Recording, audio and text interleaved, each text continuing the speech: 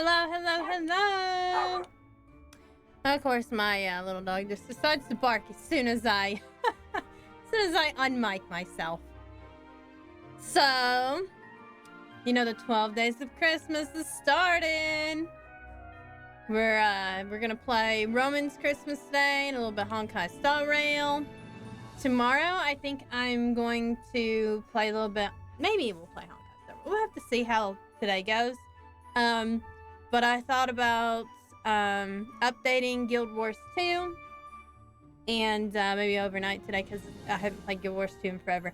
I don't have the new expansion, but the Winter's Day festivities are out, and that is always a fun time in Guild Wars 2. So we'll just do some like Christmas festivity stuff. Next Saturday, we will probably start stream a little bit later. I'm supposed to be, I think, doing Santa Claus pictures from 2 to 4 next week. And, but, you know, we should start, I don't know. But we're going to be doing some Christmas caroling. And then probably more Honkai Star Rail. Because, let's face it, they're going to come out with something else. In the meantime, I don't know how long our Genty will be around. I think he's going to be around for another couple weeks, I think.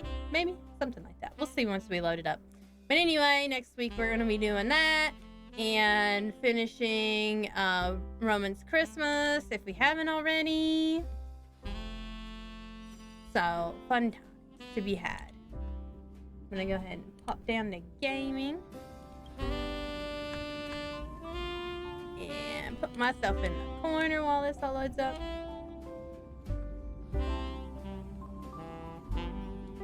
I think I'm gonna move the Christmas box over just a little bit.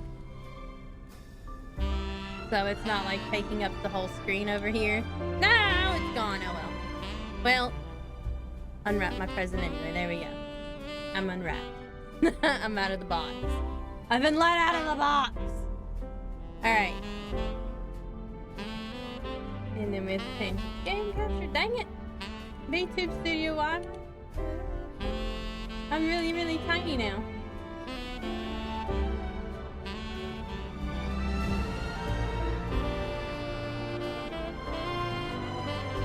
And there you go. Now I'm not so tiny anymore.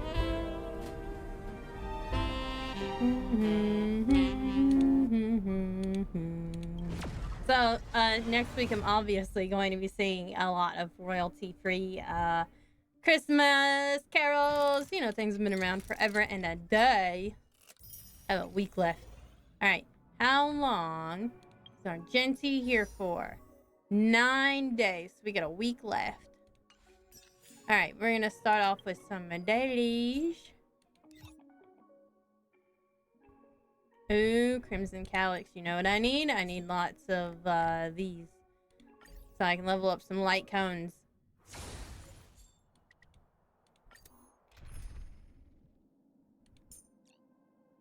Let's put Clara. And leave her. And put in Lynx.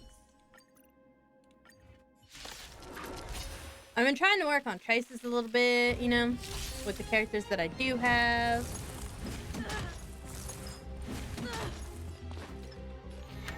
We're just gonna try and make this quick, I suppose. Dang it! Why are you like this game? Schmack! Whee! I need to be brave. I like that extra little hit that she gives after I leveled up her traces a little bit. I just hate that so many of the characters that I use, you know, they all use the same ones. Like, she uses, like, the same erudition stuff that, I think, anyway, that, Jingwen uses, so. I want to protect everyone too. It means I have to do, like, a whole lot, and then all my healers need the same thing. I mean, it's gotta be that way, but still.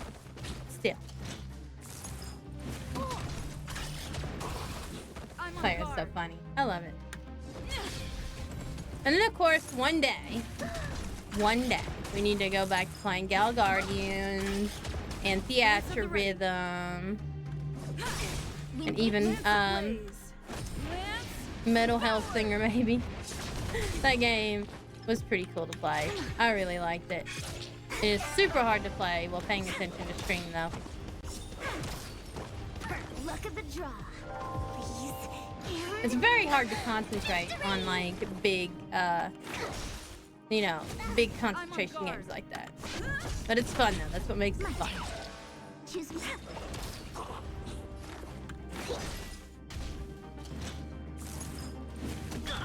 Gotta stop the bleeding. And I'm thinking about adding in a couple more extra streams here and there over Christmas break, because school doesn't go back to the 8th. After the 20th, I have to work Monday, Tuesday, Wednesday. And then it is my birthday.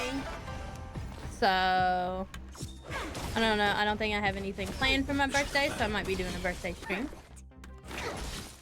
And if we do, I don't know what I'm going to do. But we're going to do something. We do something. Maybe we just sit down and play Baldur's Gate 3 the entire stream. Huh? And Honkai Star. Maybe. Depends on if there's another event going on. If there's not, I guess I won't play that. Oh. You know, that reminds me of that can of fish. That reminds me, and I can't pronounce the name of it. It's that Swedish can of fish that is fermented, salty fish. And like, I've seen a couple people on TikTok like try it and like have a real hard time with it, because I imagine that fermented fish is very disgusting. I hate fish. Give me land prey animal any day. Any day.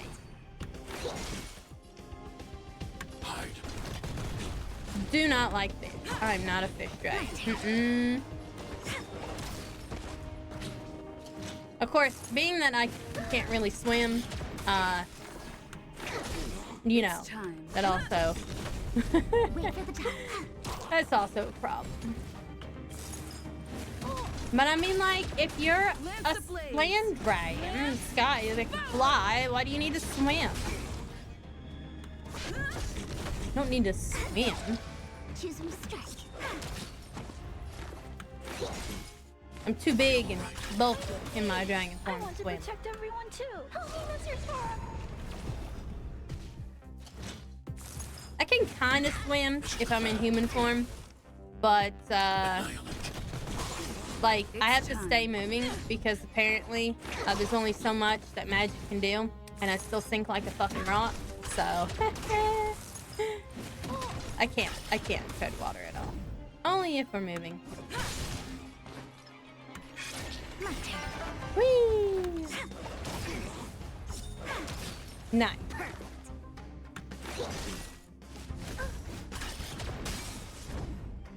I want to protect everyone too. That's your farm. But tomorrow, what I have planned for art stream is we're gonna be working on my Chilean drawing that I started. I haven't started it. I mean, I talked about it last time. You know, like the whole the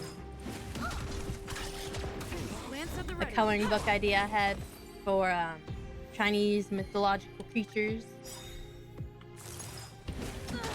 And we're gonna start with the base of a deer. So I picked out a really cool like deer pose.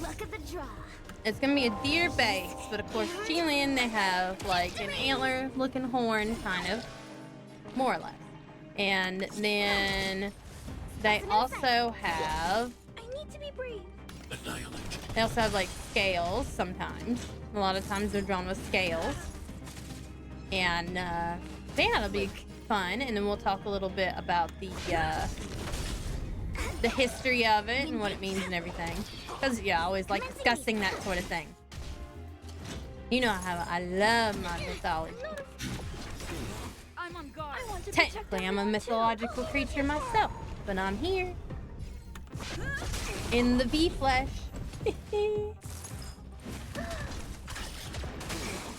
I make dumb puns all the time. I enjoy my dumb puns. When they keep quiet. Woo! Win big.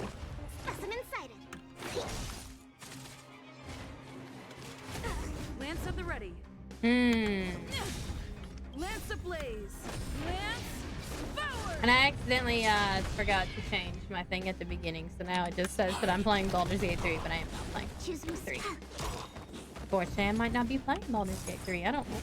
Aw, I should have waited. That's what I get for not paying any attention. Probably would have rolled the tile that I needed. Then I could have just used it, but it's fine. the ties. Because now they're entanglement anyway.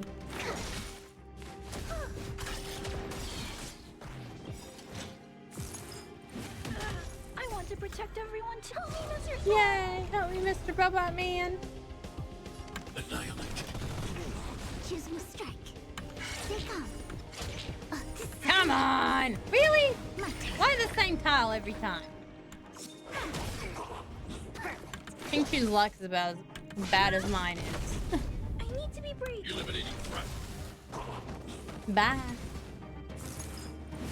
Although I want to play Celestial Jade. I like Mahjong. Lance ablaze. It's been like forever since I played it. Although I always played like the singular on your game and stuff. Your phone, your game. Can't speak.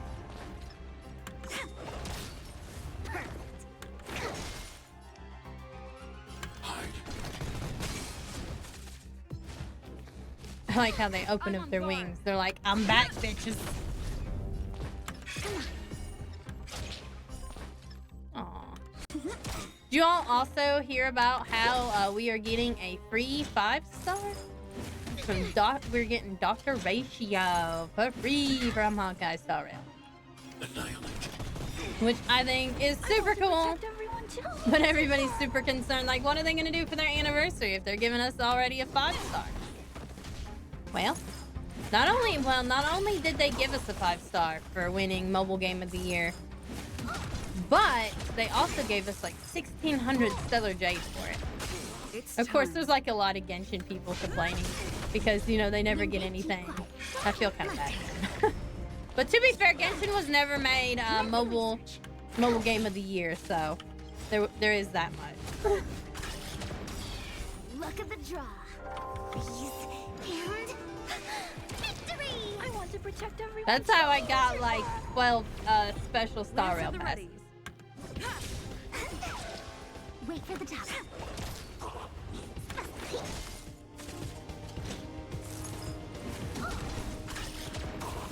Man, I think I might actually have to heal her. Maybe not. Maybe not. Lance ablaze. You know what, we use that ult that's been sitting there To travel far. instead of using a skill point. It's the everything is sun pill. Everything is sunshine pill. Pick up my turn.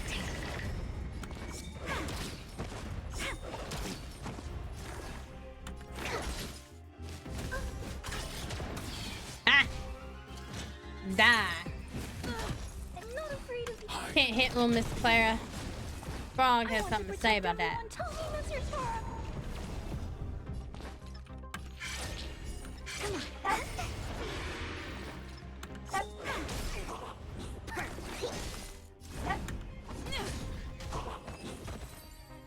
Woo! All done.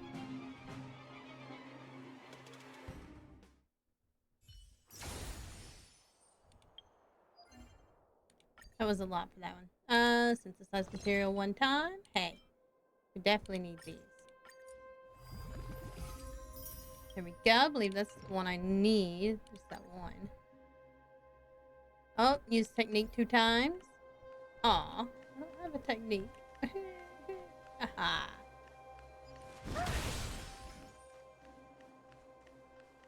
Where can we find destructibles? Hello, Zalo. How are you? Take cover. Welcome, welcome. I see you're a first-time chatter. Small prize for victory. Boom, boom. Hey, well, like that, dailies are done.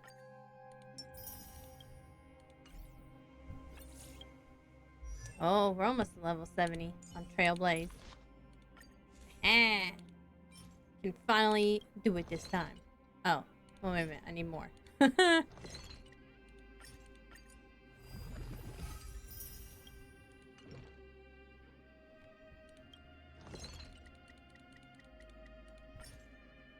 Oops, I didn't need 8, but whatever. We're gonna need an 8. I am playing Honkai Star Rail. Is that really the first time somebody said your name right? Ha ha ha. Nice. What are you doing other than watching me?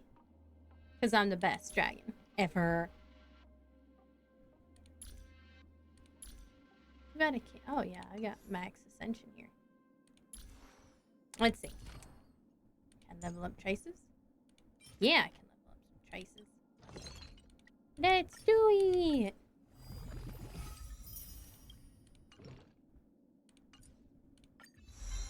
Cause I definitely need to. I am not. I am too busy working on my current characters. Although I probably should. Because, well, I'm also trying to get Argenti. I still haven't got Argenti. He hates me for some reason. Pom Pom hates me. Like, he likes to wait till the last day to give me a character that I really, really want. He's kind of awful. Pom Pom hates me so. He makes me cry all the time. Hey, looky there. I didn't think it'd be ready. But I think it's so cool that we are getting him for free. Yes. Definitely excited to get a free 5-star. Absolutely.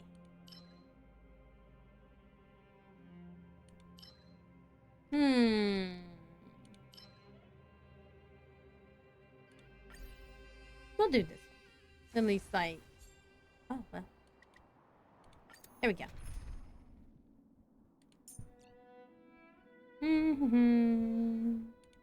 Blade.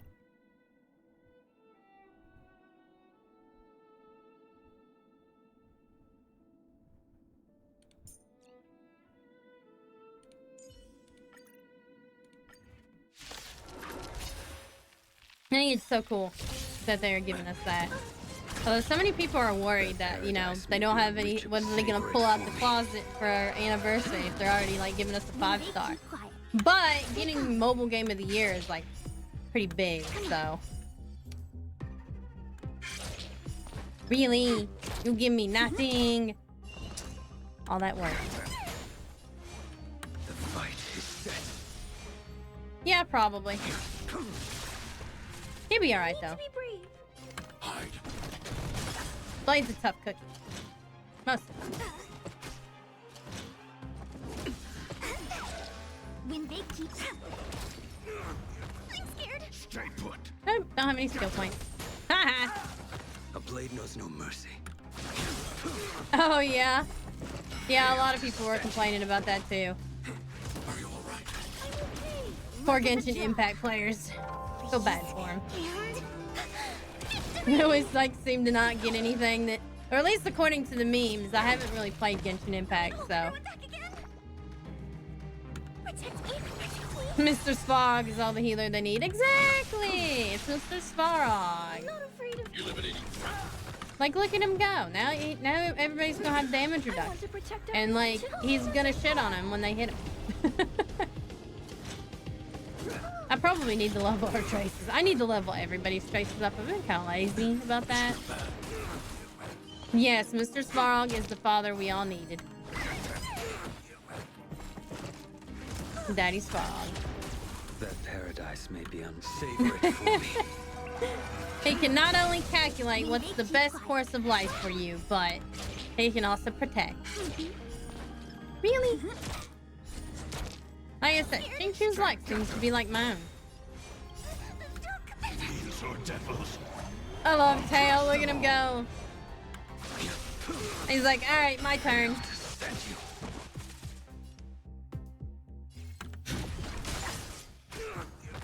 Bye. When they come... Choose me strike. Will you give me good luck today? Come on. There we go. That's what I need. Luck of the draw. Freeze. And... Victory! I like how Xingqiu's like stuff is basically based on luck. Your end approaches.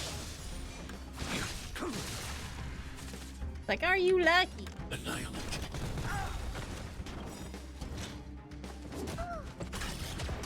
I want to protect everyone too. Help me, Mr. Sora. Thank you for the follow. Have a good sleep. Have Have a good night. Have pleasant dreams. Hey, follower gold man. Look at that. Lucky follower 150. Woo! You impede me. Now I have to set a new goal. I think multiple people That need healers paradise may be this time. unreachable for me. Yeah, it'll be alright. When big, keep quiet. Oh, I won't use that. Stay put. Protect me, protect me. I will dispatch you. Yes, I will drink some water. Good night. Are you alright?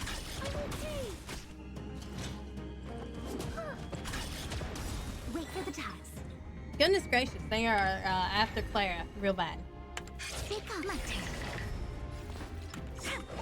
They're like, hey, there's a little kid. Let me slap the shit out of her. Let me make her cry. There, you made her cry. But now you're in deep shit. Because now Daddy's Fog is gonna get you. Are you alright? Gotcha. Ah!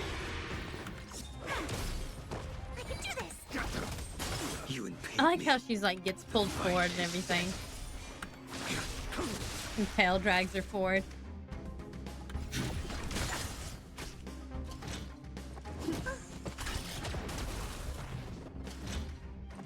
Wow, okay. Just beat up the little kid, why don't you?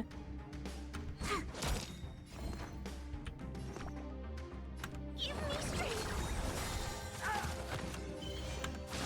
And now they're dead though. Wow, I didn't get much from that, did I? 6 measly arrows. But hey, my nameless honor increase. Alright. So now we shall do... Well, you did that. Boulder Town! We should have everything unlocked. It should be enough time this past since last week. And we still have that one that we need to get at least 6 on. Ooh, imagine it. Wait a minute! It's not open? Oh yeah, because I haven't beat this one. Duh. Diana Belinda. Ooh. Welt. And that. Alright, so we know the last one's gonna be that guy down there.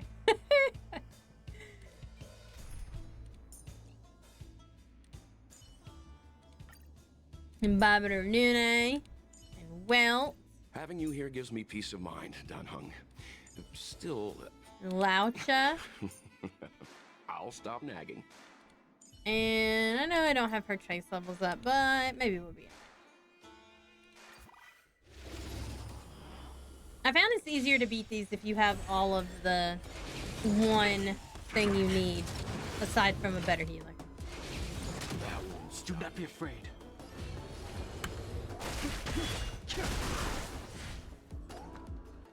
A bounce. Ooh, he's got bounce. Spirit never dies. You chose the wrong enemy. I sense a storm.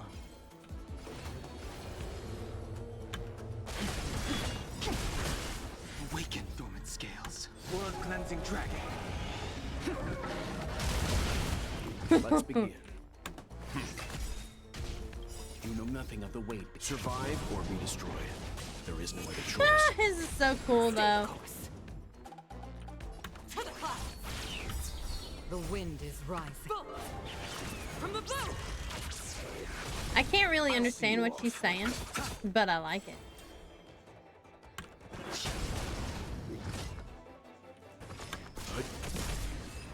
Bye. Okay, how many rounds did I do that in? I know I did it in at least 2, I think. The enemies receive back damage. The back damage multiplier they receive increases by 80%. Ooh, okay.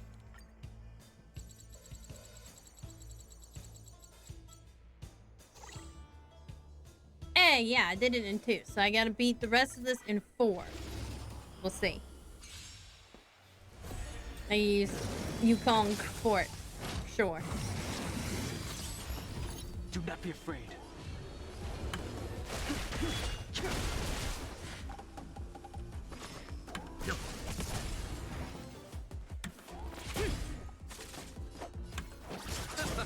Bzoom.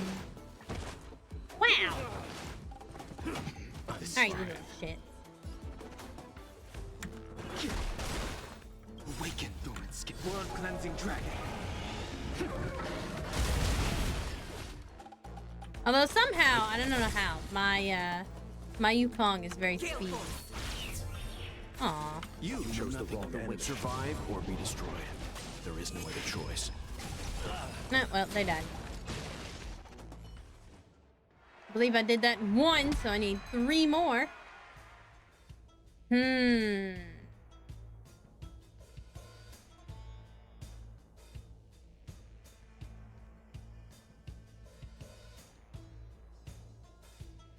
that's weird. I'll take that one. I couldn't really understand the other one. See, I told you it would be that guy.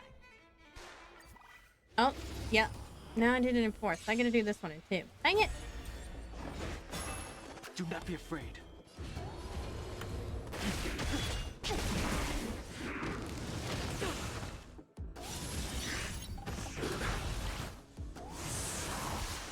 I don't know if I can do this one in 4, but Spirit let's never see. dies.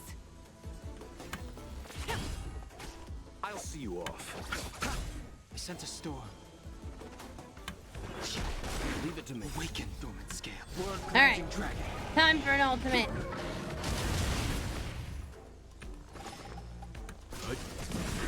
Stay the course.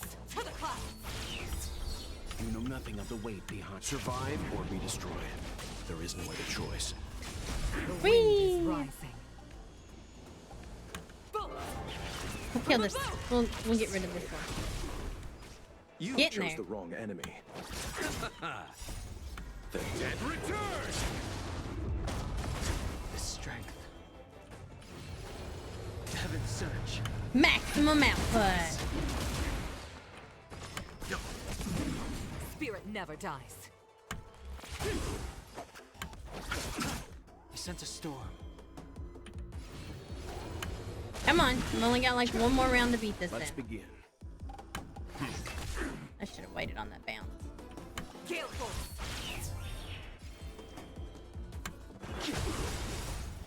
World Come cleansing on. Hey, there we go. Woo! Aw, 7 cycles. Dang it.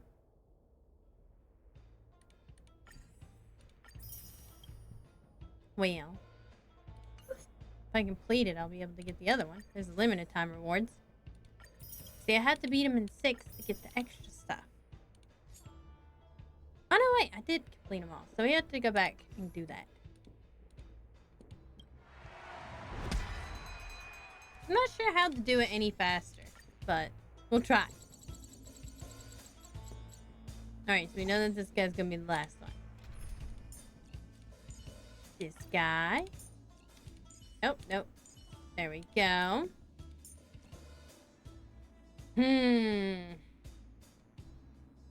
Actually not sure if Vilo is not. I don't have Vilo leveled up. I'm 60.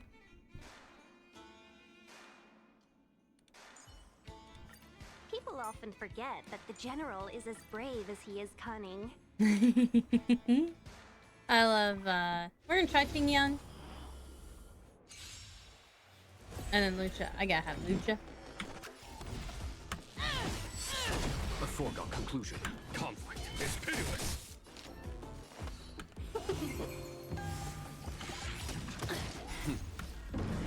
Alright, so this one has 2 rounds. So boom. Follow my charge. Here is thunder. Your number is up. I'm fine. Is that all you got?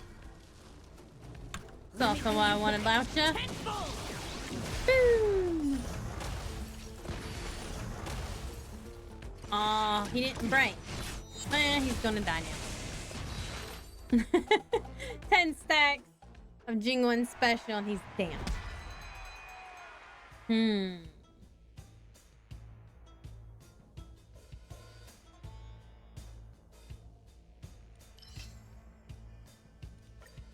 think I like that one.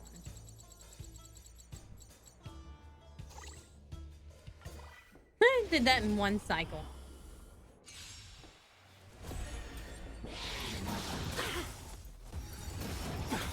Nothing can stop me. Alright, well, we're gonna start off with Jingwen's ultimate. And another ultimate.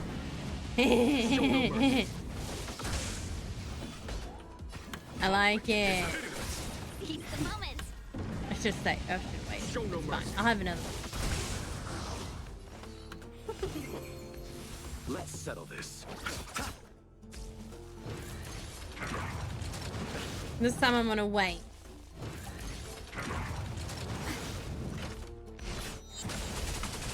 Is that all you got? Let me pay you back tenfold. Boom.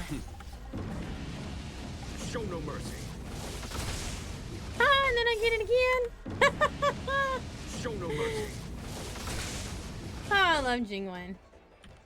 Here is thunder. Your number is up. Since the goal is to defeat it in as little as I'm possible, fine. let's see Thank you. what can we do here. Show no mercy. Eternal sleep. The dead return.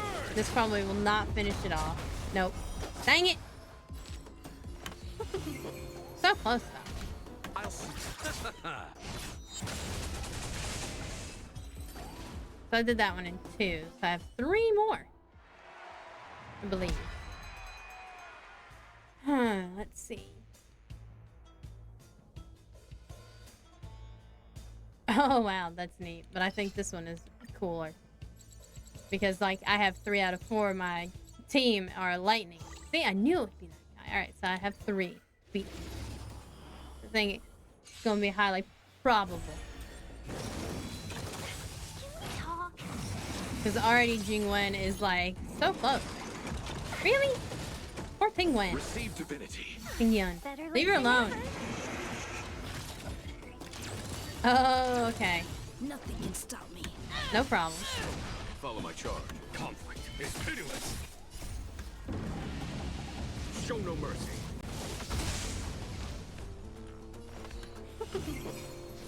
Increase that attack power so I can do it again. Show no mercy.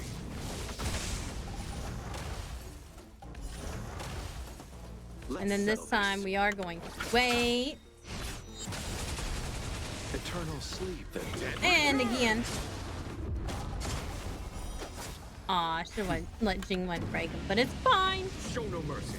So I can have another ultimate. Look at that. He's getting slapped around a whole bunch of times. Is that all you got? Let me pay you back tenfold. Get him, Marlon. Whee! There's no time to lose. Here is thunder.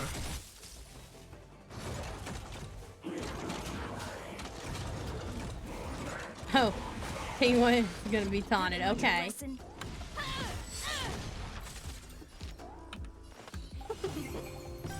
A thousand wonders to raise your and fight as one. I'll see you off. Come on, come on.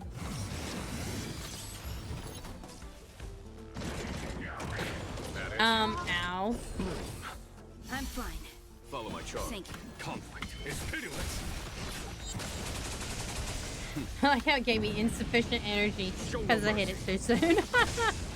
Now they done. Yay! Victory in 5 cycles. That's a perfect. Woo! Perfect round.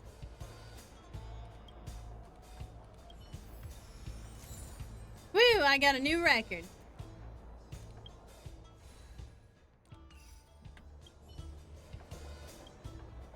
Alright, so we got to redo that last one so I can get 6 cycles for it.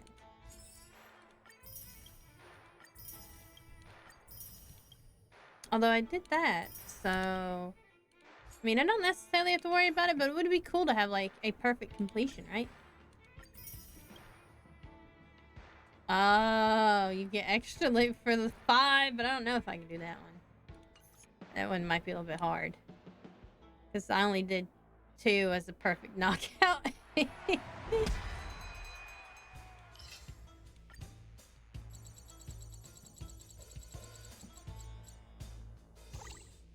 Alright. So we need a welt. And that. Mr. Yang, do you have any insight into A this? voucher. And then Allow who me else to should I explain get? why. Because Yukong was not a lot of help last time because like her extra skill uses use another buffer.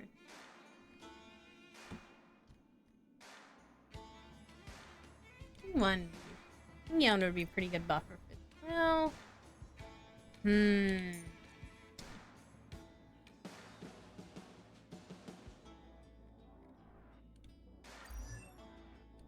Let's see.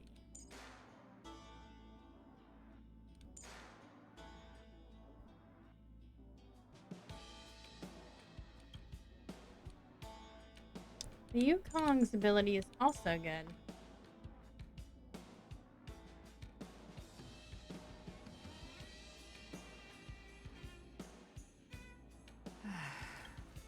I guess we'll put Yukong in there anyway. And we just have to change strategies. I don't know.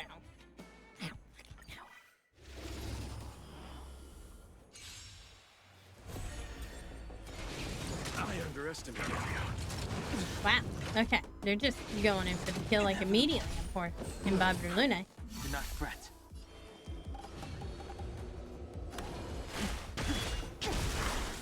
Awaken. Just gonna hit him immediately with the knife.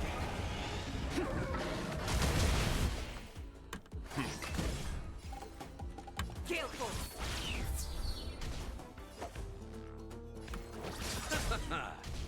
Eternal sleep. The dead return! Whee! Coffin Man.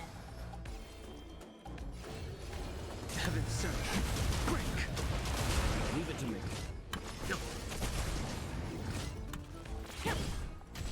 I'll see you.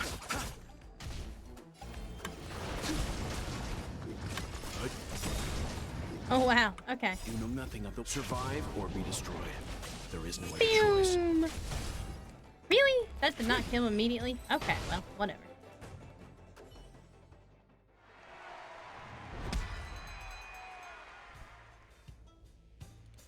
I like this one. Anything that makes him take more damage. Alright, so I did that in 2 cycles. So I've got 3 more cycles. 4 more. Yeah, I don't think I can do this one in 5. I mean, no hurt in trying. Do not be afraid. To the cloud. We're gonna get boosted. Really? That guy? Dang it. It wasn't enough. I can take it. I sent a storm. Awaken, dormant. World cleansing dragon.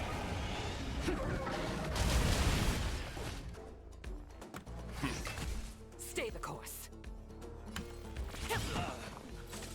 Get he out.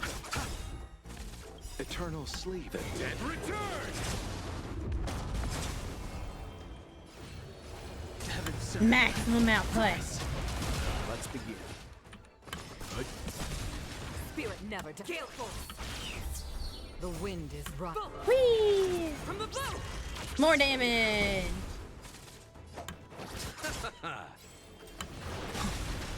And there we go. We did that in 2. So we've got to beat this in 2 more cycles. I think we can do.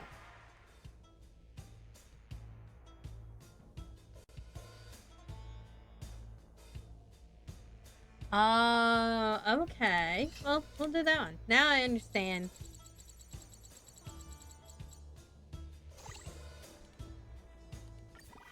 This one's gonna be. This one is a little bit hard, but maybe. I think we can do it. Do not be afraid.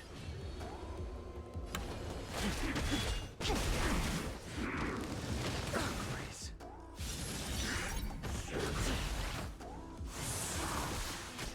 Leave it to me.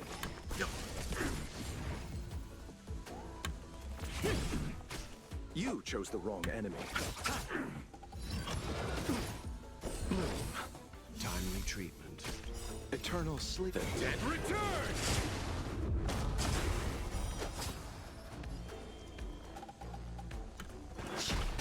Awaken, dormant world cleansing dragon.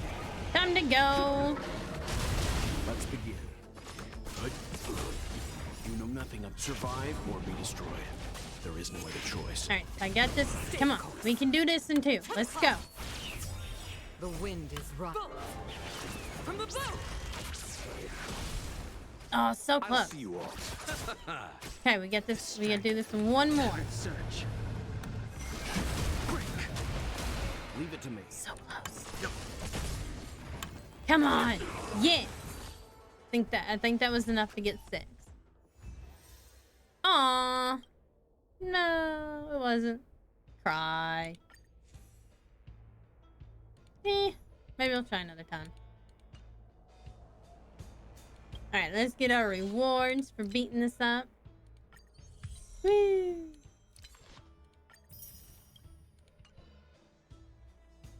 Alright, let's warp and then we'll switch games. Not sure. I think I'll probably have to play. I'll have to do like windowed mode or whatever. So close to 70. Okay, let's get us some more tickets. Alright, we're gonna try 10 all at once. Okay. Are we ready? Let's try it. We got 4 more after this. Come on, Pom Pom. Really? I got nothing.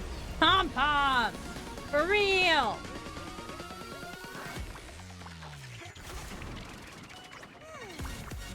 After we're done pulling, I'm gonna take like a few minutes break. Stretch my legs. Switch over to the games. And then we'll start Roman's Christmas, which is a detective story, which I feel like is very relevant to me since my consort, Mr. Rogath, writes Detective Trigger, which is a detective story with talking animals in it. And this one like has like more, like it has dragons and stuff instead of just talking dogs, but cats. Well, I got a 4-star. My third 4-star. Asta again. But I need Argenti!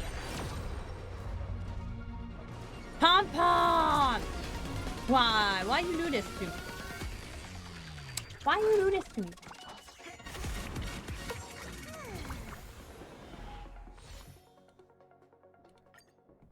Okay.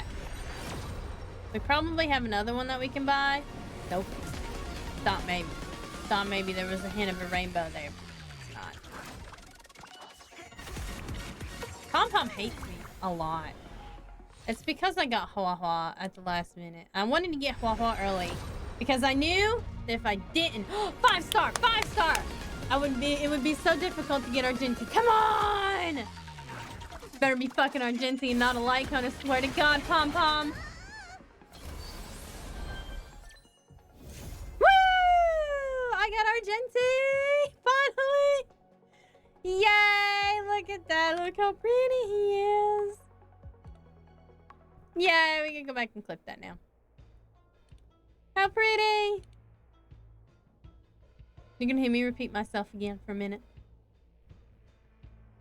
It would be so difficult to get I wanted to get Hua Hua early because I knew that if I didn't, 5-star, 5-star, it would be so difficult to get Argenti. Come on!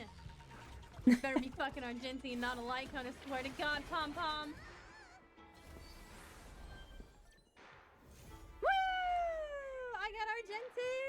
Finally! I wanted to get Hua Hua early because I knew that because I knew that if I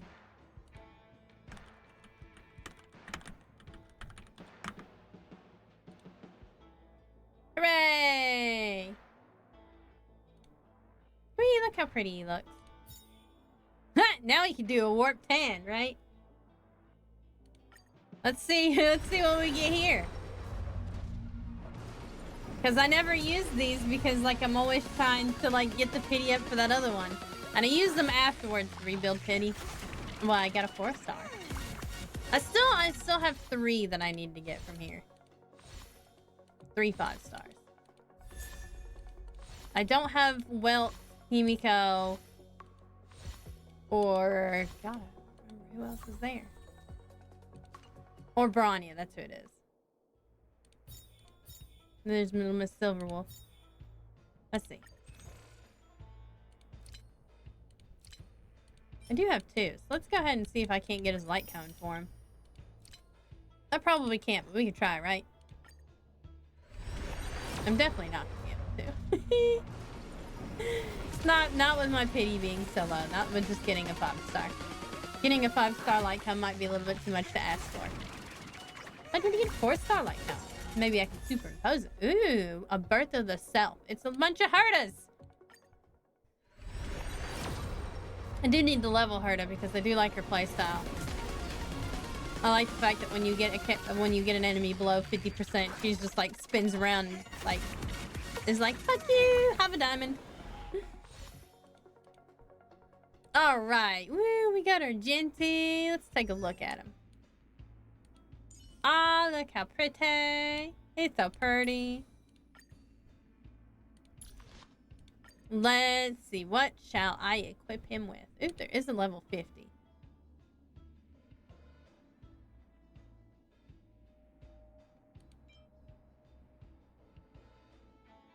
But I have all these super impositions that I can do here.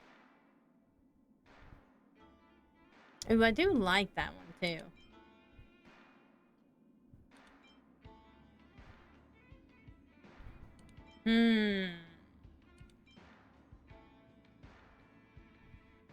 Yeah, he doesn't have any follow-up attacks. That's definitely a Herta thing. Let's see.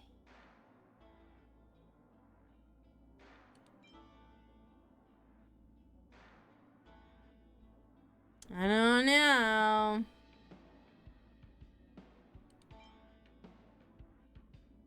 I mean, I kind of like this one.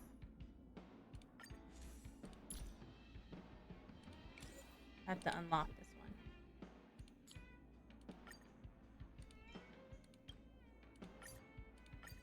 Yay! Alright, let's level him up real quick. And then we'll get like an extra warp.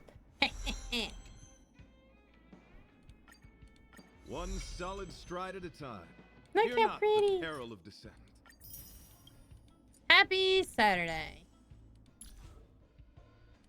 Gosh, I've gotten so many Astas. I am 1 away from maxing out her Eidolon. Nope, never mind. I've maxed it out. There, I forgot I got her twice today. She got 6 out of 6 Eidolons. Oh, you're gonna be Santa at a Christmas party? Okay. I'm about to take like a 5-minute break here.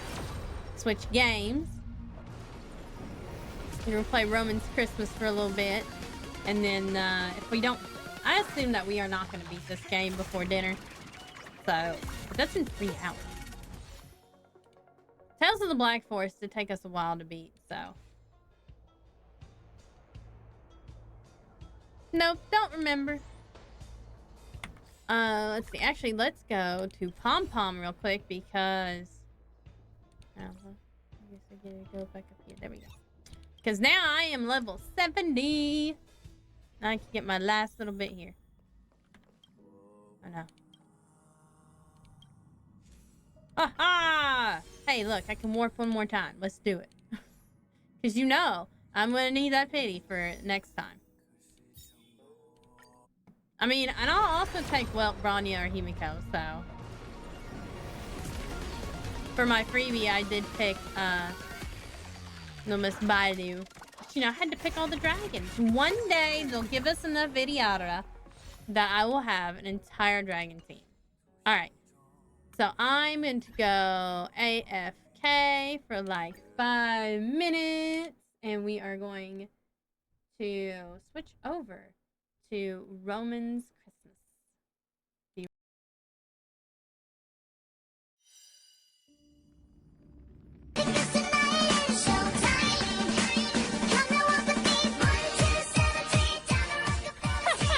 I literally just went AFK, but I come back because I heard the rain before I even exited the game.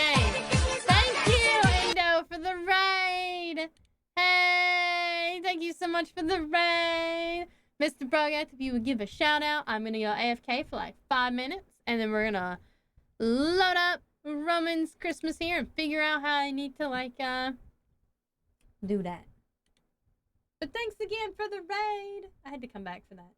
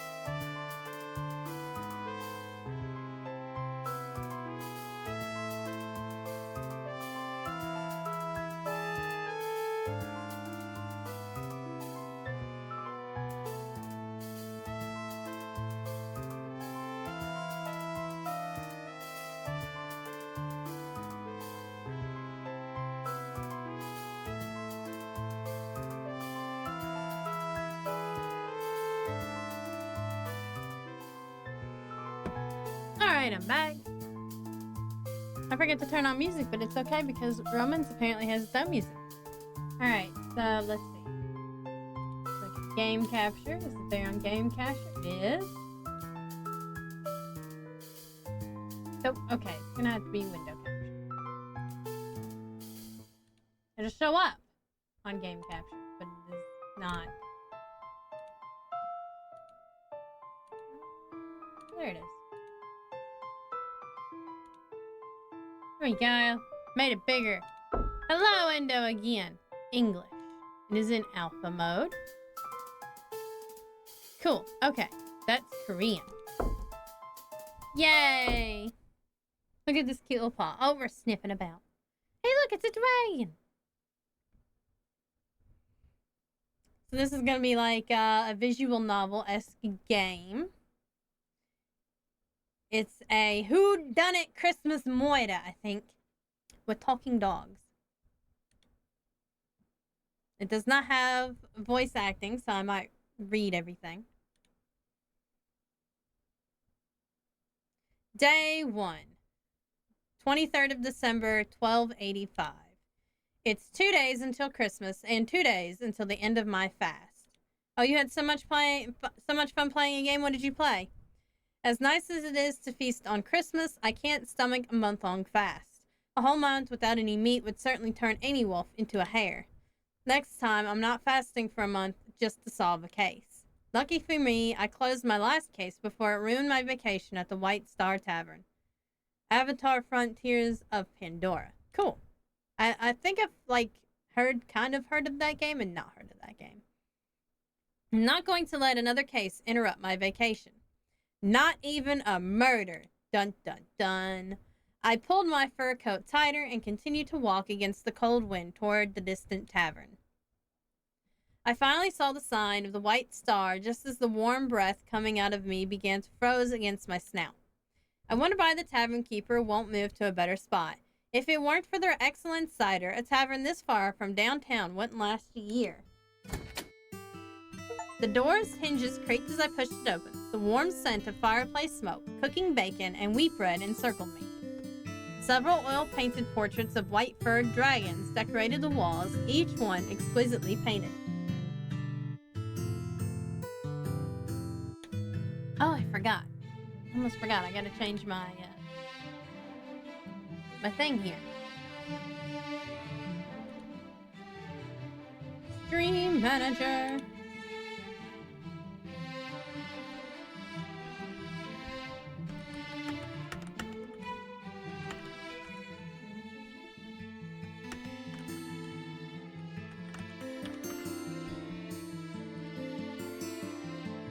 This has got some good music. A furry detective game.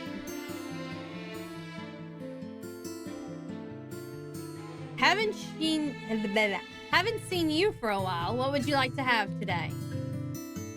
Oh God, how do I pronounce that name? Sarzan was dusting one of his precious portraits when I entered the tavern. He paused just long enough to speak, then continued his work. Why does an azure scale dragon like him love white-furred dragons so much? Maybe I'll never know. Same as usual, but my fast doesn't break until the day after tomorrow. Got it. Zarzan put down the duster, then wiped his hands at the cloth at the counter before grabbing a beer mug and making his way toward the cellar. I hung my coat on the hat stand and sat beside the fireplace to warm myself up. What a coincidence to meet you here. What about buying me a drink to celebrate this moment? And Zox must have heard me come in and rose up from the corner to approach me, bringing his lute with him. He's a bard, but one without a patron to support his artistic career. Well, that sucks. He's also something of a detective fanatic, though I doubt if he has the necessary talents to actually be one. Nowadays, he travels between taverns to sing for a supper, all while hoping to find some rich, noble patron who'll appreciate his talent and shower him with wealth. Damn it if that's not the same goal I have. Seriously, he me for real, for real. Oh, what a coincidence. I'm flattered that Roman, the great detective, still remembers me. I'd never forget a guy who distract me every time when possible. Not on purpose, but still impressive. Of course I do. You left such an impression on me last time when I was trying to solve that case and you... I'm really sorry about that, please no. And Zox fled, clutching his loot. No. Great. Saved a pint for myself. It's almost dinner time, but there's no other customers here. Is it because of the heavy snow? I'm starting to feel thirsty after staying by the fireplace for too long. What's keeping Zarzan from bringing up the booze? As I looked around, I spotted a guy covered in a priestly robe and veil, wearing a silver O cross, encircled up at a corner table.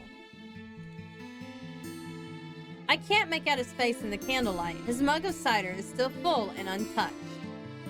Who the hell would? And is that a disguise? Hasn't he heard of the saying about tigers changing their stripes?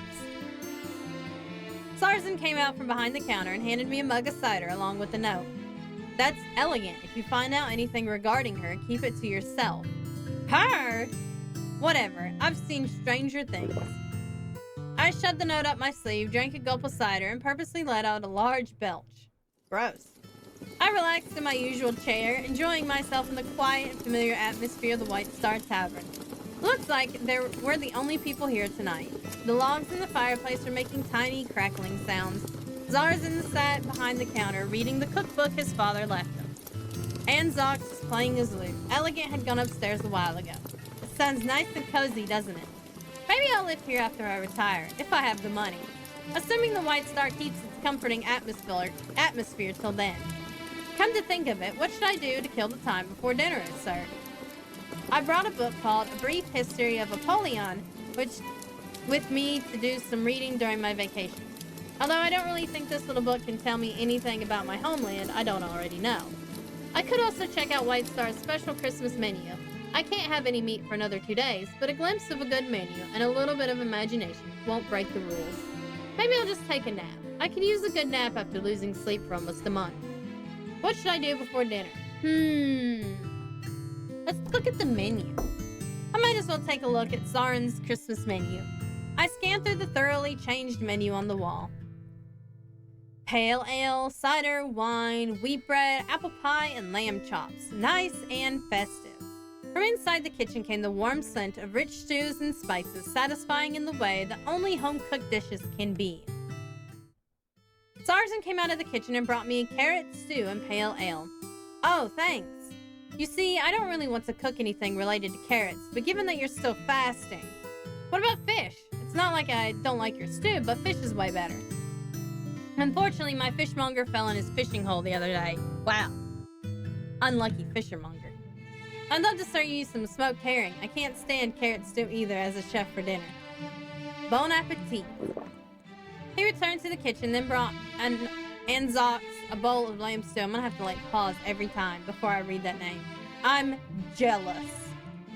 Elegant came downstairs, hesitated a moment, then took a seat at a corner table.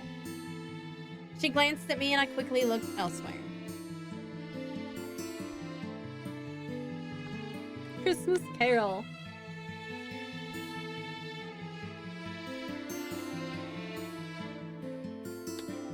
Picking out carrot from stew. After dinner, I sank into a rocking chair near the fire and let myself relax. That sounds nice. The logs in the fire, heavy with pine resin, crackled and popped as the chair slowly swung back and forth with a creaking noise. Not a whole lot of customers this month. Zarzan brought a chair and sat down next to me, gazing into the fireplace. Don't worry so much. Just give it a couple of days and you'll have as many customers as you had in the years before. I get the feeling this year might be a little different. Can't really tell why, though. Perhaps the howling winds outside are keeping the customers away? And Zox heard our conversation and came to join us with his lute. As if something as minor as high winds could stop folk from having cravings for Zarzan's famous home cooking. Flatter me all you like, you're still not getting a discount. I was being sincere! Though I wouldn't mind a discount. Poor guy! White Star has a variety of activities to entertain overnight guests and those who stick around after dinner. There's a darts competition Saturday evening. If all the players are friendly and there are no authorities around, Zarzan would either come in some tables with some blue flannel and take bets. I doubt anyone like that would be out in this weather. I elbowed Zarzan quietly and gave him a wink. Not tonight. He glanced toward Elegant before whispering to me with one hand hiding his mouth. After all, we don't know her that well. Let's hold off on the gambling for the time being. Well, if you think of something else, let me know. I'll see if I can keep myself occupied. What do you want to do tonight? We should talk to Elegant. By the way, I don't know Elegant very well. I'll ask her quietly when Anne Zox won't notice. I walked toward the round table she was sitting at, pulling out a chair and taking a seat and offering my hand. Hello, I'm Roman. I waited for Elegant to reach out for a handshake, but it seems she didn't want to. My right hand hovered in the air as awkwardly as the silence. Hello. I apologize if I'm disturbing you. I was about to push my chair away and end the embarrassing conversation before it started, but paused as she motioned for me to stay seated. She looked me up and down slowly. I could almost feel the weight of those lake blue eyes through that thin veil. As a detective used to observing others, I know how uncomfortable it is to be examined so thoroughly by such a sharp and intense gaze. You are on good terms with the owner of this tavern, are you not? Well, you could say that, but how can you tell? The way you pass information is too obvious. I felt naked. It was like her eyes were peering through me and into my soul. You need not fret. I do not care about your business. I would imagine a detective like you has more than a few informants. I didn't notice until now that I was involuntarily biting my left thumb. It's a nervous tick I've had since I was young. I still haven't managed to break the habit. No need to be polite. Just tell me why you came to me. Well, if you insist. Relieved, I unclenched my fist and took out my handkerchief to wipe the sweat from the pads. Actually, I came here to ask...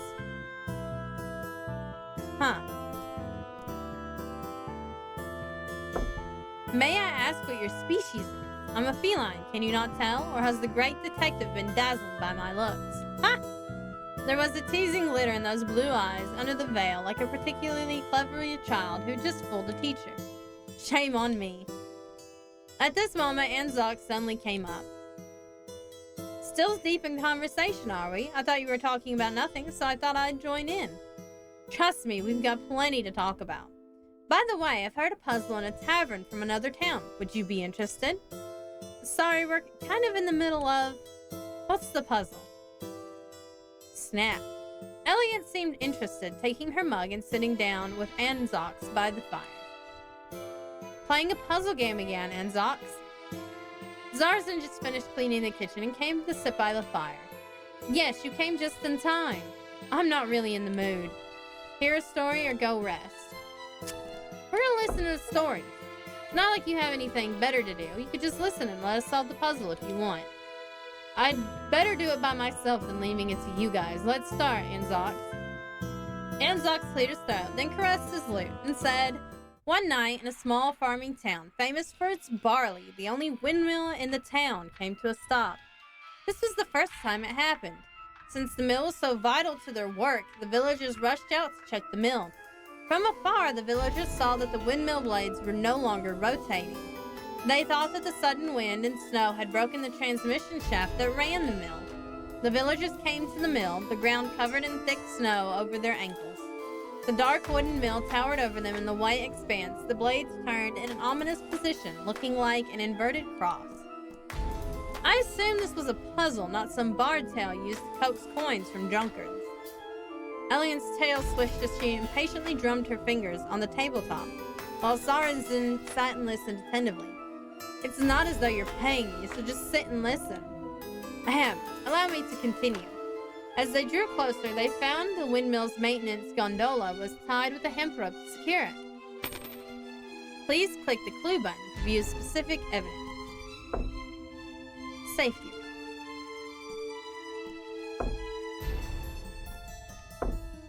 I did that.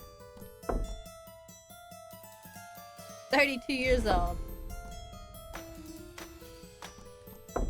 Okay, I did that. But then they saw it. The miller who ran the mill was suspended upside down in the middle of the air. Hello, KP Prophet. How are you? His eyes were wide open with fear, his face contorted as though he was screaming in terror. It's going good.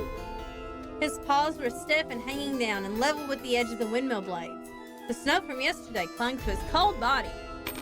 How ironic that the object used to ensure safety had become a lethal weapon. No one could imagine that.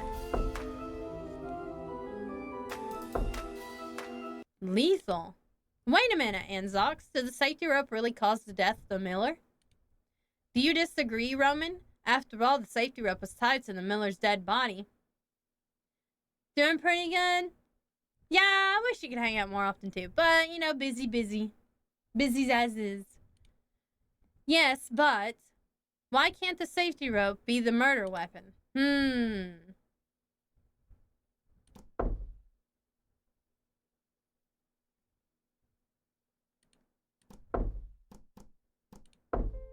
It can't be deadly if it's tied to the ankle. Is it like that sport from overseas? What do they call it? Bungee jumping? You figure you should always at least come by to say hi? Yeah, definitely. Always come by and say hi.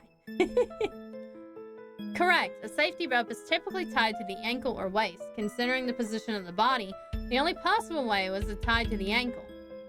And that is indeed true, but there must be something that killed the miller. We can discuss that next. Go on then, Anzox. As I was saying, the miller had died in the windmill where he had spent his nights and days.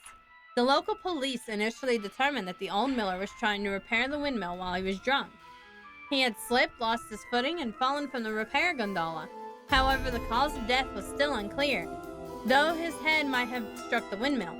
The townsfolk invited one of the greatest detectives in the realm to investigate the scene. He was an old-fashioned detective and refused until he was paid no less than 13 rayar and all travel expenses. 13 rayar? That's 910 syet. For just one case, the detective could eat fried lamb chops every meal for a month if he hadn't vowed to fast until Christmas. I wish my cases paid that well. Do they not? I thought you were worth the price. Anzox started to laugh but then stopped when I glared at him. Ooh. When the townsfolk came to his humble residence, he was seated behind his great desk, playing with the prism he had bought from the capital's Grand Bazaar. Sunlight from the small window passed through the lens and scattered into a rainbow of color. After listening to the village's account, the detective struggled to get up from his easy chair with a cane, then asked his only servant to call the carriage. This would be one of his few field investigations. One problem was that the description of the crime scene is not detailed enough to his liking. Another problem was that the case sounded so bizarre. And the biggest problem was that the glib bard could not get to the point. Then why don't you tell the story? The sudden interruption made Anzox blush with anger. You think it looks like Brogath a bit? That's the cat. It's fine, the details make the story more vivid, even if they are irrelevant. The day after the body was discovered, the detective arrived at the town in the afternoon. He learned from the gossip in the tavern that on the night of the miller's death, 2 people had spent the night in the mill, but they both had alibis. Who were they? One was the miller's daughter, the other was the miller's apprentice. They had spent the night in the mill as usual. Raccoons are just fat striped cats, so what? About those 2 people, I'd like to know.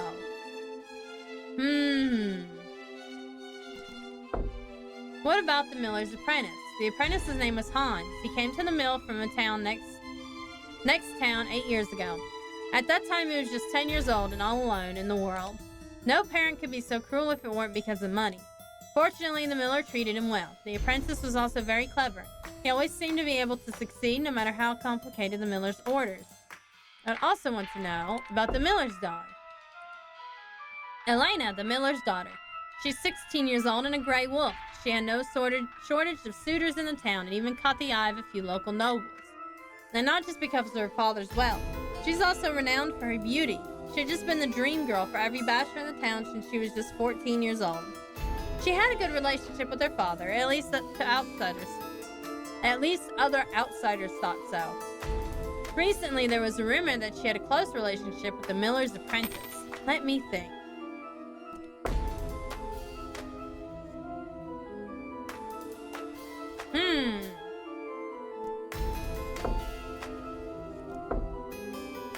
I have to say those 2 caught my interest. Please go on. What about the miller's reputation? The miller had lived his entire life in the town and had no enemies. He was well regarded by the townsfolk. His wife died of puerperal fever shortly after she gave birth to Elena, and he had lived as an old bachelor ever since. He had several drinking friends who he'd meet in the pub almost every night after supper, drinking and talking until the tavern closed. It sounds like some of the tavern's regulars. Some folk at the tavern provided the detective with additional information. The miller had been extremely generous recently, and one day he even bought everyone in the tavern a round of ale in celebration. Let me get a drink.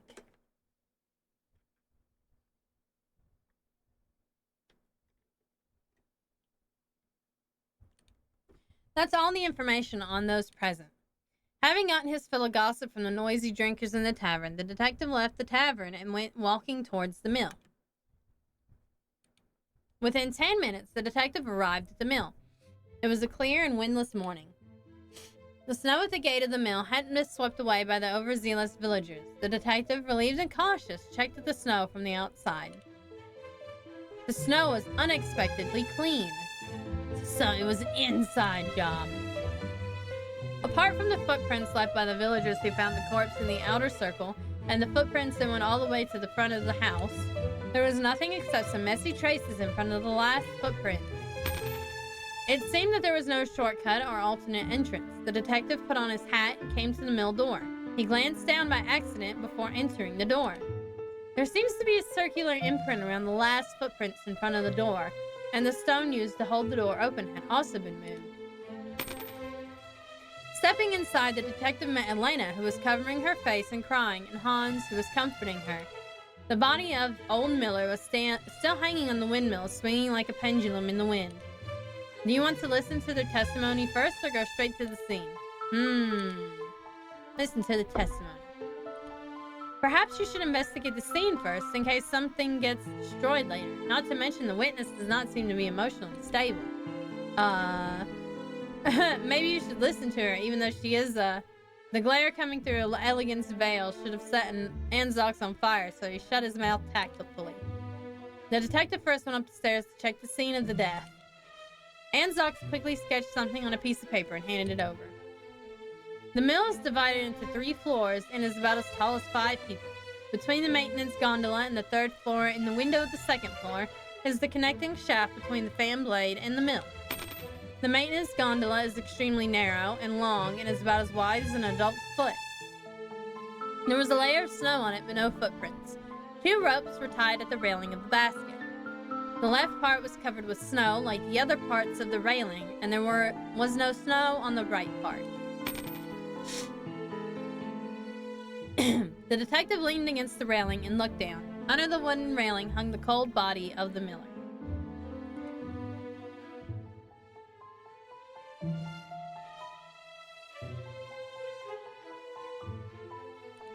The rope on the left has only a section of rope head, swaying in the wind like a peddler who dare not go home without a sail. As he tried to lean out further, the railing creaked under the pressure. The snow fell from the inclined railing, falling and disintegrating in the air. The detective's biological instincts kicked in, his fur bristling involuntarily. He pulled back quietly and turned to check the situation at the entrance, putting his right hand inside his coat and grasping the dagger he kept to defend himself from villains. It was a gift from his first love. Every time he held the dagger, it reminded the temperature of her palm on that fateful day. Are we listening to a love story or something? Please, one elegant is enough. The detective turned around and found nothing behind him. He went downstairs quietly and found that the 2 of them were where they were, as if they had not moved. He went back to the 2nd floor and looked up from the window. Above his head was the rotating shaft of the windmill blade, which gleamed black from grease from the daily rotation and maintenance. The shadow cast by the rotating axis hit the detective's face, which gave him a very uncomfortable feeling, as though he was on some prehistoric hunter shuddering in terror at the sight of some giant beast. The gears of the windmill were exposed about 30 centimeters away from the upper eaves of the windows. The triangular teeth were distributed around the rotating shaft. The detective put his hands into his coat pocket and gently ran his thumb across the edge of the prism he carried. Something came to his mind. The detective looked out of the window again. The lowest gear groove seemed to be more worn than the others. He went back to the first floor, passing by the living room and straight into the kitchen. The oven seemed to have been used recently, and the kitchen filled with a mixture of the pungent smell of charcoal and the delicious grain smell of barley bread. He opened the oven and flicked the ashes with a stick. The shape of a piece of charcoal under the ashes reminded him of the prism in his pocket, like a wedge. Having gathered the necessary evidence, the detective returned to the living room to question the witnesses. Noticing the detective's approach, Elena sat upright with Hans's support, her eyes drooping. She was dressed in a light blue nightdress, her eyes were red and swollen, her facial fur was combed. It was easy to see the state of disorder despite her attempts to cover it. Anzox coughed a few times. When he spoke again, it was in a higher and feminine voice. Welcome, Mr. Detective. I assume this visit is related to my father's death? It'd be nice if you could talk this way more often. It's really hard to speak like this. Come on, show us your dedication to your craft. It took the detective about 10 minutes to persuade the apprentice to go upstairs with the servant, lest one of their testimonies influence the other. After formally introducing himself and some brief preparation, the detective asked her to tell the story of that night. The testimony of Elena 1. Yesterday, after dinner, my father went to the tavern as usual. I finished my housework after about 8 o'clock. It was about 2 hours before my father came back. Nothing seemed strange. I then went up to Hans's room to chat with him. 2 hours passed by, and we really didn't realize that my father had yet to return as normal. It wasn't until around 11 o'clock that we realized how late it really was. I hurried downstairs, thinking my father was quietly sitting in the living room, ready to scold me, but he wasn't there. The door was closed and no one was in the living room. I had a feeling that something terrible must have happened. It was like a snake had slithered under the door and crawled up my spine to whisper in my ear. I don't know if it was because of the wind or the old hinges, but the door on that day was more difficult to open than usual. I pushed the door open and the wind blew the snow into the house. I propped the door open and made my way outside. When I got under the windmill, I had a strange thought, like an itch on my back that couldn't be scratched, and I couldn't help but look up. Okay, have fun! Hanging above my head was a purple face that was swollen and swaying in the wind. His eyes were as prominent as the goldfish's. Saliva had flowed down his open, screaming mouth and frozen into ice on his snout and fur.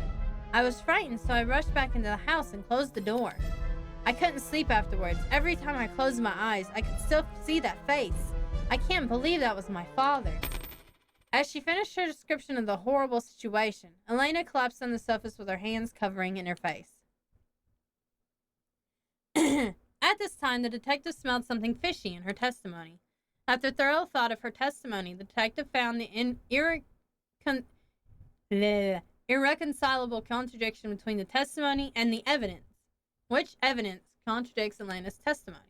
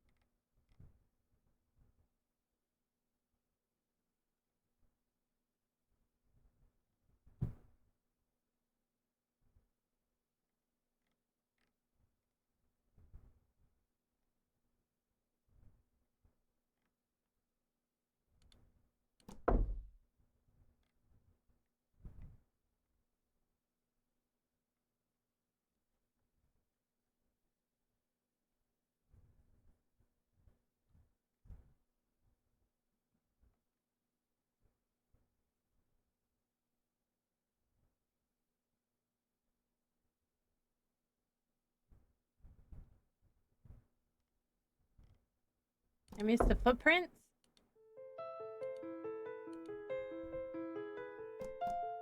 No, the footprints. Ah! Although I don't know how she did it, Elena must have concealed something. As for the reason, we can only go on with the inquiry. The detective tidied his sleeves and carefully pointed out the errors in Elena's testimony. As I recall, Miss Elena, you just said you went out to check outside? Yes. Then why is there only one set of footprints from the outside of the house to the gate of the mill? Well, I must be so scared that my memory is confused. Let me start over. Testimony of Elena corrected. Yesterday after dinner, my father went to the tavern as usual. I went upstairs for Hans to chat. 2 hours passed by and there was no sign for my father's return. I went downstairs around 11 and found that he had not come back. I opened the door and my father's distorted head appeared as the body swung outside. I was so scared that I ran back in the house and closed the door. The scene was so frightening that my memory was confused. And that night, every time I closed my eyes, that horrible face would pop up. I couldn't sleep at all. As long as a lie is told, more lies are bound to be used to cover it up. It's a pity that even the most talented folk can't make up every lie perfectly, let alone under such pressure. Miss Elena, there's really no need to hide anything from me. Even the detective saw through the lies she made up this time.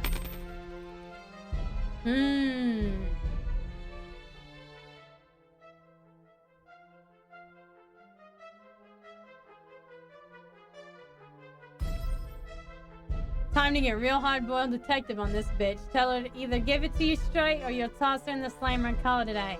Done in time for dinner. Haha.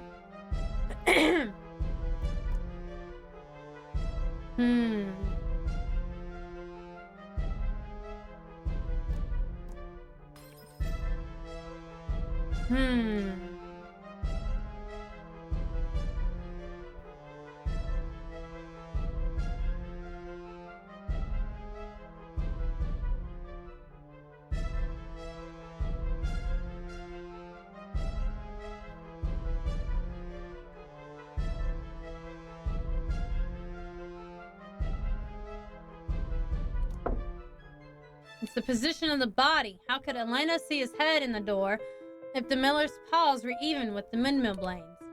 Elena saw that she should have not seen, only because she was accidentally out there and cleaned up her footprints when she came back.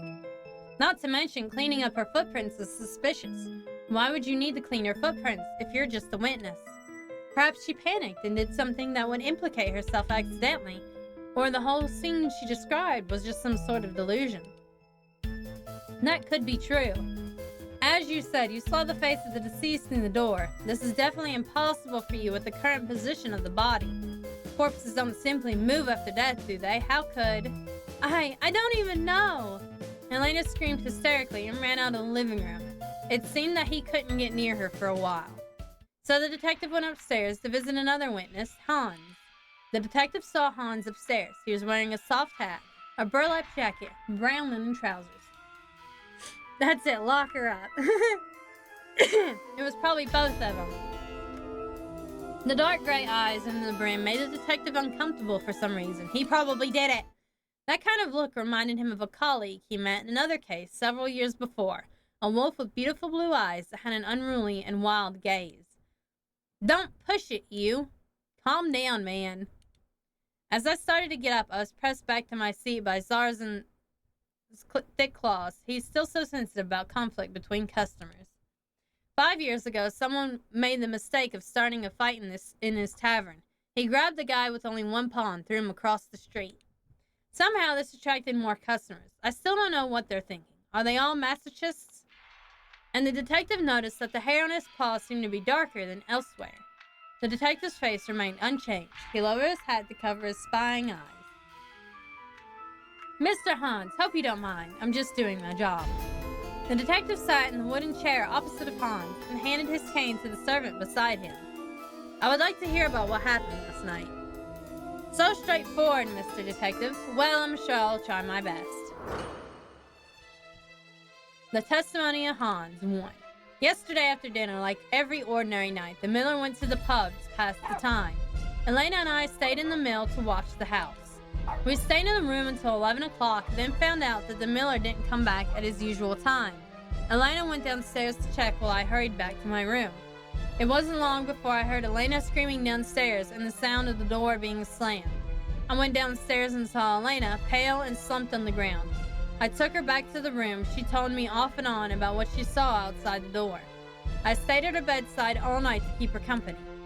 Okay, just one question. Is there anything suspicious?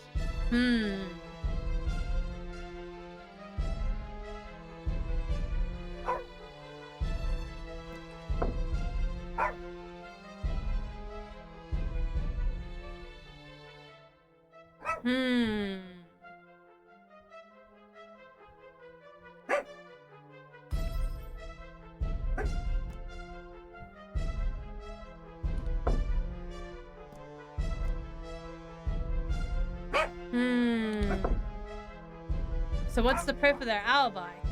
Can't they prove each other's alibi? What if they collude? It doesn't count if two people prove each other's absence. Is that so?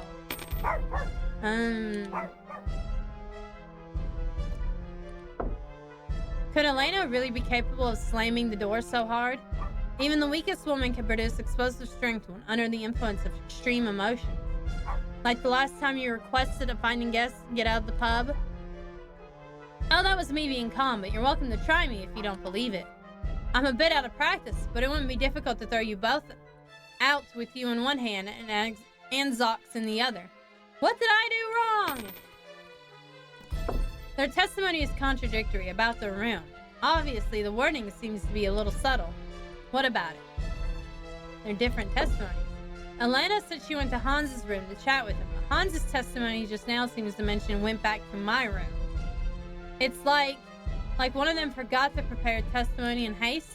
What a curious little wolf pup. What are you then, a frigid old cat? If looks could kill, the glare elegant gave me would have struck me dead. Mr. Hans, I have a small question. It has nothing to do with the case, and more with me being a jealous old soul faced with two young lovers. In which room do you usually date in? Well, in Elena's room. If that were the case, then Elena's testimony contradicts yours.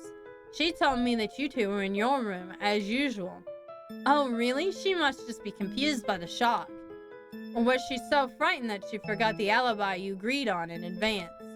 What are you talking about? I don't even know. Hans kept fiddling with his hands, and the fine beads of sweat moistened the short hairs on his forehead.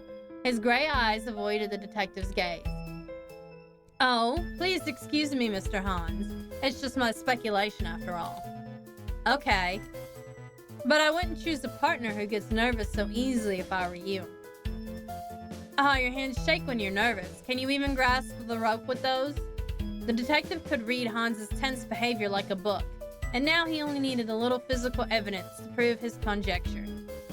The detective went out to the snowfield where the body had been lowered from the windmill by the servant. The miller's body was spread out in the snow so that anyone could see it. As the detective inspected the now neatly arranged corpse, he couldn't help but grimace. Flip the table over and say, "Listen here, you son of a bitch."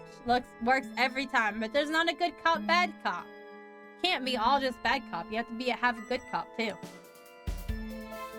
After reprimanding the servant who had carelessly moved the body, he went to investigate it. Scene investigations. Please click the place you want to investigate on the picture to collect evidence.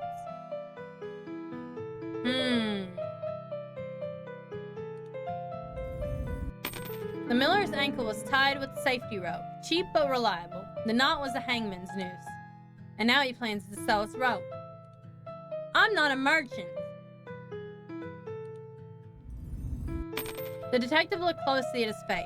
He was scared by the dead miller's twisted face, even though it wasn't his first time seeing a body. The miller's wide-open eyes were growing cloudy and lifeless. His wrinkles were getting clearer due to his stiff facial muscles. His mouth stayed shut, but silent fear still escaped from it. He had been greatly frightened. The miller's fur remained fluffy with no signs of strangle marks, but he's got a wound on his chest. He put on his gloves, pulled aside the miller's coat, and revealed a thick fur. He could feel the liquefying fat under the miller's skin. The miller looked like a plump thanks to his wealthy life. Is this even related to the case? Don't add so many pointless details to the case. Who knows? Perhaps it may be relevant somehow. Okay, well, maybe not. The detective looked at his curled up fingers and found his gray fur inside his nails, which matched his own fur color. There are other people there he could grab and say, relax, he ain't worth it. Like the servant. I think the servant's the only one. Under the miller's fur on his chest, there were scratches. I just looked at the chest and said, there's nothing there but some fat. Don't look there. Bitch! He got up and finished the search. Now he knew what happened. And now let's put the pieces back together. Wait, there's still a lot of questions to be solved. Didn't you take notes for the evidence? Take a good look. It seems that the main problems with this case lie in the cause of the miller's death, the weapon that killed him, whether he was murdered, and the killer's motive. The process of how the case happened is also noteworthy. If it's impossible to confirm the sequence of such events, we should focus on the factors that change with time, such as weather. Quick Q&A. Please click the mobile icon to answer questions.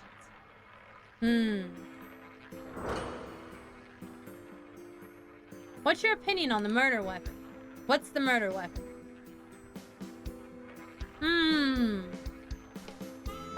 Maybe it was an invisible weapon.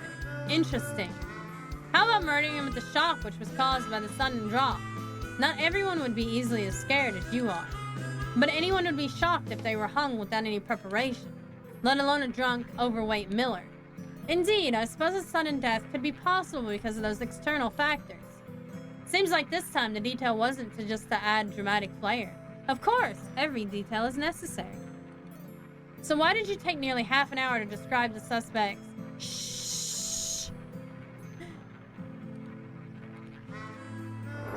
That's hard to click on. What's the process of crime? Deductive reasoning. Arrange the occurrences chronologically from top to bottom by dragging chips to each position.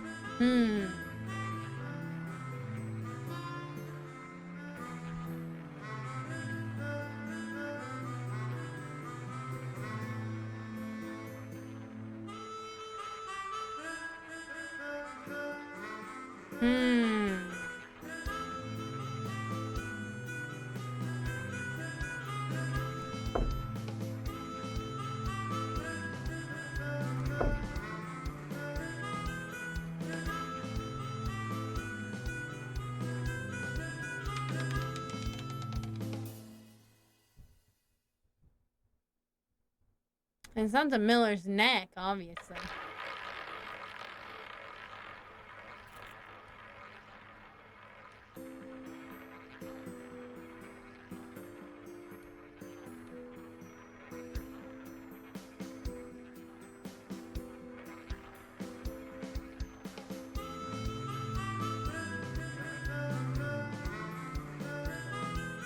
Right now, there are 4 chips are in their positions. It would help a lot if you arrange the events in chronological order. You can manage your thoughts about the case much easier in this way. Sort the 5 chips from top to bottom, then place your bet without hesitation. Easy peasy. Oh.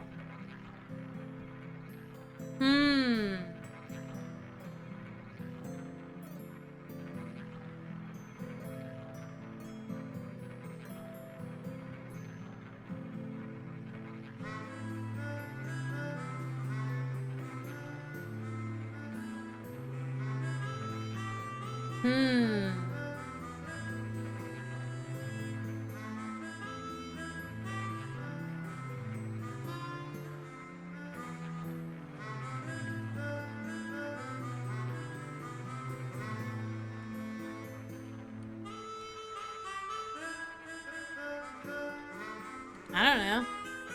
Okay.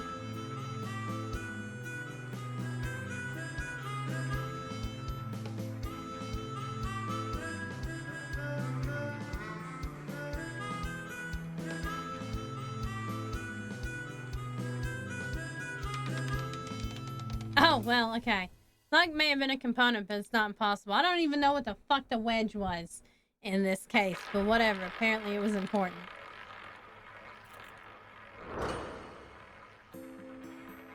Let's talk about the motive then. First of all, we have already established that the miller got along well with the villagers. So what could the motivation for murder be? What's the possible motive? The miller wouldn't allow the relationship between his daughter and the apprentice. He means someone murdered him so the pair could be together. It's unnecessary to kill him just because of a disagreement, though. So that means something recently happened to provoke the culprit into killing the miller quickly. Then the identity of the criminal is obvious. Even so, there's no need to kill him. Who is the culprit? I think it's obvious now. The criminal is...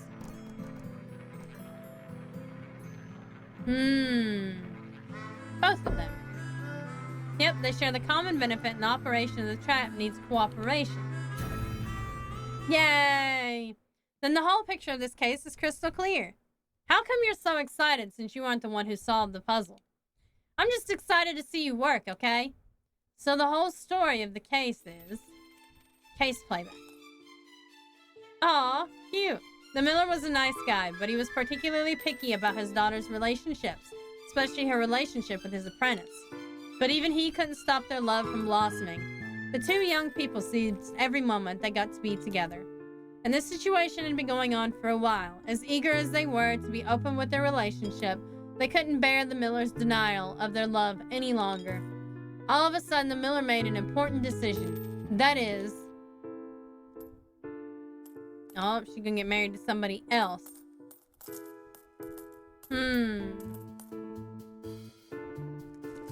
The miller betrothed the daughter. The miller had picked out a satisfactory candidate among his daughter's suitors and announced his decision to her. The miller thought he had arranged a good marriage. Naturally, his special generosity made his acquaintances at the tavern extremely enthusiastic. And we might as well say it. Oops. It went away. Here we go. Which is why they decided to kill the miller that night. The lovers were supposed to escape that night after they finished the deed, but the heavy snow and another accident forced them to change their plan. After the miller went out, Hans tied a noose with a safety rope and lowered it down from the third-floor maintenance gondola. By the way, the noose is the method used to hang murderers. Their original plan may have been for Elena to meet the miller on the first floor, put the knot hanging from the windmill around his neck. Then Elena sends a signal to Hans and let him pull up the rope to hang the miller. But even the calmest people may make a costly mistake when they kill for the first time. About 10 o'clock, Hans, whose hand shook when he got nervous, lost his grip on the rope and dropped the knot in the snow, leaving the circular imprint. Elena, who had just opened the door and was ready to greet her father, saw the noose fall to the ground. She probably wanted to warn Hans to take it back, but the miller was already close by then. It would attract the miller's attention if the rope was pulled back up. The murder attempt should have failed by that point, but sheer coincidence, the miller took a wrong step that changed the whole thing. He stepped into the ring. He stepped into the noose by accident. At that time, Hans had just grasped the rope outside the maintenance gondola. When the miller's paw moved forward in the snow, the rope was pulled.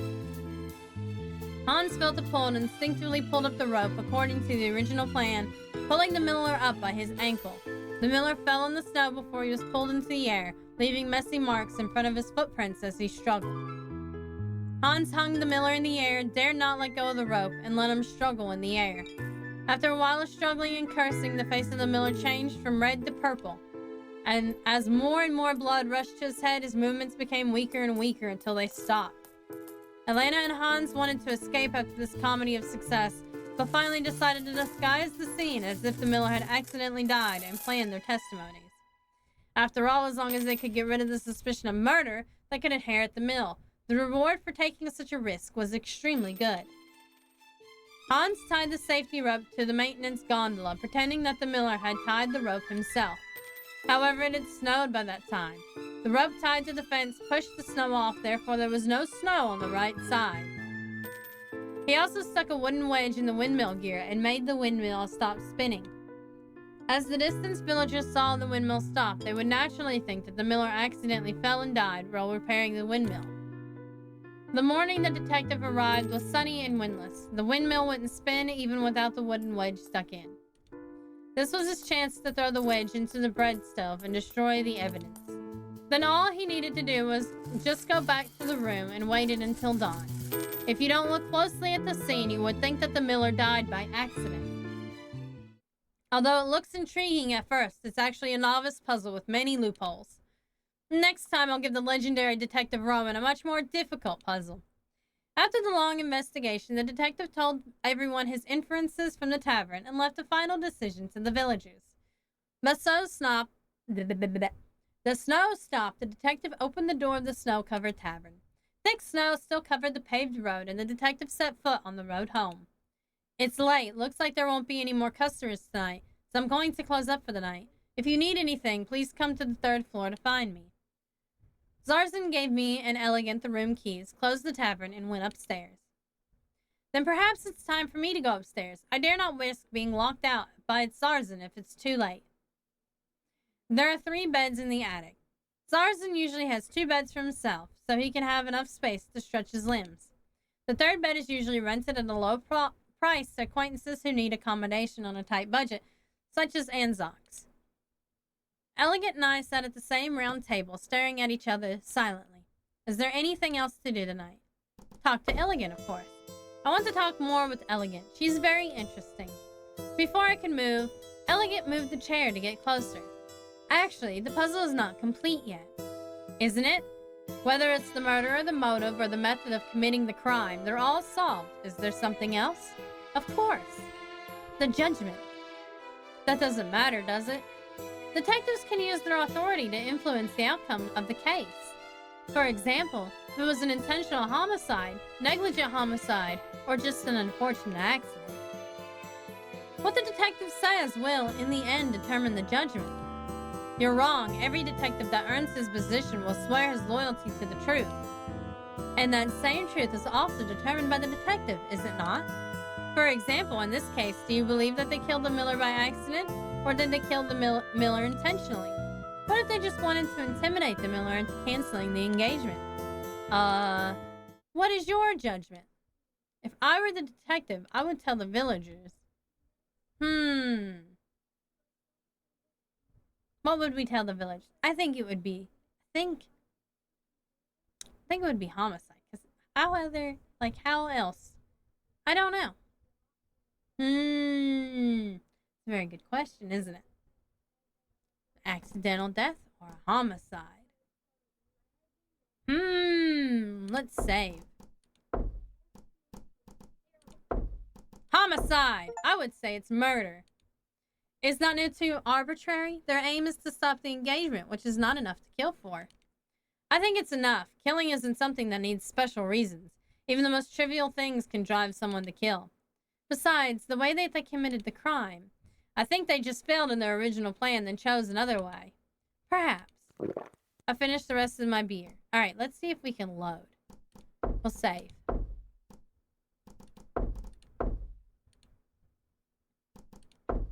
I would tell them it was an accident. Although it's just a puzzle and I can't speak with the characters in the story, I believe that they probably didn't have the intention to kill. They just wanted to use extreme measures to make the stubborn father change his mind. After all, if you really want to kill someone, you wouldn't choose a method that requires a lot of luck. Besides, all are innocent until proven guilty. Interesting thought. I think it's extremely valuable that you still have belief in basic decency after meeting so many criminals. The music and sound effects are surprisingly good, right? The music is great. I believe in it because I've seen so many people. The art is also really good. That knocking has messed me up a few times. Most people commit crimes because they have something to care about, Miss Elegant. Don't you agree? That is one way to explain it, but there are so many ways to achieve a goal without committing crimes. Why did they do it? Do they really have a choice? Those who are pushed into a corner by fate or bad luck can often only find a single way out. It's not that every criminal has their difficulties, but most people will not commit crimes unless they have no other choice. Perhaps. I finished the rest of my beer. I think we'll go with this one. Oh, great detective, you can really drink a lot. It's not like I'm downing liquor. It doesn't matter if I have a cup or two. I pointed to the cider that she had only had a sip from in front of her. After hearing your reasoning just now, it is definitely not something a drunkard can come up with.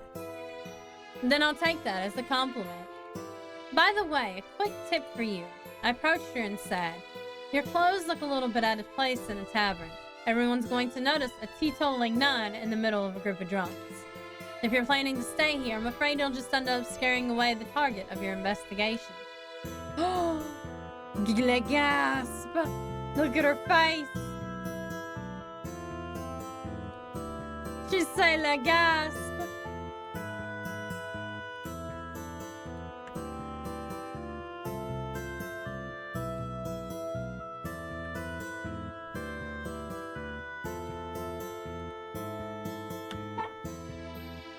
There we go. Time to take a picture.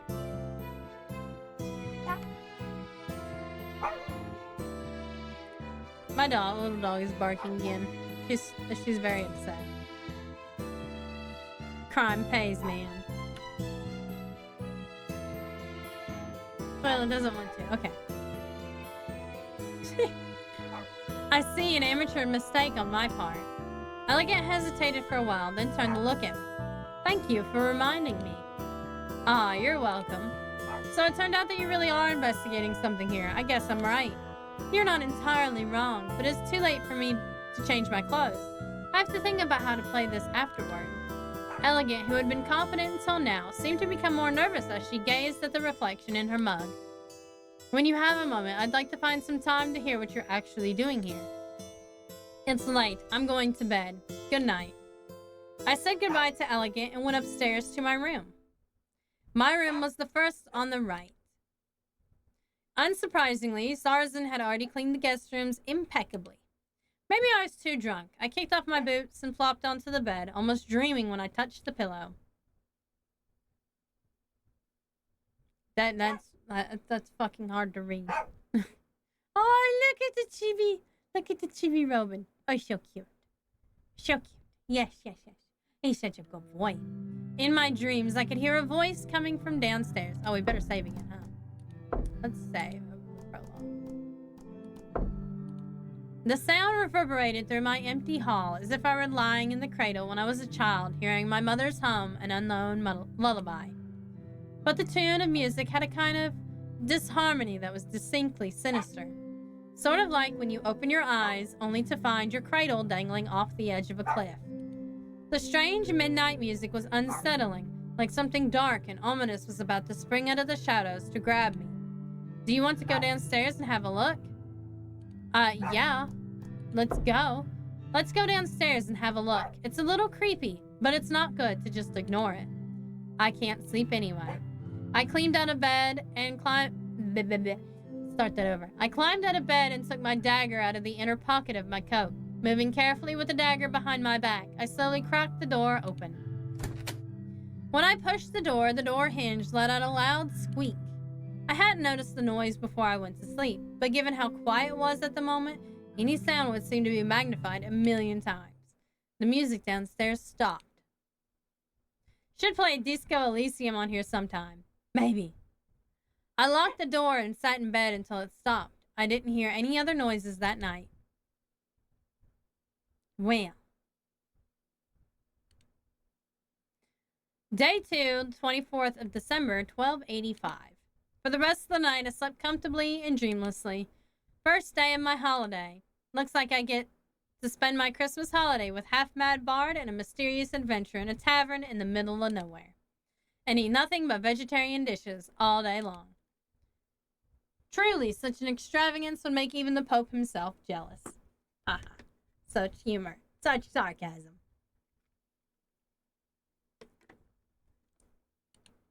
There was a thick layer of snow on the windowsill, but it was sunny outside. I held the handrail of the stairs and went down slowly. I could hear the sound of wooden cups knocking on tables from the hall, and the smell of barley spread through the fire-warmed air. Sure enough, more guests came as soon as it was sunny. Finally up, eh? God, it must be nice to have a cushy smart guy job where you don't have to wake up before dawn. Oh, come on, I only get to sleep late during the holidays. I scratched my disheveled hair a few times. Ionis, why are you here so early? The dock's completely frozen. It's either be bored at home or come drinking at the tavern. He reached out and clasped hands with me, squeezing tight. What the hell? I still need that hand, you know. Maybe you should exercise more. How are you gonna catch criminals if you can't even take a handshake? Ionis clapped me on the shoulder as he spoke. Easy! I'm just messing with you. So are you gonna stay here during the Christmas holiday? I figured someone like you would go on a trip or something. Oh, well, I can't travel with these injuries. I think you broke something important. Heh, maybe I should put you out of your misery then. No thanks. If you pat me to death, you'll just ruin Zarzan's business. Ionis grinned and raised a hand just as Zarzan poked his head out of the kitchen. Remember, Ionis, if you keep messing around, I'll throw you out. Not everyone here is as big, buff, and tough as you, sailor. For example, Peter. Oh, jeez. Hey, don't look down on me. Peter slapped his hands on the table and stood up. But it's true. I mean, I've never seen Ionis lay a finger on you. That's because he knows he can't mess with me. Really, want to take me on, Fluffy? No, I don't want to end up losing control and breaking you in half. Shh, either do it or shut up. Aw, poor Peter. Well, it's not like my body's weaker than yours. Alright, there are some things that don't have to be forced. Why must different races be so different? At least everyone is the same in a legal sense. What's the use? I don't need to deal with criminals every day like you. The law is unequal and it's my business. Besides, what else is the same in a legal sense? Booze money and room charges. Those aren't even legally mandated. That's just you being an opportunist. Speaking of opportunities, hey Kane, did you find another job yet? Well, a few days ago, the cook at this small restaurant nearby quit because of the low salary. I figured I'd go and try my luck. I mean, it's a long shot given how many times I've been canned in the past. Maybe try to get a hold of your temper. No one will dare hire you if you have another attack. If you can control your temper, perhaps Zarzan would hire you as a kitchen assistant in the busy season.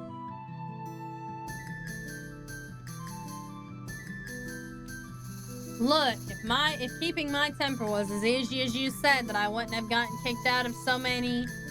It's okay. Nobody in this world is perfect. I'd better comfort him a bit, or he'll end up just blowing up later. I just want everything to go smoothly this time. Kane started to drink alone. Oh no, I feel sorry for this ox. Seems that everyone hasn't changed much. It's the same as last year when I couldn't get a case and spent a lot of time in taverns. Ah, the good old days. Sure, being broke and staring at an empty wallet hurt, but in the company of my friends, life didn't seem so sad. What should I do now?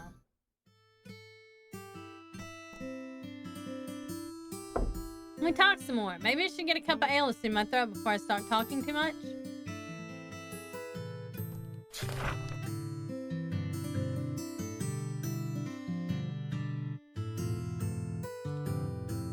I'm a little thirsty. Maybe just one more drink.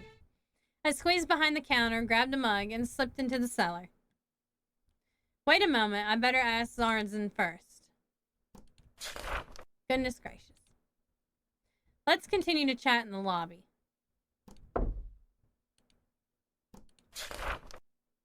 I guess maybe he's in the kitchen.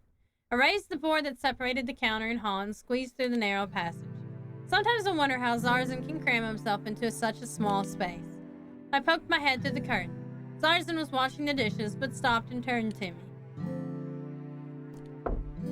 What's the matter, Roman? I'm a bit thirsty after chatting all morning. Mind if I help myself to some ale? Okay, just remember to turn off the tap. I took out a mug from under the counter and slipped into the cellar. After filling my mug, I took a sip and considered my next course of action.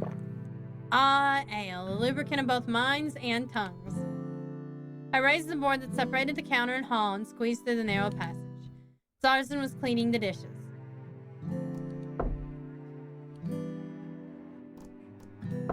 Elegant is still staying here, right? I wonder which room is hers.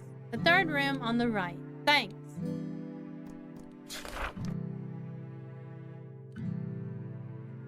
Let's continue to chat in the lobby.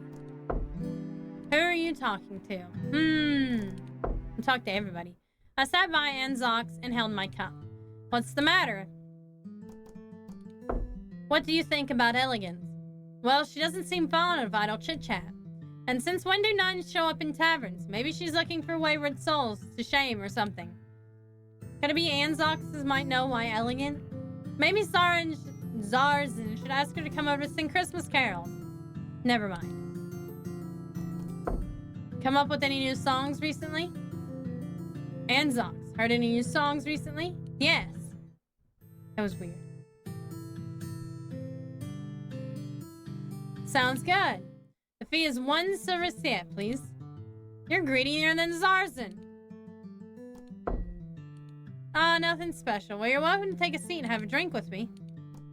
Peter. I sat across from Peter at his table. Peter looked up at me. Peter, do you think there's such a thing as true fairness? Still struggling with the same problem, eh?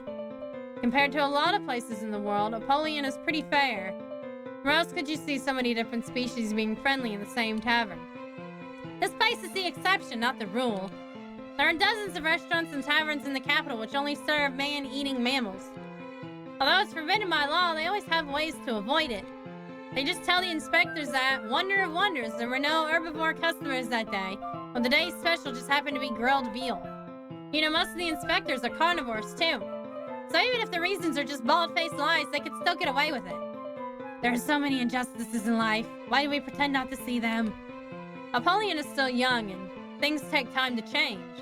Not everyone has the time to wait. Ioannis. I took my mug and sat opposite of Ioannis.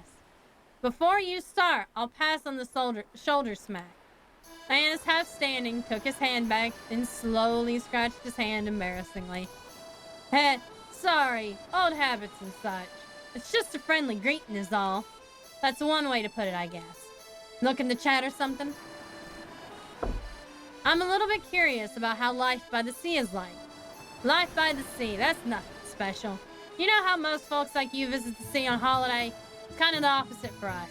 It's nice to get someplace far away from the brine and constant motion.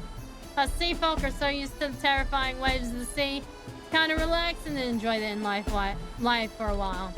After all, it's not like the earth will rise up out of the blue and swallow your house and everyone in it. That's not impossible. Haven't you heard of earthquakes?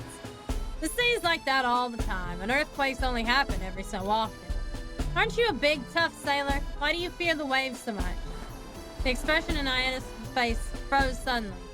You don't understand. Looking to chat or something? Aren't you satisfied with the taverns near the docks? Why come all the way to the White Star instead? Have you been to those taverns over there? I came and had a look when I was handling a case. Then you saw the fish hooks and fishing nets they like to hang on the back wall behind the counter. You're scared of fish hooks? Well, he is a shark. You would be too if you were a shark. Exactly! Oh my god, I just said that. That's all.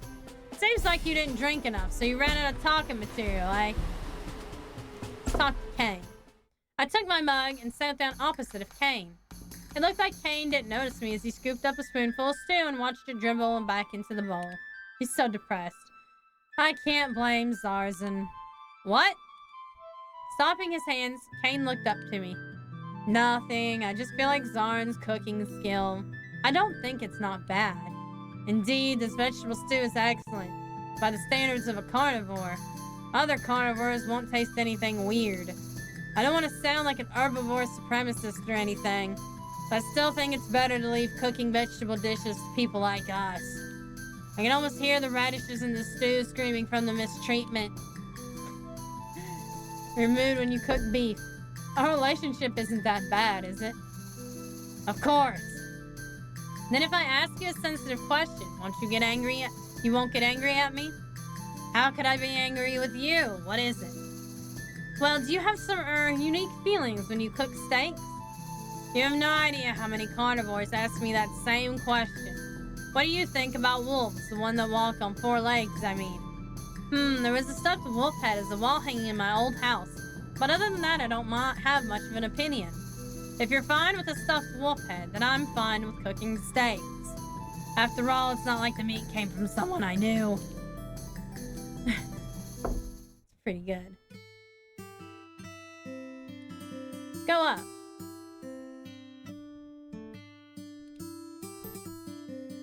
I knocked on the door of the 3rd room on the right. Who is it? It's me, Roman. Is there something the matter? Just wanted to ask a quick question. Huh? Elegant opened the door and stood there looking at me expectantly. Her hand didn't leave the doorknob. I wanted to know why you dress like that, I asked in a low voice. Do you wonder about the reason which I dress like this, or are you questioning the motive? Why not both? ¿Por qué no dos? Elegant stepped away a bit, leaving enough room for me to squeeze through the door sideways. Not sure if I should try. Her body language and expression suggested she wasn't looking for company. Would you rather stand at my door and speak? You are aware of the recent arrivals downstairs, are you not? She moved back again further. I slipped into the room and she shut the door behind me. The regulars here, decent people. You don't need to be worried about them. They may be decent individuals in this place, but that does not mean they are so outside of it, we should say. You have already seen through my disguise, so I feel no need to hide. The same cannot be said of them. As of this moment, the only ones I trust are Zarzan and you. I didn't realize I was included. It's an honor. Given your relationship with Zarzan, I can trust you, for now. I'd make for an excellent ally. There is no great reason why I'm here. I got a big job in the last tavern. I don't suppose you'd be willing to share next time. Only if you accept a 90-10 split for the fee. Do I get the 90? Elegant cleared her throat and continued. Are you familiar with the Cathedral of St. Isaac? What's that? A cathedral under the Rimph Diocese, currently under the construction in the capital. 12 years ago, there was a disaster when one of the central pillars collapsed. The Noble brothers who were supervising the construction site, the elder is called Brando, and the younger's named...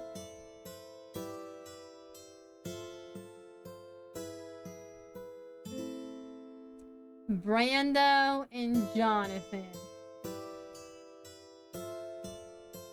Brando and Jonathan. Dio's last name in JoJo's Bizarre Adventure was Brando.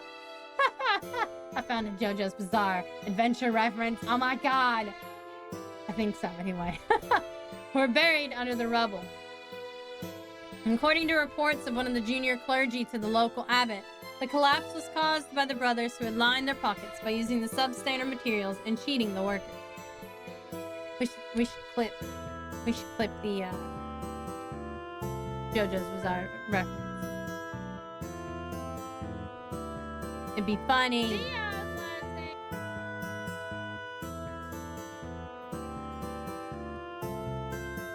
One of those central pillars collapsed. The Noble brothers who were supervising the construction site. The elder is called Brando, and the younger's named...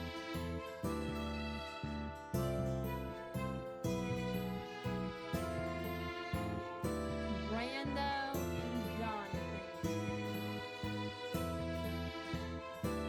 Brando and Jonathan.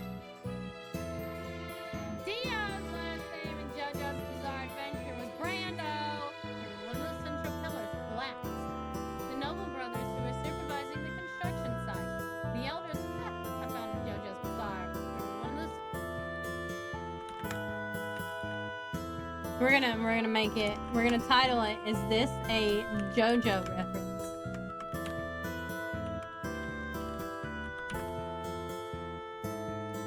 Alright. That's funny. According to reports of one of the junior clergy to the local abbot, the collapse was caused by the brothers who had lined their pockets by using substandard materials and cheating the workers. So the story proved to be the perfect tool to persuade others to donate.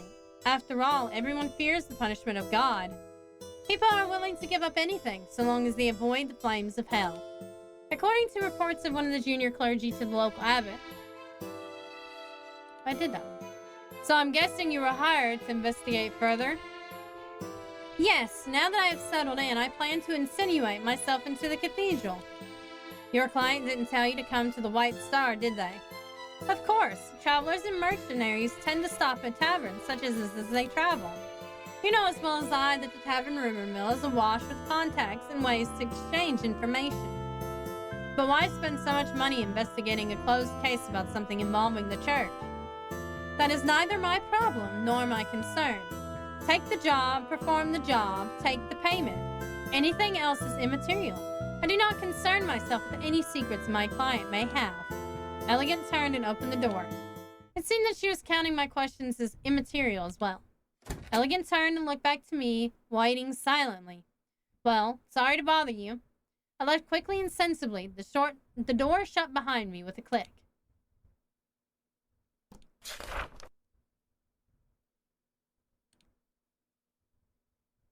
The attic was Zarzan's room, and Zox was also living there temporarily. There weren't any stairs between the third floor and the attic, only a ladder that went up and down. The ladder was usually pulled up into the attic, but you could use the rope connected to the top of the ladder by a pulley to bring it down. The rope, which was set between the second and third room on the left, dangled loosely. The ladder would drop down if someone pulled on the rope in order to get upstairs. I really shouldn't enter Zarzan's room without permission.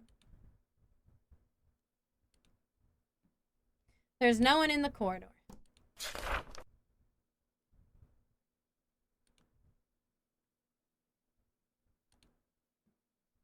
I raised the board that separated the counter and hall and squeezed through the narrow passage. Zarzan was cleaning the dishes. What's the matter, Roman? I guess there's nothing else I can talk about. I guess I can go to the toilet. I'll go to the restroom and comb my hair. I wiped my hands, posed for a better angle, and combed my hair carefully in the mirror. Although that's pretty nice, isn't it? What is this? Oh. Falling gray hairs fluttered down like snow from my scalp, eventually landing in the wash basin. Shedding season had already passed, obviously, even those failing hair had regrown in the winter. I'm pretty sure they meant falling there. Maybe I should take care of myself better the next time I get busy. The last thing I need to do is look terrible in front of clients. I'm going to take a quick break, and I'll be right back.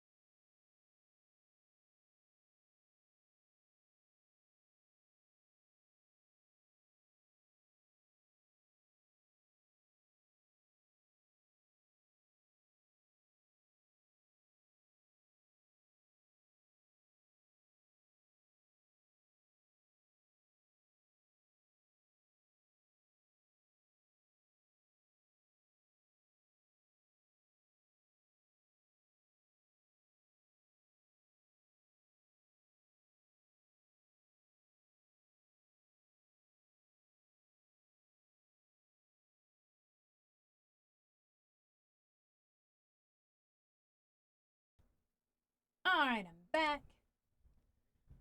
Dun, da, da, da. Ah, it's nearly lunchtime. Go have lunch or chat some more? Go have lunch.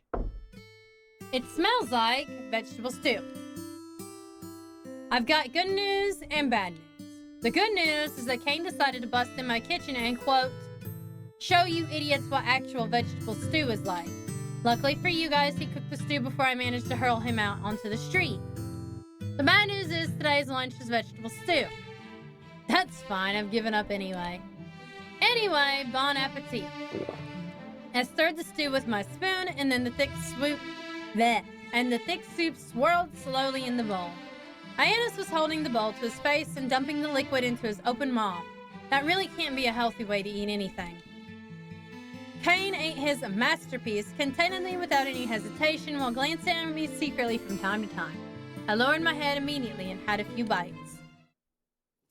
It's nice to relax by the fire in the afternoon. The snow was falling again outside, so Sarzan needed to sweep the snowflakes which were blown from the doorway. Soft snow heaped on the street and muffled all sound like when you blocked up your ears with soft cotton. Everything bad or unpleasant, from outside disputes to bad ideas, is muffled by the snow. The slightly sweet scent of fresh air, chilled by the winter cold, lingers in the nose. The wind, heavy with floating snow, tapped the wooden door enough that a band of sunlight could shine through the gap and across the wall. Suddenly, the door swung open. Hi, it's so cold. Can I get something to warm me up? A fluffy white-furred dragon staggered in, dragging a suitcase that was almost as big as he was and leaning on a cane. What's a child doing out in the snow like this? Well, hurry up, boy. Come in and have a rest. Don't call me boy. Would a child be carrying this? He produced a medical license from his pocket and brandished it up at Sarzan with like a dagger. Sarzan frowned as he read it. Oh, my apologies, Master Doctor. Please forgive my rudeness. He's just short. The last thing I need is to freeze to death before I get back to my clinic. I'll just be waiting for the snow to calm down. Of course. Please warm yourself by the fire. I'll carry your things. Sarzan tried to lift the suitcase, then had a labored groan as he shifted it. What in God's name? So heavy. The dragon took off his thick and heavy coat, climbed onto the chair opposite me, and reclined with a sigh of full contentment.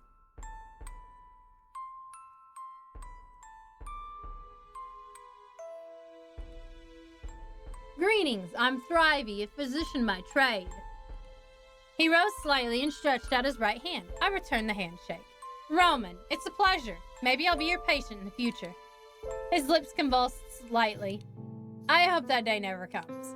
His hands were covered with soft white fur from the palm to the back of his hands. The stray snowflakes which he brought from the outside were melting on his fur. He looked like he'd fit right in with some of Zarzan's paintings. Now then, where in the blazes am I? I never passed by here. The only reason I managed to spot this place was the lamp outside. This is the White Star Tavern. The White Dragon looked at me with confusion. The Vela District. Vela District? My word! Well, I hadn't expected to quite get so lost. He shrugged his shoulders and looked around. Just then, the door shook violently and gave the blizzard access to the inside of the room. The falling snowflakes flew up and down with the invading storm.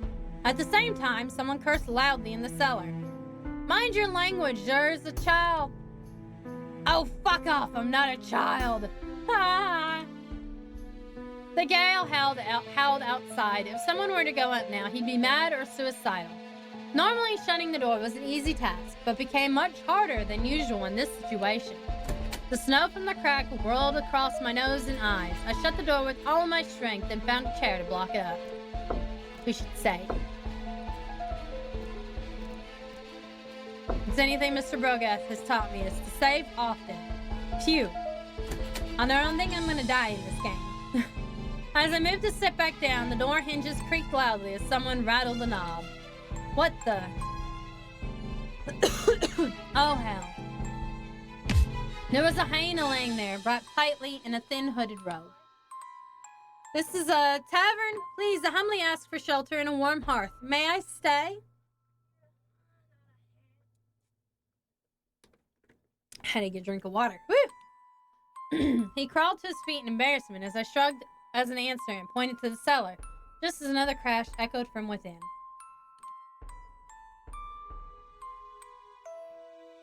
I'm not the boss. I can't call the shots. Perhaps the owner will show kindness and not hurl me into the street. He took off the robe on the back of the chair and then kicked back and leaned heavily. The partially suspended chair groaned under the pressure. Sorry to keep you waiting, eh? Going so soon, Doctor?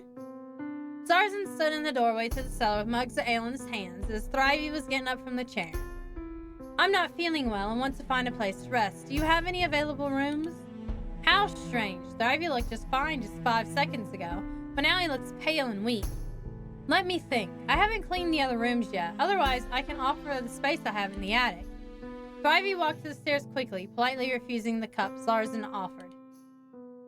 Thank you, but I'm a little queasy at the moment. My stomach is a bit too delicate for alcohol. Well, no need to waste such fine ale. Zarzan stared in surprise as the hyena plucked the mug from his hand without any hesitation and intended to drink. Hold on, you're a friar, aren't you? Perhaps he also a pretender like Elliot. Don't bother with such rigid rules. It is far nobler not to waste the gifts granted by God. Well, how should I address you? Zarzan crossed out a whole line on the bill with his pencil, and then added a few words. It seems like you don't go to church on weekends, or you know my name. I would go, but seeing as I'm the only one working at this tavern, I don't have much chance. Excuse me. With a slight frown, Zarzan turned back and quickly retreated into the kitchen.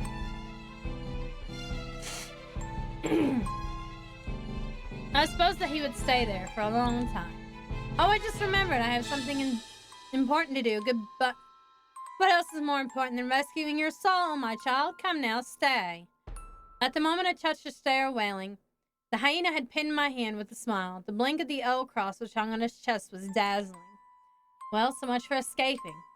What's your name? I believe I've never seen your face before in my church. I'm not in this parish. That doesn't matter. Even though we are from different parishes, all of us are in the same family. I'm Father Heron. Nice to meet you. I stretched out 3 fingers and gingerly shook his hand. I'm Roman. Nice too. He interrupted me before I could get a word in edgewise and began to make a speech without any pause, gesturing toward me excited. Tell me, child, do you know where we will go after death? I'm sure you never think about that. How to settle your audiences to sleep. Step 1. Ask a question and answer it yourself. He let go of my hand and I quickly climbed the stairs. Thrive was standing in the corridor and staring blankly up at the ceiling. Surely there's some way to... Here, leave it to me. I went ahead and untied the knot step by step. This white dragon watched as I untied the strings from the wooden handle quietly beside me. Okay, I got it. Next step is just... release rope slowly. I pulled the ropes down step by step. The ladder dropped slowly with a squeak from pulleys. Finally, the ladder descended between us. So that's the trick. Thank you. It seems like you're familiar with this place. I'm a regular customer, so I know a few things about this place. The white dragon caught hold of the handrail of the ladder and tried his best to climb up the very steep steps. The spacing of the ladder's rungs was suitable for someone of Zarzan's size, so it was a little large for him. The nightstand was half open. I moved quickly, pulling open the drawer and began searching. My wallet was still there, as were my magnifying glasses and their fleece bag. The evidence case from the crime scene. I rummaged through the sundries I'd stored in there, my hand dipping down into the drawer. Finally, my finger touched a cold and hard object buried deep among the linens. There it is.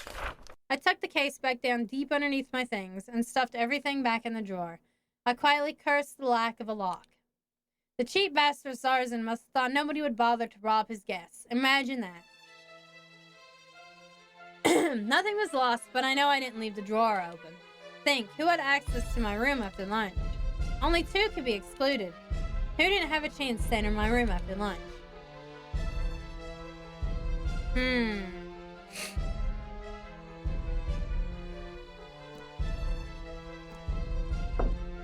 Zarzan managed everything all the time from downstairs, so he didn't have time to go upstairs until now. Excluded. Heron, he chatted without a stop in front of me since he got here. He may have had a bad impression, but it wasn't him. As for everyone else, I'll need to investigate. I locked the door and went downstairs. The new cat. Well, what else would you like to order? That's enough. Thank you for the warm hospitality, good sir. There's only one female so far, and that's elegant. The lynx who just came in swept off his thick coat and casually dropped it into Heron's arms as he walked past. What are you doing? Child, I am not a coat back. Zarzan took the coat from Heron's hand and quickly hung it from the progressively more overburdened coat rack. Heron let out an offended huff, then walked back to the fireplace and sat down, the fur on his back raised and hackled.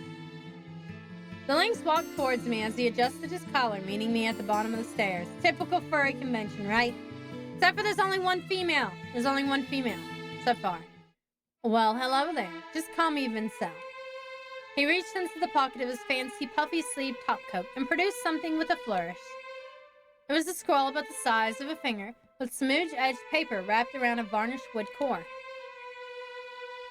That explained a few things. This guy smelled of money. I am Roman, the detective that... Splendid! Mr. Roman, might I take your contact details later? I may have some need for a detective in the future. Well, if you want to... I tucked the scroll in my pocket and wiped the sweat on my hand on the suit. I could provide you with my address once you're settled in. I slipped out of the way so Vincel could trot upstairs. Zarzan followed him with his luggage.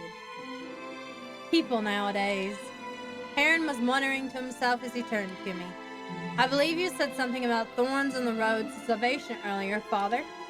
You... Heron's words stuck in his throat at the sight of Zarzan coming downstairs. I'll prepare dinner. Feel free to chat. Zarzan lifted the curtain and went into the kitchen, leaving me and Heron in the room together, alone. I quickly moved, reaching for the easiest excuse to get away from the hyena before he pounced. I'm going to leave an address for him. We can talk later. I rushed to the stairs before he could object. Vincel stood at the door to his room. I don't suppose it's a coincidence that your room is right next to mine, Mr. Vincel. I thought you'd be staying in the suite at the end of the corridor. The rooms are all the same, my good wolf. It's not as if I have much in the way of luggage. He stepped over to the doorway and leaned on it, motioning me over with a constant, mild smile. Here you are, just right here. I accepted the sharpened quill and jotted down the address of my office on the paper he gave me.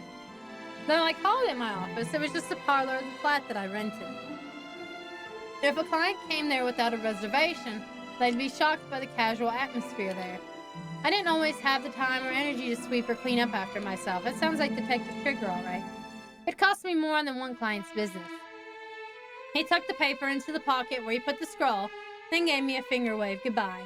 Funny, I had expected at least something. More. Like the scent of exotic spices or fancy cologne at least. Or maybe it was just me expecting something from more ostentatious. It's snowing heavily out there. Kane tightened the lock and dusted off his hands. You're bloody lucky it's a holiday, so I don't need to be hurry going back. Why not stay here until the snow is lighter? Just think of it as being on a case with me. Bugger off. Is this someone to accompany you? I told you not to come in when I had my door locked at night. No need to be rude.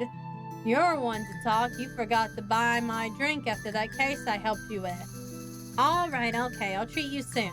What's your poison? Ale? Wine? Of course it's ale. Who's gonna treat someone to some ale? Hyannis emerged from the door to the end of the corridor. Are you up to your gills in coin? How come you could pay for the corner suite? Heh, only pay if you stay the night. That explains it.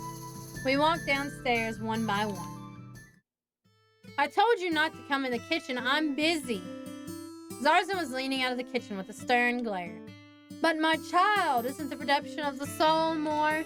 Last I checked, you can't feed customers with redemption. Now stay out. I'm pretty sure you just can't command piety. I took the seat beside Heron. He scooted over to give me some room. Maybe you should just take it easy for the night. I haven't done my endeavor if I haven't converted everyone. Everyone here is a pious believer. If that was true, you'd be in the pews at Sunday service. I would, just as soon as criminals stop committing crimes on Sunday. Crime is merely a symptom of moral wickedness. If more people prayed... Last I checked, Father Hand, praying doesn't solve anything.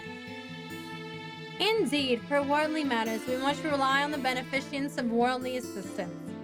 Unnoticed, Elegant already came downstairs and claimed a seat from across the table from Heron. Even the most righteous may fall into inequity and ruin if they casually mingle with those steeped in sin. Then perhaps you should worry more about your own righteousness. After all, you only risk further degeneration if you casually mingle with us sinners. You want some supper to go along with your moral philosophy? Tarzan slapped 2 bowls of carrot stew in front of me and Heron. The soup sloshed from the bowl and landed on the table. Bon appetit. When he served the stew to Vincent, it was refused by a hasty wave of the hand. So he served the stew to Elegant. Perhaps I've been a bit prickly. You're not the only one. Bon appetit. Do you really have to imitate him? It began to grow dark. Snow piled on the windowsills and in front of the door, and the pavement had all but vanished. Anzok strummed in snatches of melody in his corner, just like every bard stuck in an inn by a heavy snow. Looks like we have to stay overnight. Do I get some time to change to a smaller room so I can save some money for ale? Maybe go without ale for the night. Do you know 2 places without ale? Jail and hell. That's why I always come to the tavern. It's the furthest place from both. Ianus took the seat at the bar and moved to scratch the countertop. The change is okay. That's kind of whether every guest counts. Zarzan slid a mug to Ianus across the counter. Drink up, but scratch my bar and I'll take it out of your hide. Nah. Hello? A muffled voice came from behind the door. Hello? Is anyone in there? Continual knocks came to the snow-buried door, attracting everyone's attention. The snow was piled up as high as my hips. Who would be knocking at this time of night? Everyone kept silent. Ianus moved in front of the candle to hide it. But please, our carriage is stuck in the snow. How many of you are there? Zarzan opened this partition and squeezed him out from behind the counter. He kept his left hand concealed in his coat. 3, please, we have no money. We just want somewhere we can pass the night. I can only see 1. Zarzan grimaced, then cracked the door open to peek out. My master and mistress are still in their carriage. Come on in, then. Zarzan pushed the door wider, allowing a thin figure to stagger inside with a gust of snow. Thank God, the wheels are stuck in the snow and our horses panicked and broke their legs. If we hadn't seen the line to the tavern, I don't know what we would have done. Thank me later. I'll go rescue the other 2. I'll give you a hand. Zarzan and Ianus took their coats and went out of the door, though Ianus' coat didn't seem to fit him well. Phew, is there any way I can warm myself? The goat patted the snow off his coat and shuffled over to the fireplace. I'm surprised you made it this far with the way you're shivering. It's too cold for being near the capital. Ridiculous. By the way, my name is Sean. I'm Roman. Nice to meet you. I didn't feel comfortable shaking the hand of someone trembling so hard. Luckily, he seemed more focused on warming his hands by the fire. The door swung open heavily as Zarzan guided 2 people wrapped in thick cloaks inside. He left them by the fireplace to pour ale for them. Here you are. Drink it to warm yourselves. Ianus carried the luggage in and returned his overly tight coat back to the coat rack, which I then noticed was actually my coat. Jerk. I'll admit, I doubt my place will meet your usual standards. Any port in a storm, as they say. Merci beaucoup. Just take it easy. I will try to accommodate you as best I can. May I know your names, please? Lunik, Marquis Lunik Harok, and this is my wife, Solar. A gray furred wolf emerged from underneath the cloak. Snow clung to his messy but glossy fur, and his amber-orange eyes landed on me. I wonder if you remember me. Oui, certainly. You're the detective who solved a crucial case for us, monsieur. Roman. Oh, yes, Roman. Pardon, it had almost slipped out of my memory. He turned back to take off his wife's cloak before handing both to his servant goat. Sean caught the 2 cloaks and stood aside like a living coat rack. I guess nobles have short memories. Your room is ready. It's not exactly a suite in the capital, but it's clean and tidy. No need to mention they must be staying in the double suite at the end of the corridor. Thank you, I simply must get out of these shoes. Sean, I think the glue of my heels came loose from the snow melt. Zarzan walked ahead with a suitcase in each hand and a candle held by his tail. The Marquis and the Marquise followed him up. Kane watched them go upstairs from the seat at the counter, fiddling with his pendant. Seems Kane's pendant had never been apart from him, though the color and scratches on it meant it wouldn't be worthless. Zarzan came back downstairs. Is there anyone who doesn't have a room? Like me? Oh, forgive me, Father. Well, we have a nice big room left over. For the Marquise's servant. Heron's pout was so intense it was almost audible. I'm sure you know the warriors of God must keep away from worldly pleasure which weakens them. That includes staying overnight in the inn's big suite. I suppose that is indeed the case. So I think it's all right. Minsa and Thrivey came downstairs one after another. Thrivey walked straight to the counter, took a seat beside Kane and Ionis, and started reading a book like he was in his own little world. Before I could notice it, Kane had plucked the pendant off his neck and strode upstairs. The pendant swung about, the string of it twined between his index finger and thumb. I do say it's gotten much more lively, hasn't it? We usually don't have a packed house this late. Anyone care for a game? Zarzan took out a length of blue flannel from under the counter and spread it on the table. If you have any objections to gambling, you can go upstairs and play by yourselves. Sean stood there at the table, looking longingly at the flannel before clearing his throat. I must attend to my master and mistress. Good evening. Are you just gonna gawk, or are you gonna join us? Oh yes, I'm coming.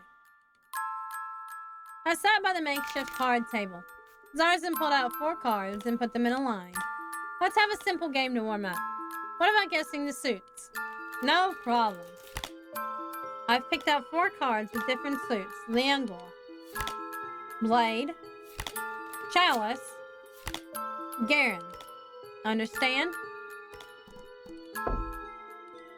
All right. First, sketch one which is the angle, 1 to 4.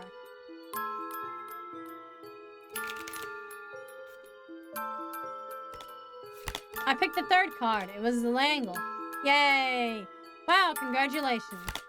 Now let's guess which one is the Blade.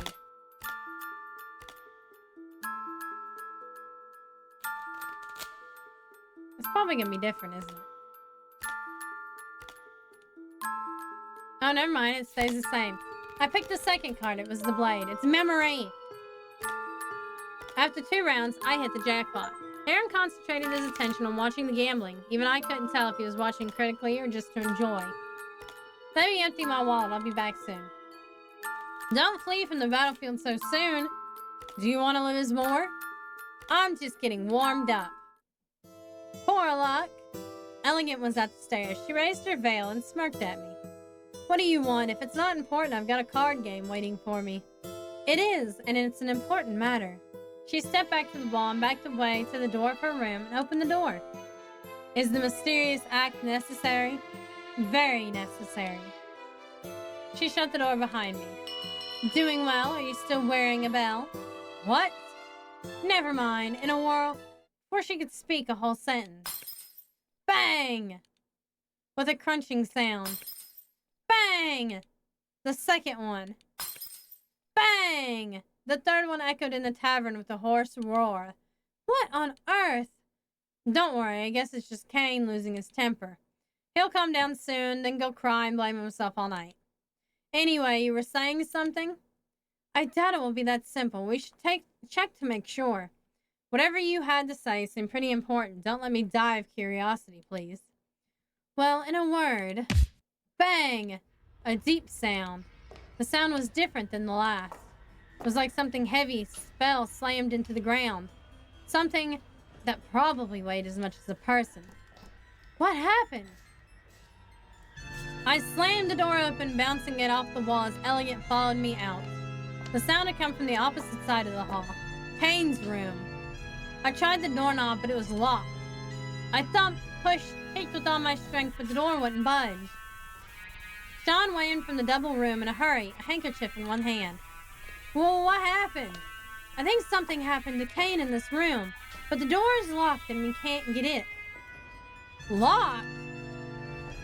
Zarzan rushed from the stairs when he heard that, trying to push through the rest of the crowd of guests to fetch his keys. We can't wait! Sean backed up, bent his head down, and rushed to the door with his horn. My vision went black. The air was still. The sounds of choppy breaths and sobs gradually filled my ears. A scream sliced through the still air and echoed in my ears.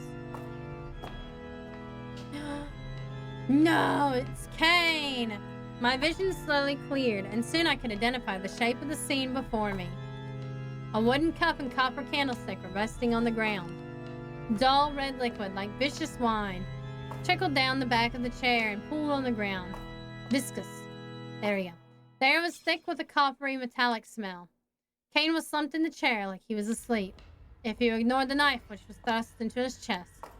A pattern of reddish gold bloomed along the lines of the blade handle, and splatters of red spread out across his body. Kane's body shuddered involuntarily as the last traces of life fled from his corpse. Nobody moved. It was like the world had slowed to a crawl, like witnessing a terrible accident that you couldn't do anything to stop. I thought that by now I'd seen enough of death and carnage to not be shaken by one more grisly murder scene, until I found myself staring at Kane's slowly stiffening corpse. The familiar odor of Kane's musk mixed with the smell of blood and reek of death and caught in my throat. Someone do something! Zarzan tried to burst into the room, was stopped by Anzox and Sean clinging to his sides. Why in my tavern of all places? Who did it? Which one of you did it? Zarzan roared as he shook Anzox and Sean off, his lips pulled back to show fangs and his shoulders hunched. His wings began to spread angrily, strunging to free themselves from the straps he held them with. The friendly innkeeper persona dropped away. In its place was an enraged dragon out of some bard's tale, furious that someone had dared defile its lair. He leveled his glare at me. Get a hold of yourself. I'm crushed that Kane's dead, and I don't know who did it. Then find out. Of course we'll find out the murderer.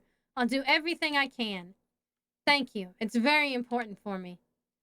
Zarzan slowly recovered his composure, his fangs hidden back under his lips, and his posture relaxed. Time to save. I expect all guests will cooperate with Roman's investigations in order to resolve this as soon as possible. He tossed in the ring of keys, turned around, and slowly walked downstairs, his footsteps heavy on the stairs. I remember there was also another set of keys in the attic. I should have a look later. Well then, time to get to work. If you wish, Detective, I can help by checking the corpse, if you don't want to face him so soon, that is. I'd appreciate it. I'll admit, I usually treat living patients, but given the situation we now face, that's fine. I'll work while you investigate elsewhere. Return after you've finished. Well, with this, he turned his back and tightened his medical gloves before going to work. Do do do do do do do do do do do do.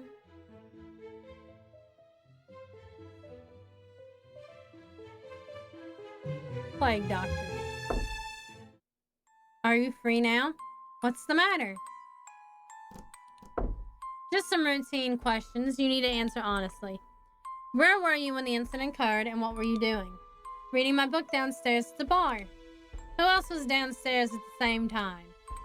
Zarzan, Heron, Ionis, Peter, Vincent, and Anzox. Anzox, Heron, and I kept ourselves occupied while the others played cards. How's the autopsy coming along? I'm not quite finished yet. Please wait a bit more.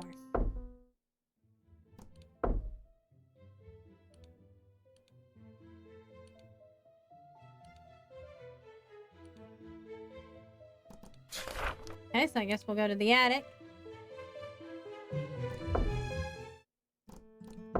I just want to ask you what you were doing when Kane's incident happened. Me, I was watching them play cards. Right. Who is the culprit? Anzox was lost in thought. I was thinking if someone used the spare key. No way. Why are you so sure? The keys are all in the key holder, and they look exactly the same. I would imagine only Zarzan can discern the differences between them. Even if the murderer had all the time in the world, he wouldn't know which key to take. Ask Zarzan if you don't believe me.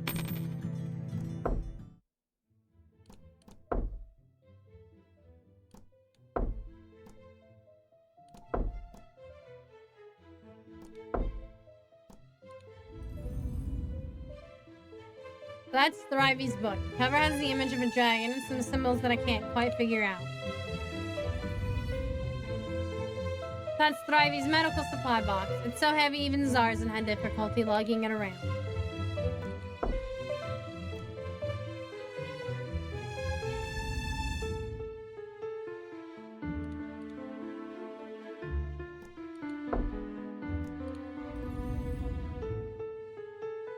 The keys.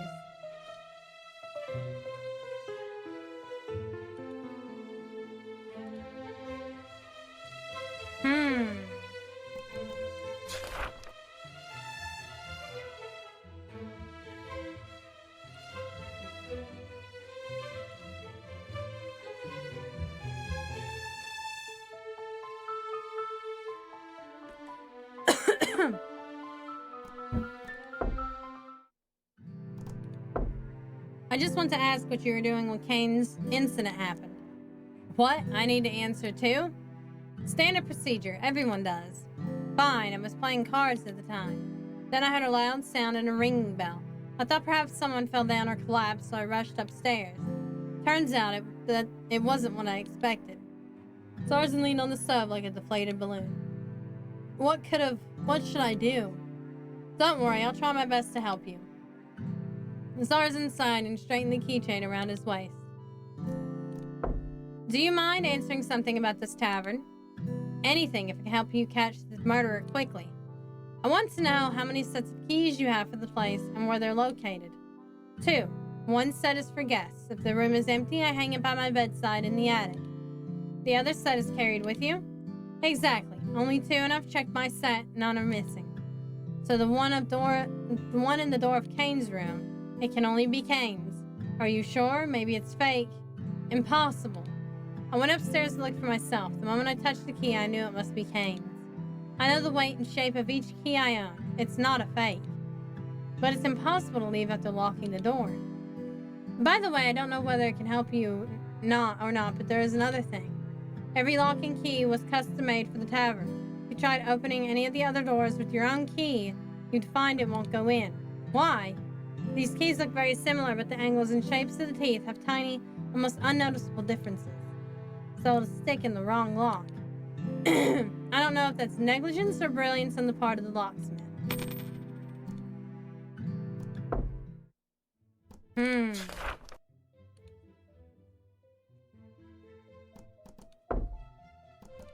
Oh, Peter's still here. Pete, let's talk for a minute. I don't know, Kane. I know everyone is sad right now, but we need to find the killer. No, not me. I didn't kill him. Calm down. I just want to ask you a few questions. But really, you just need to tell me what you were doing at that time. I gently patted his back until he calmed down. I was downstairs, playing with Zarzan and the others. After you went upstairs, we restarted a round, and this time we changed to a new game. I was having a good luck with my cards, and I drew a good hand. When it was Herring's turn to play... Herring? He took your place after you left. I thought he wouldn't join in. What happened at the time of the incident? Well, I heard some kind of sound like things were getting smashed. After a bit, the sound stopped. I guess that either Kane was losing his temper or you were looking for something, so I didn't pay him much mind. During the second round, I heard a very loud noise suddenly. Then there was also a reed bell ringing noise that I couldn't identify. Zarzan put his cards on the chair immediately and rushed upstairs, and then we followed him. At first, I thought maybe it was a trifle, like someone tripped and fell. But then you know the rest. Okay, thanks for your testimony. I'd like to talk with you. Peter's ears erected suddenly. In private. Fairly sensible. I want to know what you were doing at the time when Kane was killed. Hold on, you don't think I'm the one who... Don't worry, I'm asking everyone the same question. I was playing cards at the table. Nothing special. Didn't realize something was happening until everyone started running upstairs as soon as I looked up from my cards. Never thought Kane would. Thanks for your testimony. Did you notice Kane acting strangely this evening? I don't think so. He was drinking, playing cards, complaining about jobs, you know, the usual. Drunk off his ass and muttering that he wanted to be a chef for nobility. Didn't have a chance. Is that all? Me and him would meet and get drunk a lot. And I know he found a new job a few days ago. Couldn't have committed suicide. I know in my guts he didn't. Hyannis put his hands on my shoulder gently. Please, Roman, find the bastard who did this quickly.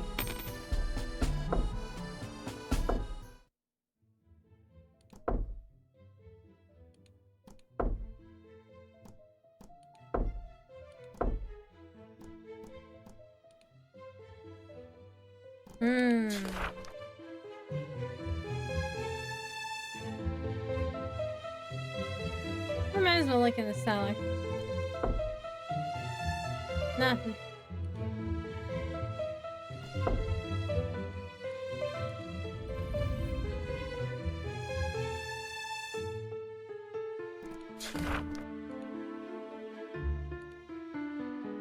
The corridor is empty.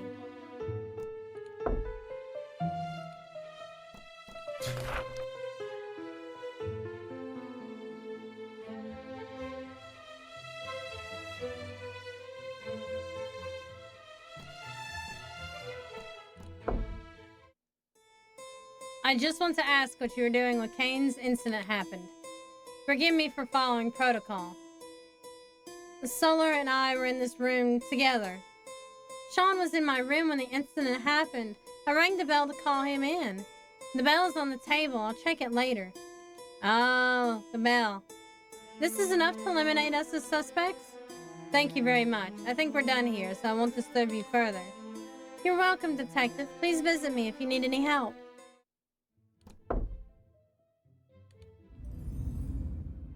It's a bell. This is a handbell. Must be used for calling Sean. I've seen the Marquis ring the bell in his house. The sound wasn't loud, but Sean always seemed to hear it. Having a butler must be nice. The cup contains some white wine, which carried a hint of fragrance. Smells like lavender.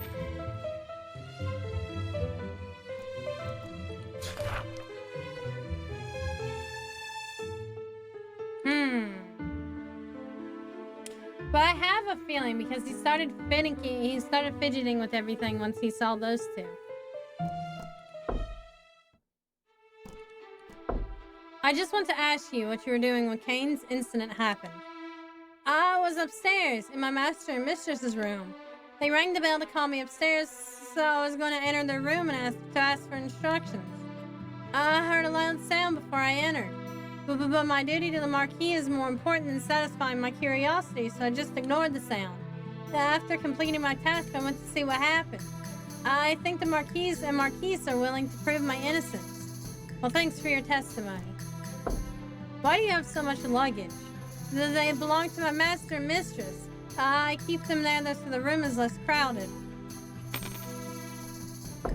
I'm a little bit curious why you chose to crash the door like that. But because I'm a ram, I'm used to butting something with face at the barrier. After all, what happened just now, maybe he couldn't have been saved. Just after coming from the room and seeing what was going on, I decided to take the most direct route.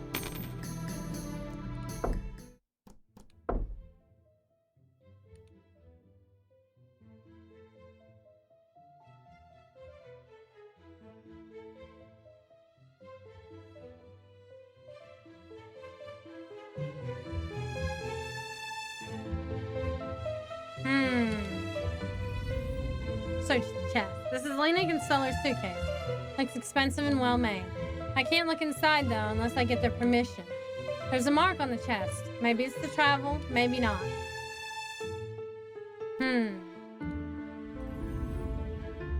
This is Lena and Solar's suitcase. Looks expensive and well made. I guess they have two.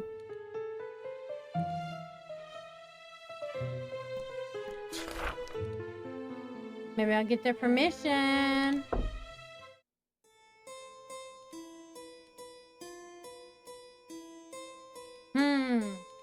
I guess I can't ask for permission. Dang it.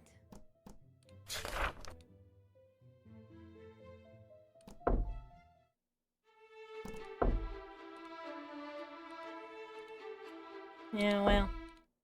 I guess I can't.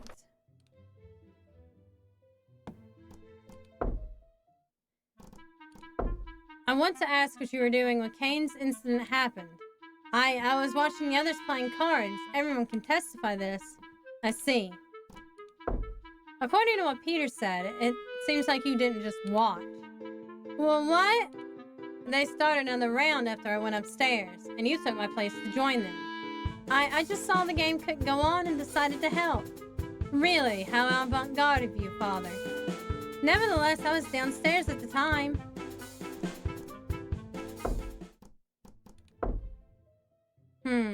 He doesn't seem to have anything in his room, does he?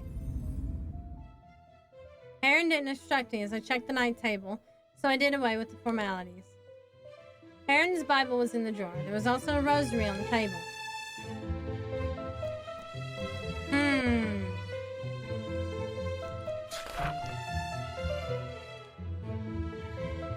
I believe that Vincel was also downstairs. No offense, I just want to ask what you were doing when Kane's incident happened. Quite alright, my good fellow. What's your job? I was playing cards downstairs with the others and didn't notice anything until Kane was found. Thanks for your cooperation. Dreadful business this is, but I can't help expect that someone like you would have things well in paw, Detective. Good to see someone's confident.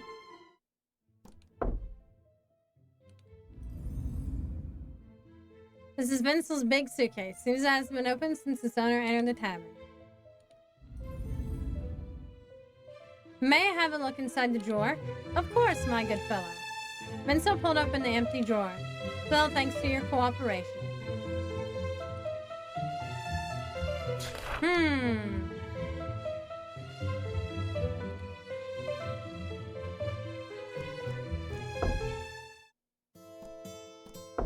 I just want to ask what you were doing when Kane's incident happened. I was standing in front of you. I see. It's funny.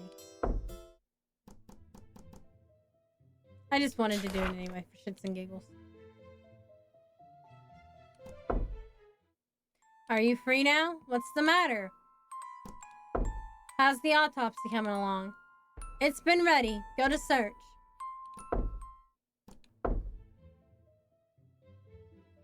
Okay, this is his key. Sean knocked the door open, but fortunately the lock wasn't damaged. Nothing suspicious about the outer keyhole. The key was inserted into the keyhole. I turned the key to pull it out smoothly. But why did we need to bash the door? But I felt something strange when I inserted the key back into the lock. A bit sticky.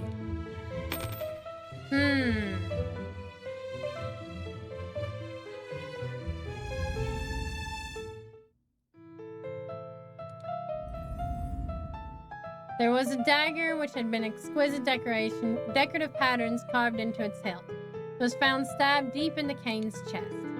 This dagger looks expensive. I checked the edge of the dagger. It's really sharp.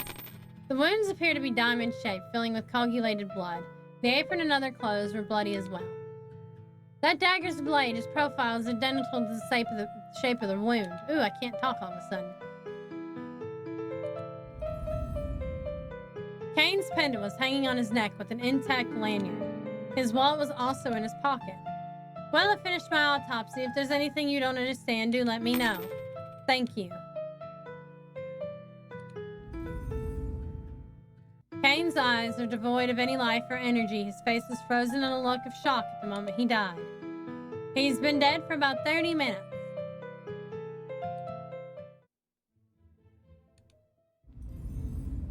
Oh, blood on this bed. At the single bed, there are a few blood stains on the sheets.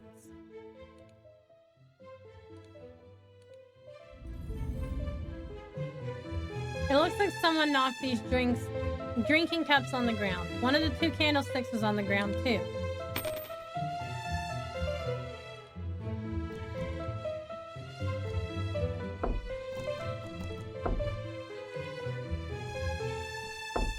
I've searched everywhere else. Let's focus on the crime scene for now. And we can sniff. I took a deep breath trying to sniff out the murderer. Although it doesn't work all the time, it saves me a lot of trouble. The scent of blood is too strong. I can't connect the scents with anyone. Might as well pay more attention to the scent. Time to sniff. I closed my eyes and breathed in and out through my nose.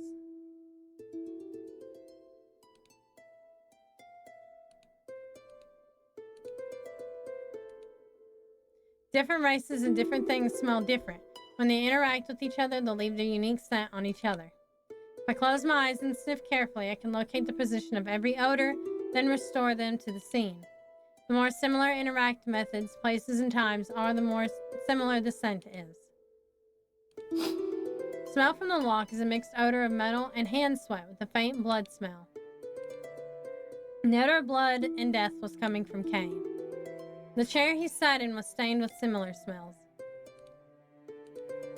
The glass smells strongly of alcohol. The alcohol in the candlestick smells like the cups.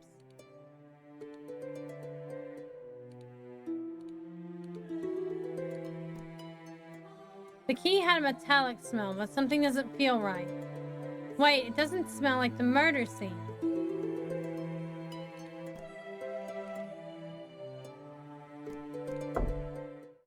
Are you free now? What's the matter?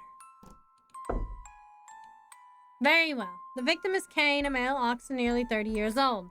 He was found in his own room 30 minutes ago. The time of death was close to the time of discovery. He was found in a sitting position in the chair of the room where he died. The left hand hung down naturally. The right hand rested on the hilt of the dagger and fell away when the body was found. The victim was wearing a beige leather apron and a white linen top, which was punctured by the dagger. Blood from the wound saturated the clothes. The victim was also wearing a pendant. There was an open wound on the left portion of his chest.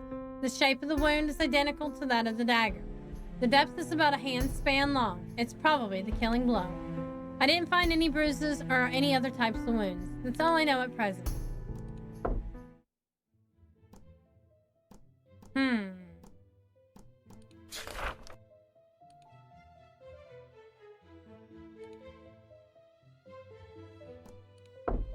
Can I sniff? I guess I can't sniff yet.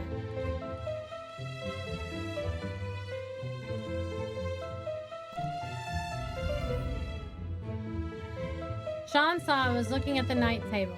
Well, what can I help you with, Mr. Roman? I'd like to check your drawer. No problem, sir.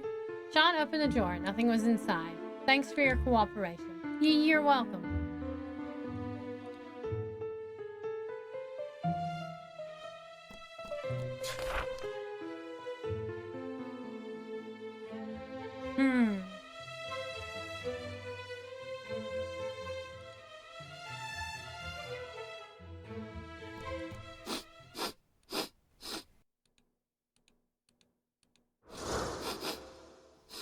I did do all the sniffing already.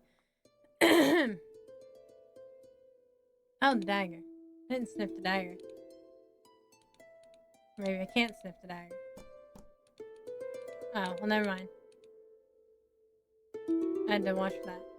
Smells of blood, iron, and cane. Two things smell fishy.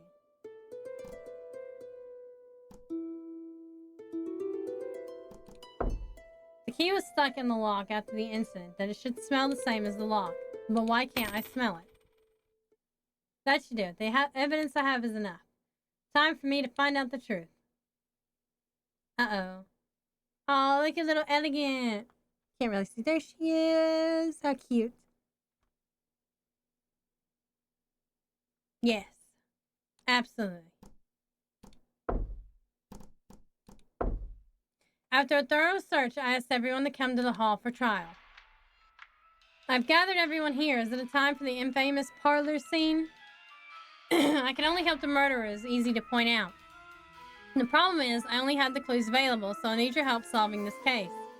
But the criminal is one of us. Surely they'll try to distract or mislead you. That's exactly what I want. The more the murderer tries to whitewash the events, the simpler my job becomes. Let's start with the simplest problem first. Is this a case of suicide or a homicide? The first mystery is the dagger in Kane's chest. Ionis, is this Kane's dagger? I've never seen him with a dagger like that. He usually borrows my knife to cut carrots. If this knife doesn't belong to Kane, I have to ask a question which no one's going to answer. Whose dagger is this? Or the better question being, who just happened to lose a fancy dagger recently? Huh? Nobody answered, of course. I looked around. Everyone was avoiding my eyes, trying not to look directly at me. The only advantage to being a detective is that everyone will think that you have the ability to spot a lie at a glance. But if they don't talk, you can't just make them speak. Well, at least we can be sure that this dagger isn't Kane's. Next, our second mystery, the lock. I pushed the handle forcefully at the time and it didn't move. The door couldn't be opened. Could the lock be jammed? Why would it? I check whether the handle and the locks work when I do my daily inspection. So the door was really locked when the incident happened. Right, until Sean crashed the door. Fortunately, the lock's still in good condition. I'll fix everything after all this is over. Did Kane really lock the door and commit suicide? I can't believe it. But the dagger is hard to explain. Maybe he kept the dagger hidden and didn't want to let anybody know he had it. That's not true. There's another problem with the lock.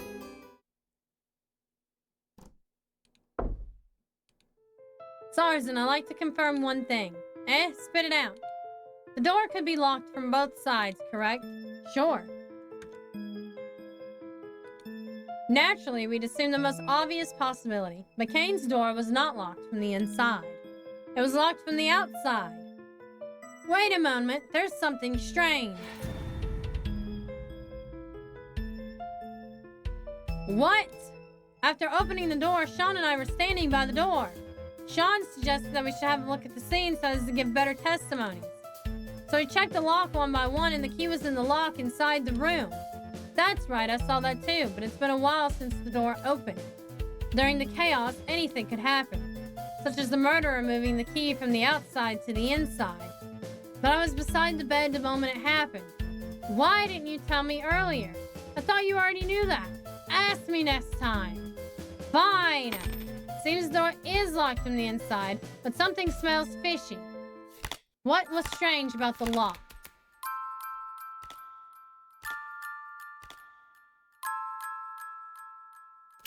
The keyhole was sticky. So weird. Why is there something like glue in the lock? Maybe it's the stew from lunch. Clearly it was sabotaged somehow.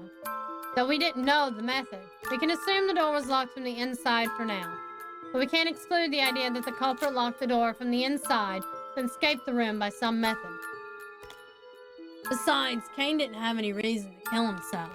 He told me he found a new job this afternoon. He even said to me that he'll manage in his own restaurant after he saved up enough money. So he didn't have the state of mind to consider suicide. And if you don't just commit suicide on Christmas, and a lot of people do actually, they do commit a lot of suicides in Christmas. It's actually the highest time for suicides, I think. That's maybe a stretch. Thusly, the possibility of a suicidal is infinitesimal. We cannot deny the possibility of a homicide now. Isn't it better to say that it's actually a homicide? Now we begin to narrow the circle of suspects. At first, we can exclude all the people downstairs. So, who was in the hall at that time?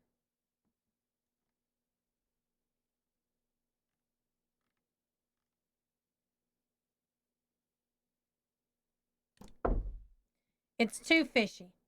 It's far less fishier than you. For real, how am I fishy? You're distracting others with that nonsense. Oh, in the hall, maybe.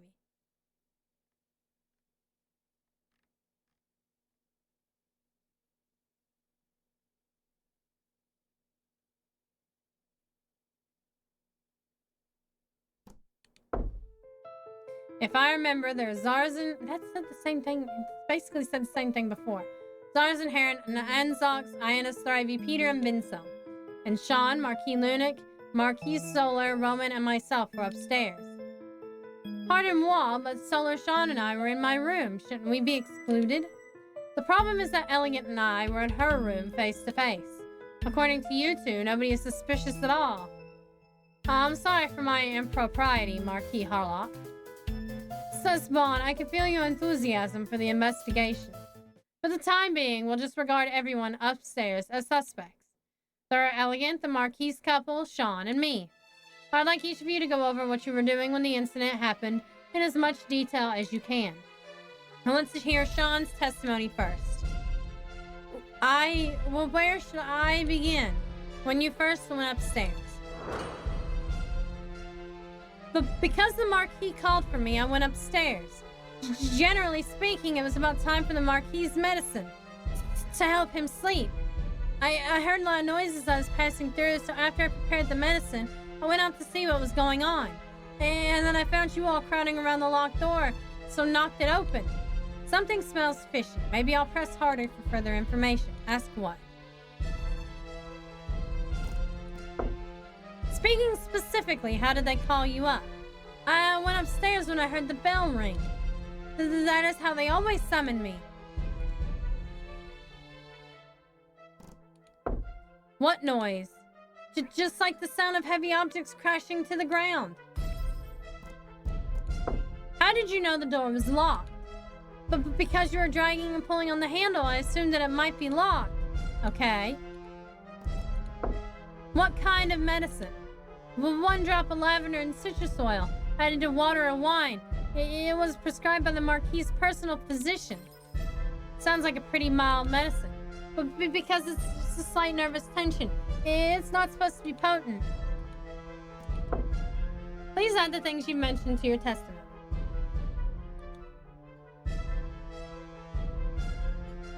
Oh, okay. Please testify again. I heard the sounds of the Marquis ringing the bell, then went upstairs.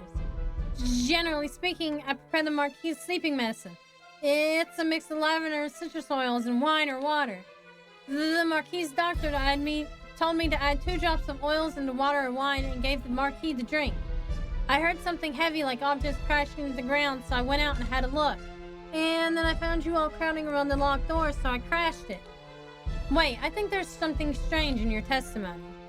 Which evidence is contradictory with Sean's testimony?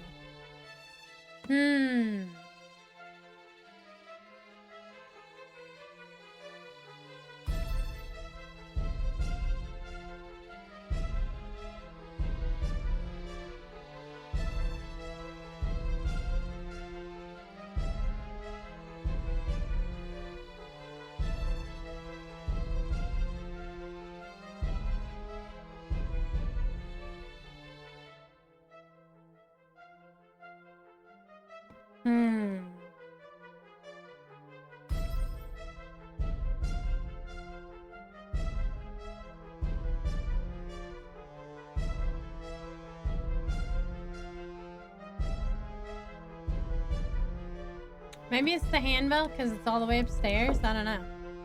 It seems like a contradiction. I disagree. Why are you always against me? Such a pity you chose to be a detective instead of a waiter. A waiter with his appetite? My tavern wouldn't last a month. I'm leaving without checking out.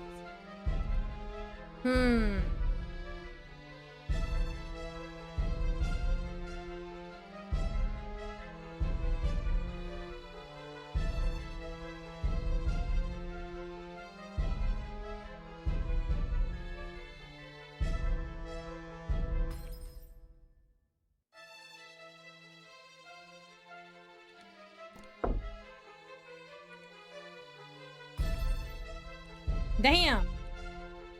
Okay. I don't know then. Have to read, I guess.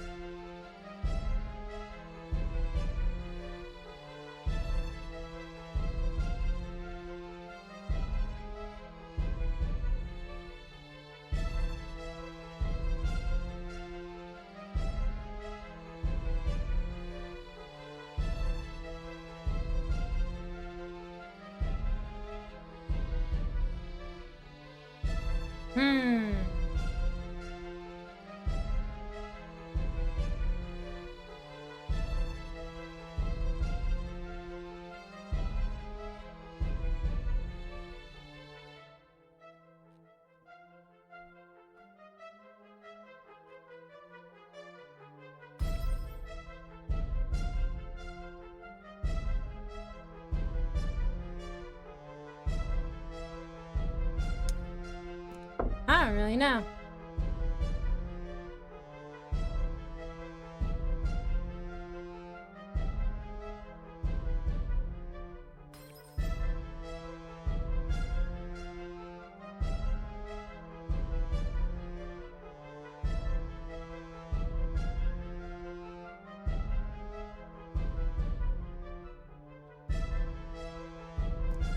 Well, it wasn't that one. Oh, maybe Peter's testimony.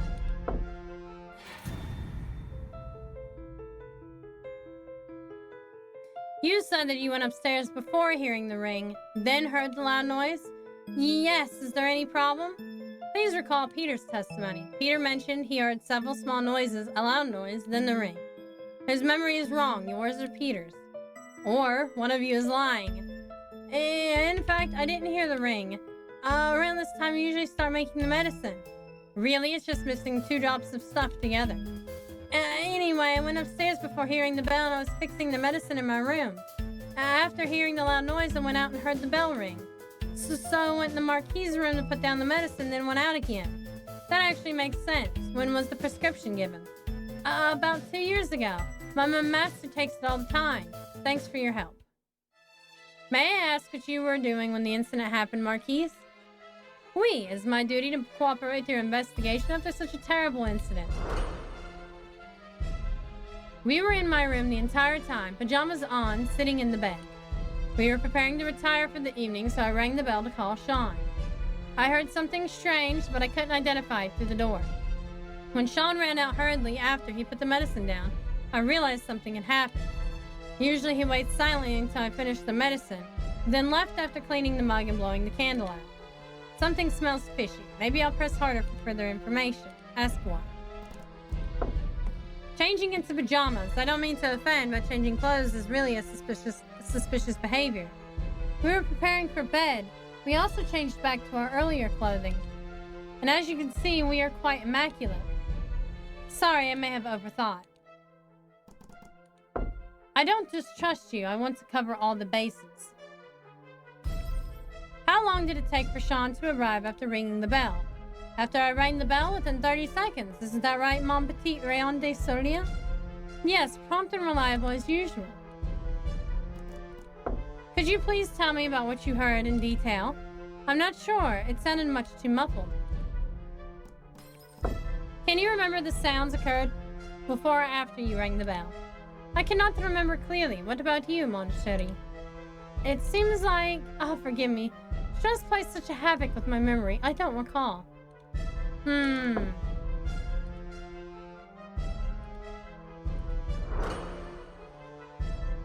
We were in our room the entire time, having changed the pajamas and preparing for bed. Our formal dress is clean without any blood. When it was the time I needed to sleep, I rang the bell to call Sean. He came within 30 seconds. I heard a muffled sound but cannot remember if it was before I rang the bell or after. When Sean ran out hurriedly after he put the medicine down, I realized that something had happened. Usually he waits silently until I drink, then leaves after cleaning the cup and blowing the candles out. Let me think. Something isn't right.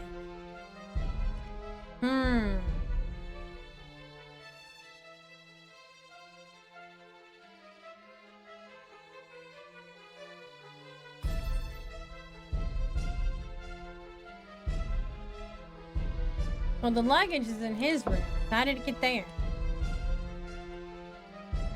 Okay. Well, I guess not.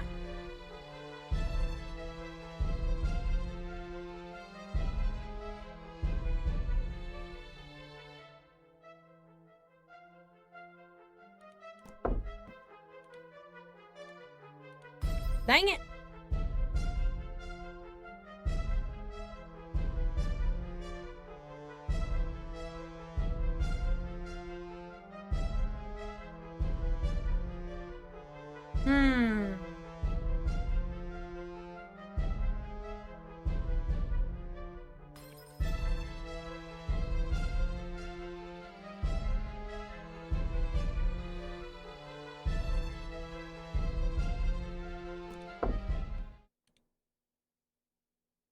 It may be safe to assume we've exhausted this line of questioning. I think so too. Thank you for your cooperation. Then who are you asking next, Monsieur Detective? The next one is Elegant. What are you doing at that time? Me, I was standing in front of you. You came in, I shut the door, and I inquired if you were wearing a bell. That should be the Marquis bell ring, I think. Then there was a crashing sound and a loud noise. After which you opened the door forcibly and ran out. I followed you and saw you trying to open the door to Kane's room. You have no proof you were in your own room the entire time I was downstairs. Correct. Well, that was direct. You are welcome to doubt my testimony if you wish, as I cannot actually prove that. Can you sure you heard the bell ringing? I don't remember hearing it myself. Maybe you were distracted by the sound of the door closing. But my hearing is also much better than you. So the sequence of sounds, can you go over them? As you wish. The first was the ringing bell, then our conversation, then the sound of crashing, followed by the loud sounds. This is getting weird.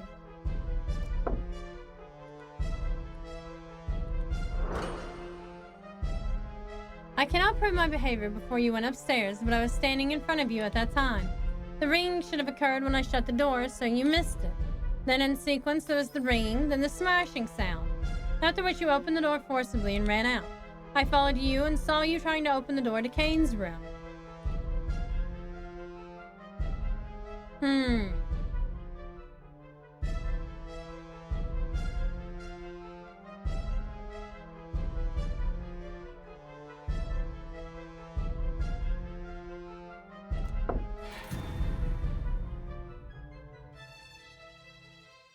Same question.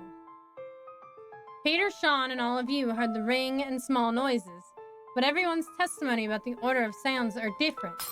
Peter heard the small noises first, then the bump, and then the ring. You heard the ring first, then the small noises, then the loud noise. And Sean only heard a loud noise and a ring.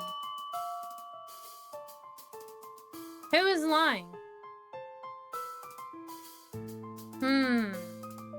I don't know if anybody really lied.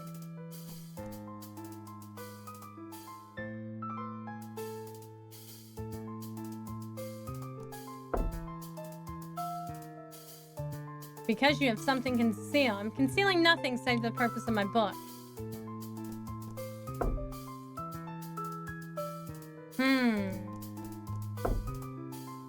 Oh no, it's Peter. I guess nobody lied then.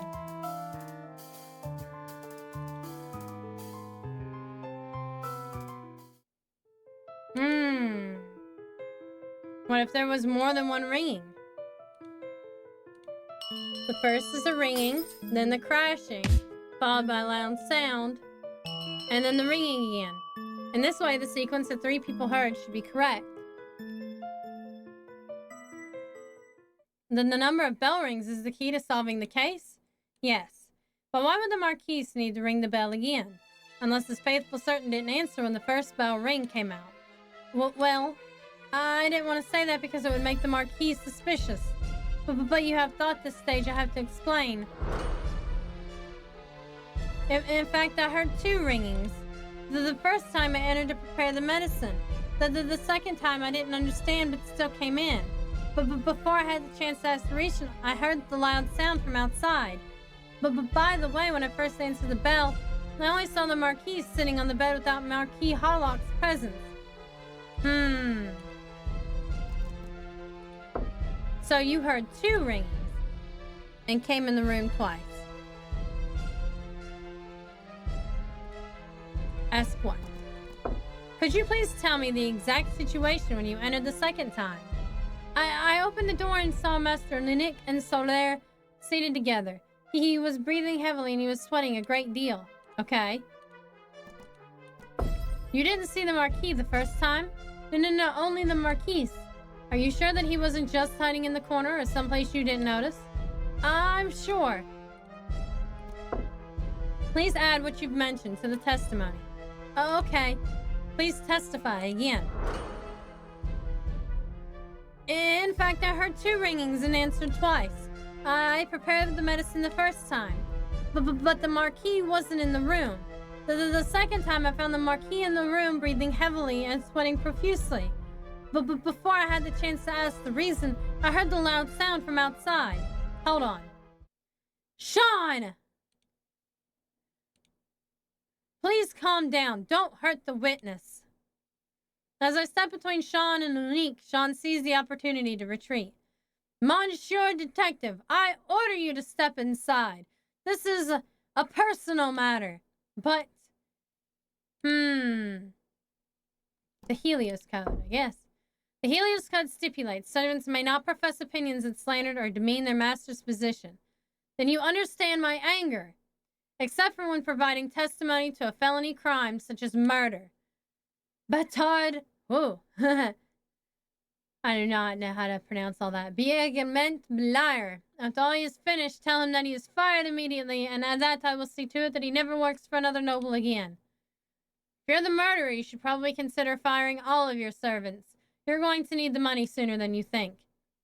If you think he's lying, you could choose to tell the truth. Very well, I shall do as you ask. I'm listening. Indeed, I rang the bell twice. I did not say so earlier because I did not want my servant to become a suspect. I consider it recompense for 10 years of loyal service. But now that he has betrayed me, I will expose his lies sans pitié. He didn't come at all when I rang the bell the first time. He came in after I rang the bell the second time. No, I accidentally pressed my button. Why did you lie the first time? As I said, I did not wish my servant to become a suspect. If he is arrested, who will serve me? But... Oui, I know I was wrong. Please continue your asking. Why do you think Sean betrayed you? His testimony doesn't have any truth and slanders my good name. Do you have any method to expose his lies? Are not my words enough? As if I'd accept that. Sean didn't come in when you first rang. Oui, why else would I need to ring again if he came? Maybe you're influenced by my speculation. None. Late at the second time. Is your testimony true? Absolutely true. Without any exaggeration, because of personal emotion, I swear it upon my title. Please add what you've mentioned to the testimony. As you wish, Monsieur Detective. Please testify again. Indeed, I rang the bell twice. I did not say so earlier because I did not want my servant to become a suspect. Now I know I was wrong, but I did not want to think too much about that at the time. I consider it recompense for 10 years of loyal service. His testimony is absolutely a lie. I swear it upon my title. Hey, take a drink of water.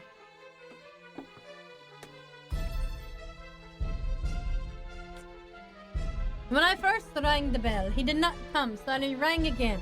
He came in after I rang the bell a second time after a while. I have no idea. Both of the testimonies are pretty weak.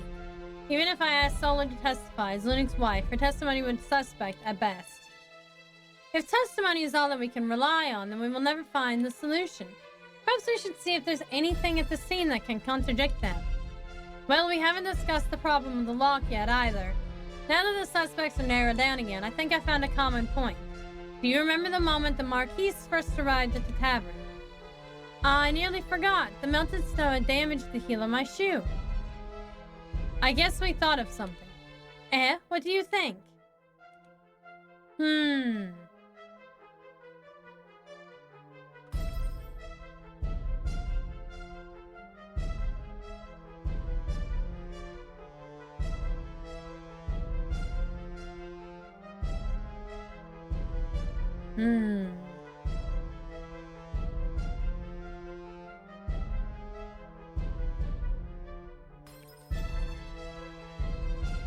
Let's look at the log.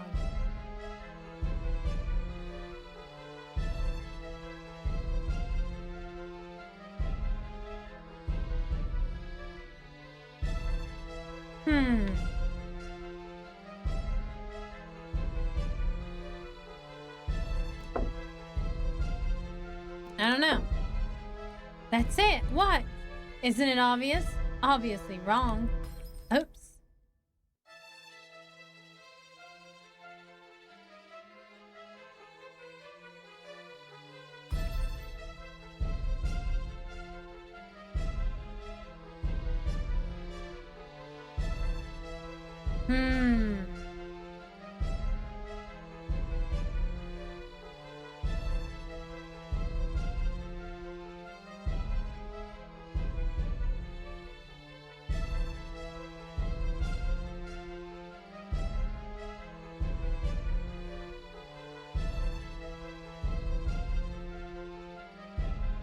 I don't fucking know.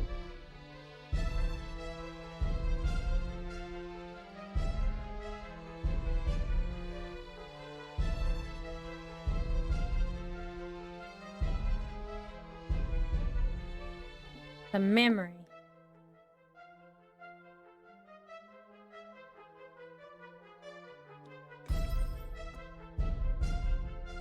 Evidence is related to the memory. I don't know.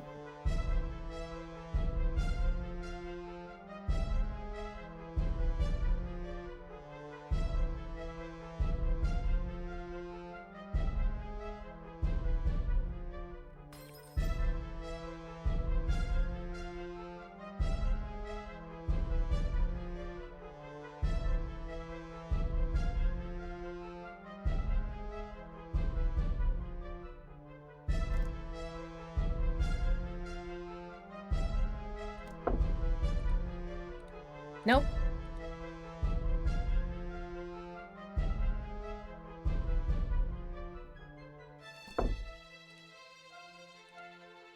Which part of the lock? Which part of the lock is suspicious? I mean, it was all of them. Oops.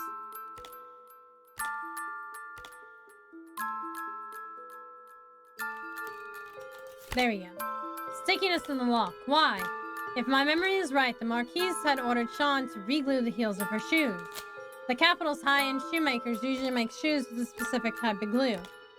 Although the glue is easy to dissolve with cold water, those shoemakers still use it over anything else. Partly because no noble lady would be walking in water, but mostly because the glue has no odor to it. And I'd wager that Sean carries a jar of the stuff in case of an emergency. Oui, he does. The glue would explain why the door was stuck for no reason. Only a detective with your level of talent could find the connection between such things. Except for it took me like 3 times. That does include your nose, by the way. Sniffing result. The smell of the door lock and the key at the scene weren't the same. Now that I think about it, that means... Key was plugged in after, so the key was inserted later. Pourquoi the bard and Sean have seen the key was stuck in the lock when we came in? They're not the same one. Impossible! What went wrong? Have you forgotten the key cannot plug into other rooms' locks? Every key is handmade by a good blacksmith. They look similar but cannot be inserted into wrong locks. I know that, but you don't have to insert it. The only thing that matters is if it looks like it's been inserted in. Looks like. I did see the key stuck in the lock. If you break the key in half, then stick the shaft in the lock with glue, then it wouldn't matter if it fit or not. Wild guess. The glue could be torn off. Ma chérie? Yes, but it would be quite difficult. If that's so, then I can tell who the murderer is with ease. With just one thing, you could prove yourself innocent.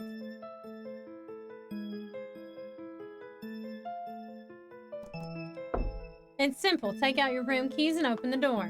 Let's begin with the most suspicious 3. I believe you're all anxious to prove your innocence. It's my pleasure. We should have done this much sooner. Indeed. Well, take your keys and open the door one by one. Ladies first, mademoiselle. My pleasure, Marquis Harlock. Elegant took her key out and approached her door without hesitation. The key slid into the lock, turned, and the door opened. She's always so calm and certain. I dare say if she was the murderer, she'd be a terrifying culprit to face. Next, Marquis Harlock. If this can prove my innocence... Lunac took out his key and approached his door, though his hands trembled slightly. The key missed the hole once or twice, and I can see sweat begin to form on his fur. After several unsuccessful attempts, his wife stepped over to him, whispered something to him, and guided his hand. This time the key slipped in easily into the keyhole and turned with a click, and Lunac's shoulders slumped in relief. Now the result is clear. Sean, it's your... We've opened all our doors, and now there's only Sean left. It must be him. If all 3's key work in their respective doors, it shows that Roman's hypothesis cannot stand. In other words, we will have to start over from the beginning. It is not foolish to jump so quickly to a conclusion. As you say. Sean, let's begin. Sean reached into his bag and froze. What? My key is missing. Maybe you should empty it to make sure. I don't think that will... Empty the bag. No. Lunac snatched the bag from Sean and dumped the contents on the ground. A dozen copper coins, a silver coin, half of a key covered with glue, and a piece of blue crystal fell on the carpet. Sean staggered back against the wall, clutching his vest tightly with both hands, and looked around with wide eyes. I've already guessed it earlier. But what about the loud noises? Those had to be Kane's falling body. If I were the murderer, I would have time to kill him and prepare the medicine. The bell rang just after the noise of his collapse. I couldn't have been timed to... No. Lunik just testified that you didn't come out on time when he rang the bell. I was just a few seconds late. A few seconds couldn't buy me enough time to complete the tricks you made up, right? Tricks. Indeed, you were clever. What? For example, the loud noise was not from Kane's falling body because he was already sitting. Well, what else could it be? Such loud noises must be the noise of a body falling down. I have 2 pieces of evidence to prove that the voice was not caused by Kane's noise. But firstly...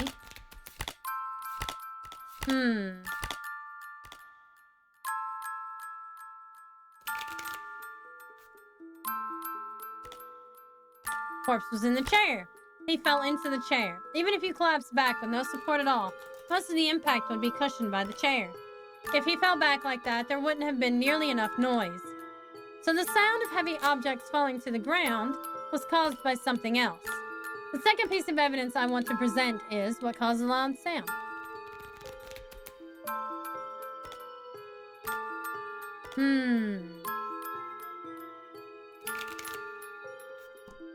The cup. The cup and the candle in Kane's room. Do you honestly believe those 2 items would make that much noise? Well, I guess not.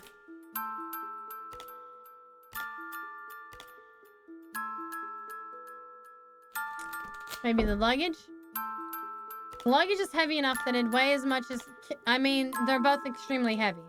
Throwing them around would more than be loud enough. So you killed Kane, then went back to your own room, threw the suitcases, and rushed to the Marquise's room. If you made the noise in your room, you could easily reach the Marquise in time without arousing suspicion. Just don't be ridiculous. Well, why would I kill someone I don't even know? We'll get to that. Click Q&A. Click the moving icons to answer.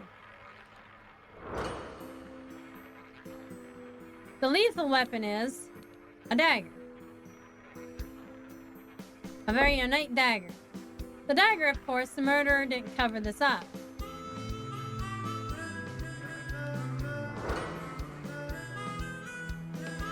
Here's how things played out. Deductive reasoning. Arrange the occurrences chronologically from top to bottom by dragging chips to each position. Oh god, I hate this one.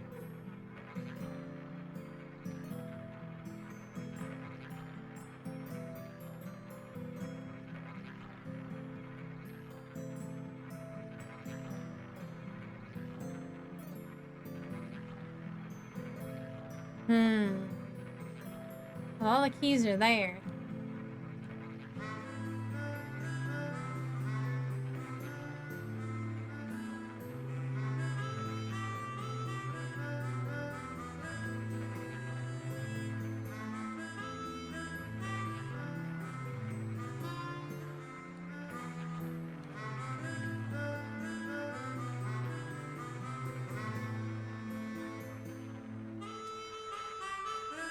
Maybe it's not.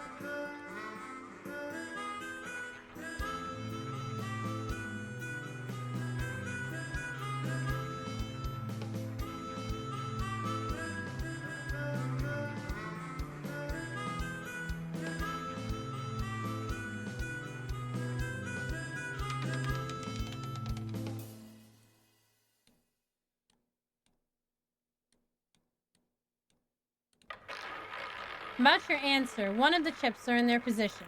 I hope you... Damn it. Only one chip is in order.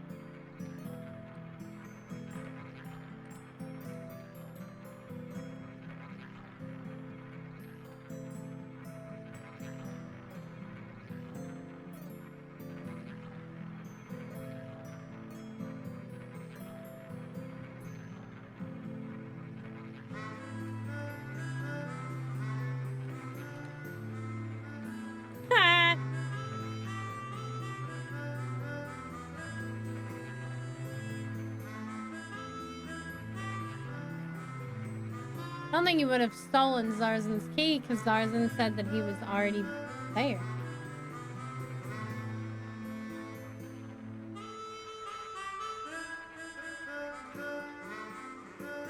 And I also said that none of them are in there.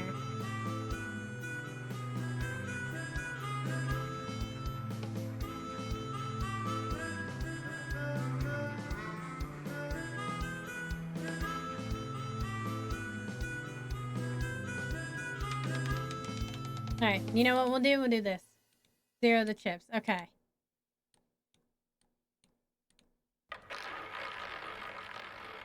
So obviously not.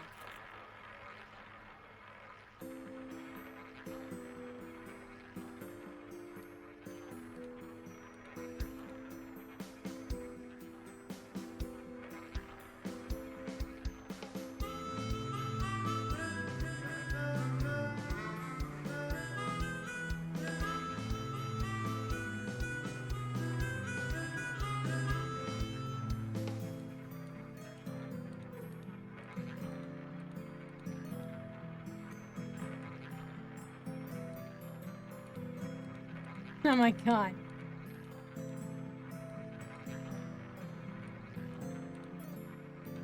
There we go.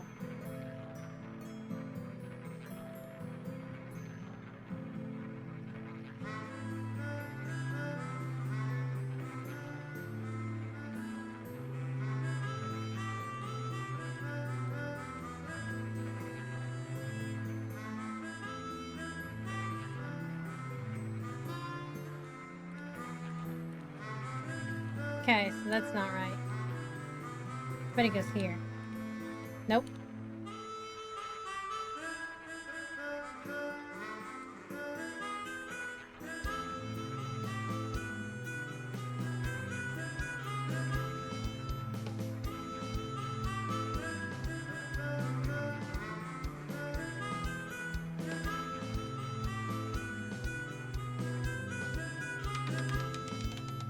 What did it say? Oops. Jesus, why do I keep clicking so fast? 35624.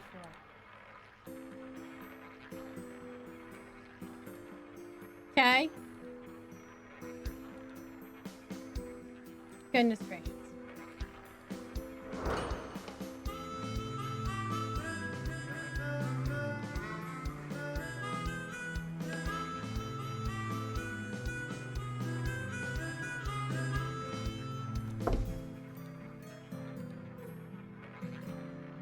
Be patient, I will explain the motive. Though Sean denied that he had met Kane before, one thing caught my attention. There's a blue crystal in Sean's bag, which looks just like Kane's pendant. Kane had worn that pendant for as long as I've known him. Maybe you two are old friends? No need to answer that, I think I know why you killed him. Well, why do you say that? Two old friends uniting after many years of separation. But instead of a happy reunion, all you got was rage. Let me guess, it's all about betrayal? Well, what are you talking about? For example, you promised that you would recommend Kane to the Marquis when you got the chance. Then he would finally achieve his dream of becoming a cook for nobility. But it seems that you didn't keep your promise because you didn't think you'd ever see him again. Actually, if it weren't for the snowstorm, you probably would have never crossed paths. You committed the crime when Kane lost his temper. Let's begin. Case playback. Kane went upstairs after dinner and you followed him soon after. One of Kane's actions confused me at the time. He had pulled off his pendant and was letting it hang from his hand. My guess is I think Kane was sending a signal to someone. I recognized you. You noticed Kane's signal and followed him upstairs. You were talking in his room, then the ring from the bell from Lunic's room happened. That was the first bell ring. Kane mentioned your betrayal and knocked over the mug and candlestick. That's the crashing sound we heard. You felt endangered when Kane faced you, so you decided to strike first with your dagger. He collapsed in the chair without any noise. You took Kane's key, then broke your own key and stuck it in the lock with some glue you used to fix Zolo's shoes. You didn't pull out the dagger because you feared that blood would get on your clothes. After all, you only needed to deny the dagger was yours. Then you went out, locked the door from outside, returned to your room, and made the noise by tossing the suitcase. The Marquis noticed you hadn't arrived and rang the bell for a second time. You entered to serve just in time. After that, you pretended to be surprised and ran out. You smashed open the door, then exchanged the key you had stuck in the door with Kane's key. See, that's the part that confused me. That is how it happened. Just a minute, Sean. You cannot escape my logic. Fine. I did it. Sean's transverse pupils looked straight at me, and I couldn't see any emotion in his eyes. Whether it was sadness, fear, or despair, I couldn't tell. I didn't expect that either. I was just scared. His appearance, painting, looming over me with those red eyes. He looked like he was going to. Sean's hands were shaking, grasping his sleeves tightly. But you're the one who struck the first and deadliest blow. According to the Helios Code, whoever murders another person shall be hanged without special justification. Sorry, but your excuse is too weak to counter your punishment. I really don't want to be hanged. Isn't there any other options for me? I can't say no. Even if we wanted to exercise the rights under the Helios Code. In fact, we are going to apply Helios Code.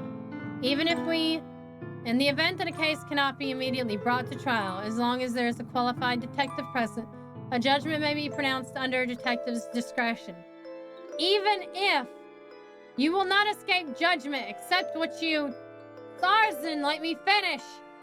As I was trying to say, according to the code, you have 10 minutes to make your peace. If you don't want to be hanged, do something. Like a confession? It depends on your definition of a confession. All right. Sean set his handkerchief on the chair back, bowed his head, and meekly followed Zarzan up the stairs. Suddenly, several loud noises came from upstairs. What happened? I'm a little scared. Let me have a look. Open the door, now! Zarzan used his shoulders to batter open the door into Kane's room. What happened? Sean ran inside and jammed the door with something. The door swung open, knocking the nightstand aside. Sean leaned against the back of the chair where Kane was sitting, holding the dagger, sweating profusely.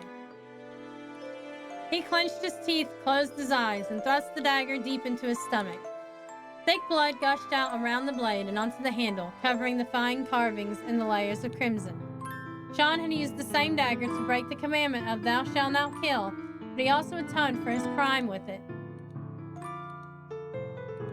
We just stood there and watched his life slowly ebb from Sean's body. Now we're in big trouble. When the sun stops, I need to go to the judiciary to testify. But first we need to take care of Sean and Kane. Did kind of sound like that's what you were telling them to do. I know, right? I feel the same. Roman, take this up to my bedside. Zarzan threw me the key to Kane's room, picked up the broken key, and stuffed it into his pocket. Thrivey, get Heron up here and ask if he could perform a funeral. But if he refuses to perform funeral rites for a suicide, tell him Sean was hanged by me with Roman's permission. Okay. Heron came upstairs with his rosary and his oak cross. I pulled down the ladder to the attic. The attic was dark. I started regretting leaving the candle downstairs. When my eyes adjusting to the darkness, I carefully walked around the trap door of the floor and hung the key on the key holder. I went back down to the corridor and met Zarzan dragging the body. Roman helped me drag them down to the yard. As long as they're kept outdoors, they won't rot in the freezing cold. Heron's already recited scriptures for them. When the sun stops, I'll ask the church to give them a decent funeral. Ah, well. Dragging two stiff bodies, we went downstairs along with the spiral stairs. Should we leave the dagger here or pull it out? Just leave it in there for the coroner to confirm. Right. Zarzan opened the door and dragged Kane and Sean from the tavern. Maybe I'll go to sleep now. I went upstairs. All the doors are locked except Kane and Sean's. Everyone went to bed, whether they fall asleep or not. I need to go to bed too, though I probably can't fall asleep. I locked the door, hid the key under the pillow, and then blew the candle out. Woo! Haven't seen you in a while. Yeah. Turns out you didn't forget me, Sean. Sure. So you merely forgot that promise you made, right? So sorry, I haven't got a chance to recommend you. No chance at all? Being the Marquis's valet doesn't bring you even a single chance to even mention my name? So sorry. Even if you didn't fulfill your promise, I still hope that we could keep in touch. Don't smash things. Just wait a moment. Don't be so angry. Even if you failed to keep your word, I always thought of you as a friend. Don't come near me. This is what I wanted to tell you after I calmed down, but you never gave me the chance.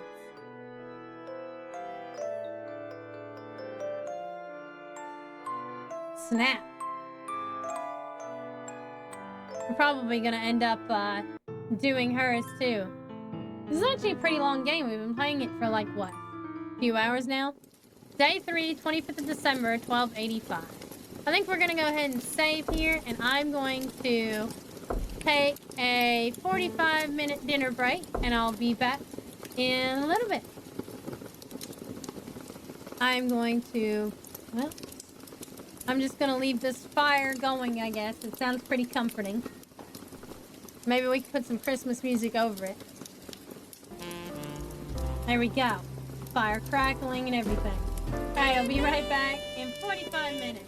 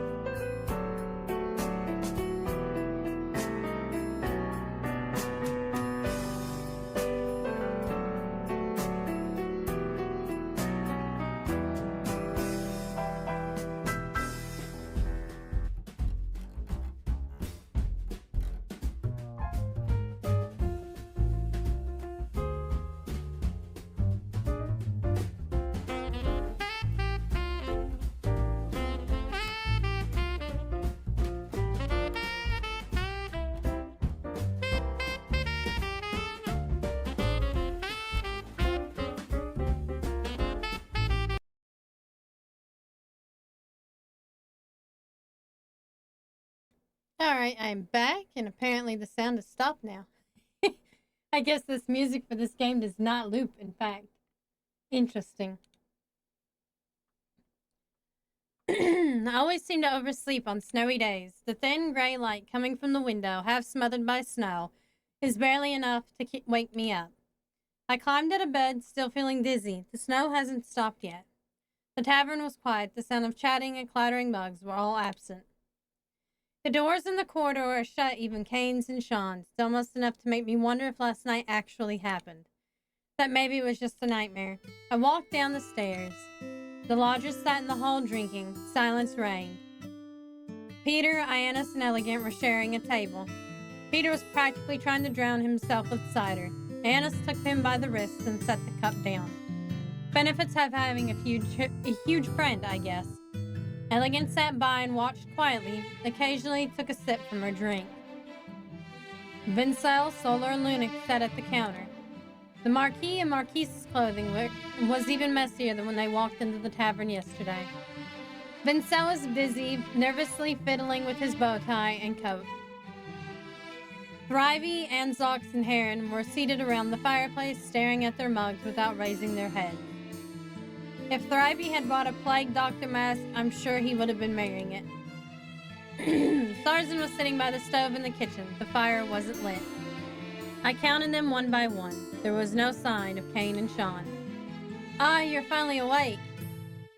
What happened? I walked to the table by the fireplace. You know what happened. Last night. Right.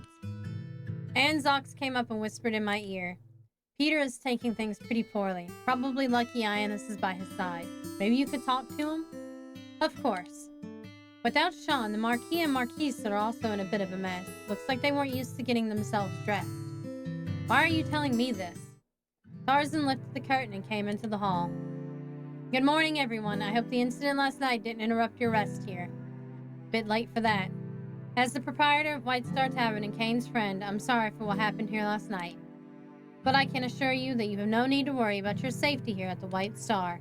All of the locks are crafted by professional blacksmiths, and I personally guarantee you that they are safe and solid. And I can assure Detective Roman and I will ensure your safety until the blizzard outside is over. Just decided to volunteer me like that. That's how it goes. By the way, Merry Christmas. Peter suddenly shook off Ionis's hand and stood up. 2 people died and you're telling us Merry fucking Christmas? Tarzan froze. As far as I could recall, he always seemed to deal with all kinds of stuff in a very flexible and quick-witted way that didn't match his appearance. But this time, well... And Kane, he was a regular here. How could you pretend he's a stranger for fuck's sake? Are you that fucking cold-hearted, you? Admittedly, I can understand Tarzan's reaction. Sometimes trying to separate yourself from events and staying professional is the only good option. Ionis grabbed Peter by the shoulder and forced him back into his chair before Tarzan could do anything in response. Pete, for God's sakes, sit down and shut up. Yep, totally. He speaks. Finally. At any rate, I don't know how long until the snow stops. Let's all just try and stay calm. Tarzan, I'm sorry. I was just scared. The fact that he sounded like Sean didn't sit well with me. Oh, what? What if another murr? It won't, I promise. The blue dragon gently patted Peter's shoulder, then cleared his throat and straightened himself. For the time being, why don't we all just stay here in the lobby and get to know each other? That way we can keep track of everyone. I fucking hate Peter. Like, he can just, leap into the fireplace and die. And if anyone wants to leave the hall, one person at a time, please. No groups, no pairing off. How does that sound? We looked at each other and nodded. I hope Tarzan had something to prepare to pass the time, considering everyone is stuck downstairs today. Maybe I can chat with them one by one. I can also go upstairs and get my book to read. Let me find a place to sit down and talk with some people. Where should I shit? Sit. Oh my god, I say shit instead of sit all the time. Let's sit by the hearth. I dragged the chair over to the fireplace. That rabbit is really quite noisy. He and Kane have known each other for years. Methinks it's not unreasonable for him to be in such a state. Forgive me for saying this, but I'm not particularly comfortable being near him. Why does it matter? Once the snow subsides tomorrow, we'll part ways and be strangers again. Being God's children, we ought to treat each other with kindness. And children should know better than to shout unless they want to be scolded. As Anzok rose to get another drink, Heron touched Anzok's elbow with his empty mug. Would you mind filling mine as well, dear boy? Didn't take you for a drinker, father. Anzox balanced 2 mugs in one hand and his loot in the other as he headed towards the counter. Seriously, if performing doesn't work out, he'd do well as a waiter. Anzox filled the mugs and returned. Here you go, father. God bless you, my child. The Red Dragon shrugged and sat down. I moved next to Anzox. What do you want? It's been a while since I last saw Kane. I didn't expect something like this would... Yeah. Anzox sighed softly and fell silent. A good drinking buddy, even though he never requested a song from me. If he did, it wouldn't be just like that Bible verse. Which one? Give not that which is holy to the dogs, nor cast you your pearls before swine. But still, he is much better than you as a drinker. Peter's outburst sort of shocked me. That's what small animals do. Go into hysterics. They tend to attach great importance to kinship and friendship. Family and friends make it easier to survive in a harsh and unforgiving world. Sensible. I assume you also find relationships important? Wolves in their packs and all that? I don't know, Roman seems to be kind of the loner, I think. But it's not my preference. I'd rather just relax in my room away from people unless I'm on the job. Sounds rather atypical for a detective. I think it's very typical for a detective. Just because I enjoy watching people doesn't mean I enjoy participating. That. When will the snowstorms stop tomorrow? What do I look like, a village witch? How should I know? But I thought you just said... That was me trying to raise spirits. Would you rather I say something like, oh no, the snow will keep falling and we'll all be trapped in here until the spring thaw? If I said something like that, I'd have my tongue cut out. So it's better to say something nice. You get point. Thanks, by the way. For what? For the clue you found at the scene last night. You're more than welcome. I'll be the first to arrive, help you investigation next time. If you're the first to arrive at the scene, you'd either be the victim or the murderer. Sure. By the way, can I ask you something? Why, certainly. Did you happen to touch my nightstand? What? Of course not. I'm the kind of guy when we first met. Never mind. Nothing is warmer sitting by your side of the fire. Naturally. I looked at Heron. Pretty rough Christmas Eve. Indeed. It's all part of God's ineffable plan. What? If only we listened to God's words, none of these despicable acts would have happened. Here we go again. Surrounded by the goodness and kindness of God, you will become a noble person naturally. People have done far more despicable things for what others would call noble purposes. The snow keeps falling down. Also part of the ineffable plan. Unlike the flood that washes away all sins, no matter how heavy the snow it is, it can only cover sin. I'm getting more and more confused. So what?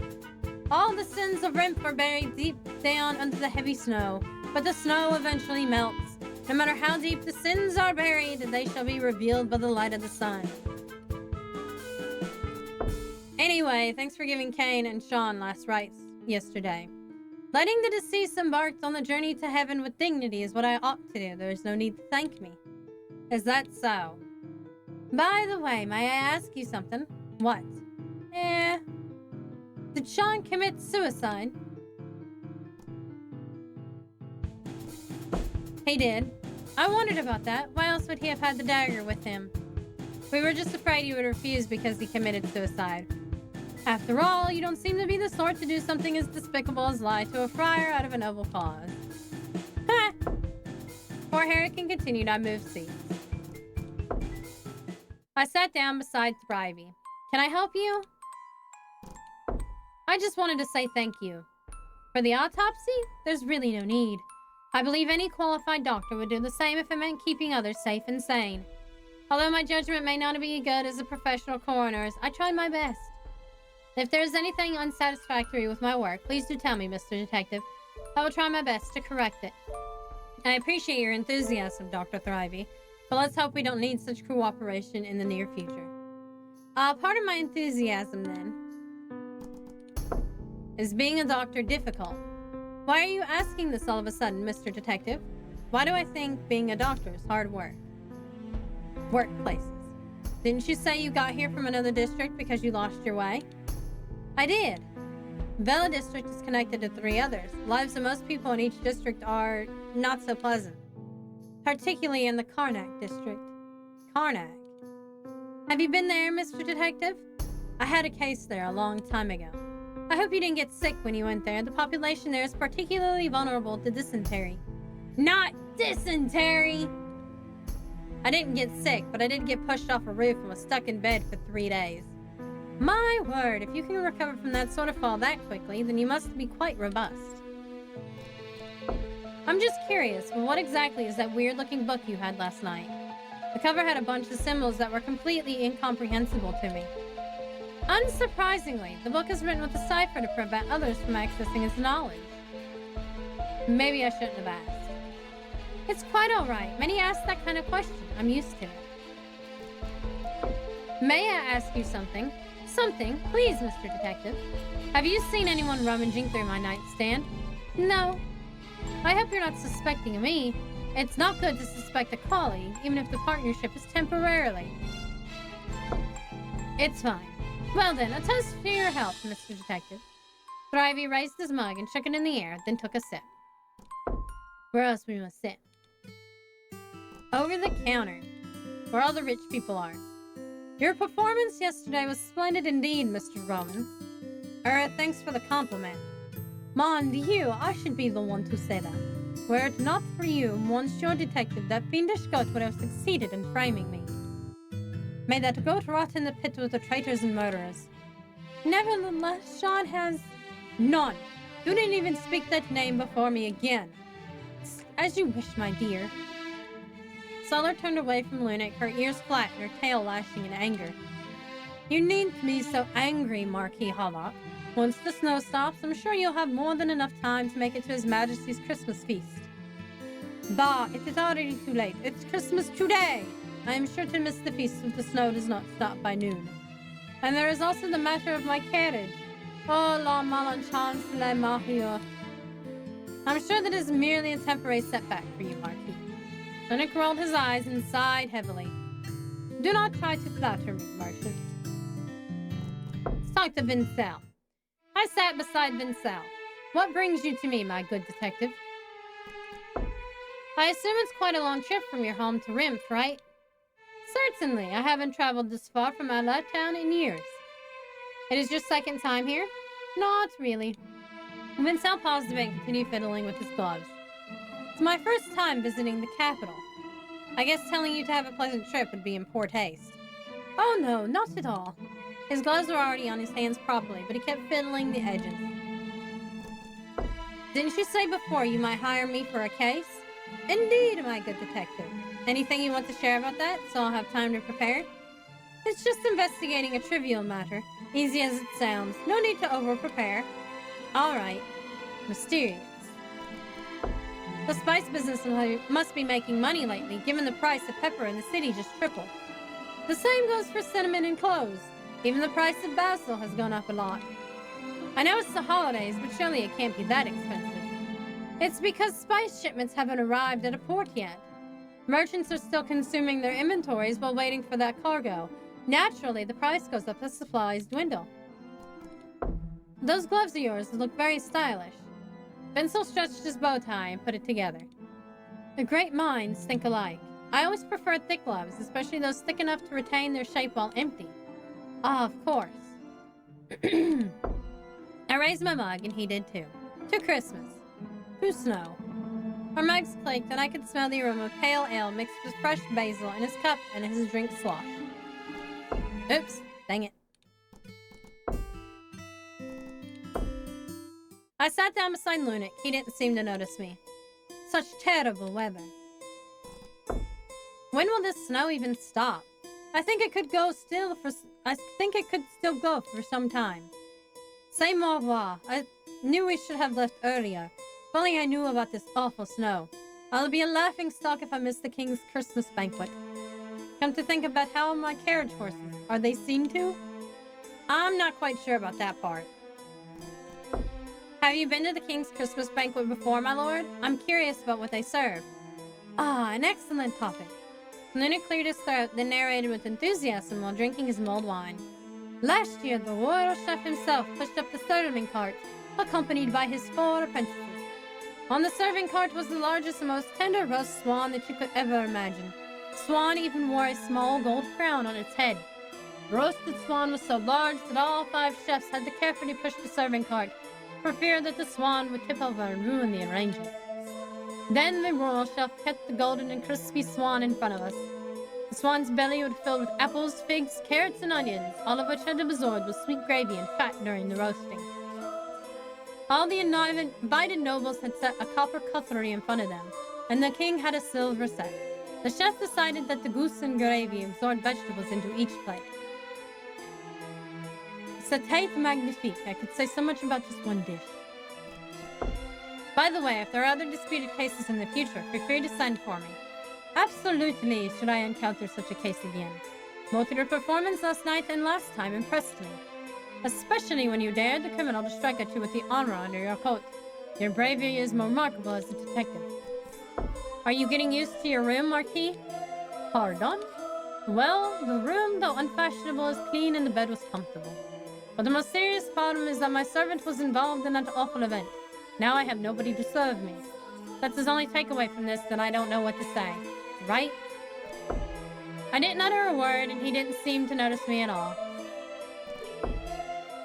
Solar was sitting next to Lunix, so I felt uneasy about talking to her. It would be better if Solar is alone. Okay, well. Over at the round table. Peter was face down on the table, his mug close to hand. His back occasionally twitched like he was sobbing. Ionis was gently patting him on the back. At least, gently by his standards. Elegance sat by them with a full cup in her hand. Wonder if it's the same cup from yesterday. There, it's okay. It's not okay. If Kane was here, he wouldn't want to see you cry. Don't try to tell me what Kane would want. I stroked Peter's head gently. What? What kind of person was Kane like? Then Peter lowered his head. Any idea how long the snow will keep falling? I hope so. Peter pushed my hand aside and laid on the table. Peter? I know Kane's incident is a great shock for you. To be honest, I'm just as shocked as confused. Uh-huh. But since we don't know how long it'll be until the snow stops, you should probably try to calm down and keep your head for the time being. I'll try. I'd better not bother him. I looked at Ionis, who was patting Peter's back. I still can't believe what happened with Kane. Yeah. I'm still expecting him to come downstairs and chat with me over a cup of ale. Like about that damn seasickness cure he came up with a while back that never worked. Or some amulets he'd been collecting from some weird shop or something. Well, seasickness. I'm just glad you're keeping Peter calm. I don't know how long he'd have kept going. Rabbits are like that. It ain't impossible to scare one to death. Just be careful. Huh? I know you're trying to help him, but maybe you should try a more delicate method? I'm not gonna break his back if that's what you mean. No, not that. Hey, Annis, did you poke around inside my nightstand? Why are you talking? Do I look like a petty thief to you? Yeah, you're right. Never mind. Yeah, you may want to pat him more like this. I think you can figure it out. When I looked at Elegant, she made eye contact and nodded. What was it you wanted to say before the incident last night? I didn't get the chance to ask. I forgot. So, as it was interrupted, maybe it was something that should not be uttered at all. My curiosity will be the death of me. You were not a cat. I'm still curious about the reason you come here. I thought you had already figured it out. It is a good time to tell me. I came here for an investigation. Why else would I be here? Perhaps the carrot stew? Well, at least you didn't cover it either way. By the way, have you ever touched my nightstand? What do you think? You have? And do you think that's true? Probably. I broke eye contact with her.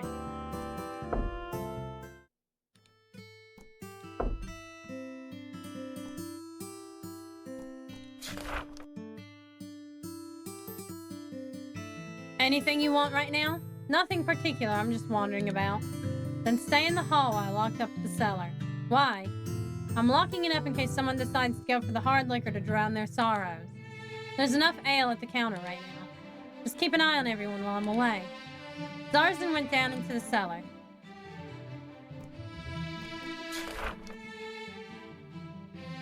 Zarzan came out of the cellar and glanced at the counter and scratched his head in confusion. That's weird. What is? I remember leaving my keychain on the counter, but now I can't find it.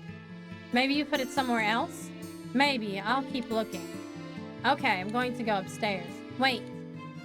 Tarzan pointed at the stairs. I turned around and saw Thrivey on the stairs. I'm just going up to grab a book and come down again. I won't take too long.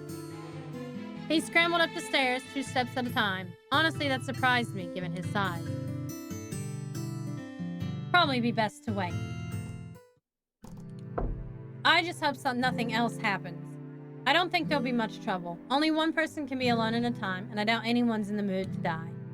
That's all well and good, but...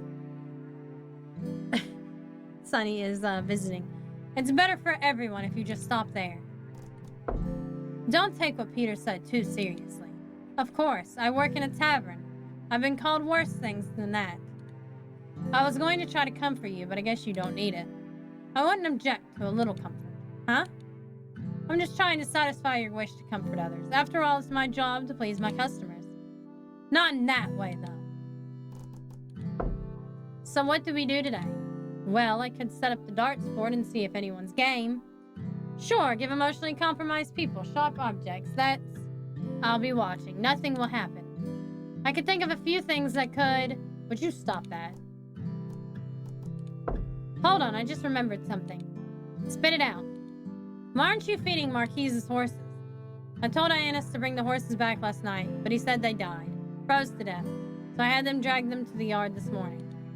Why bother with that? Can't let good meat go to waste. True. Can't say I'm looking forward to a pleasant meal of horse meat.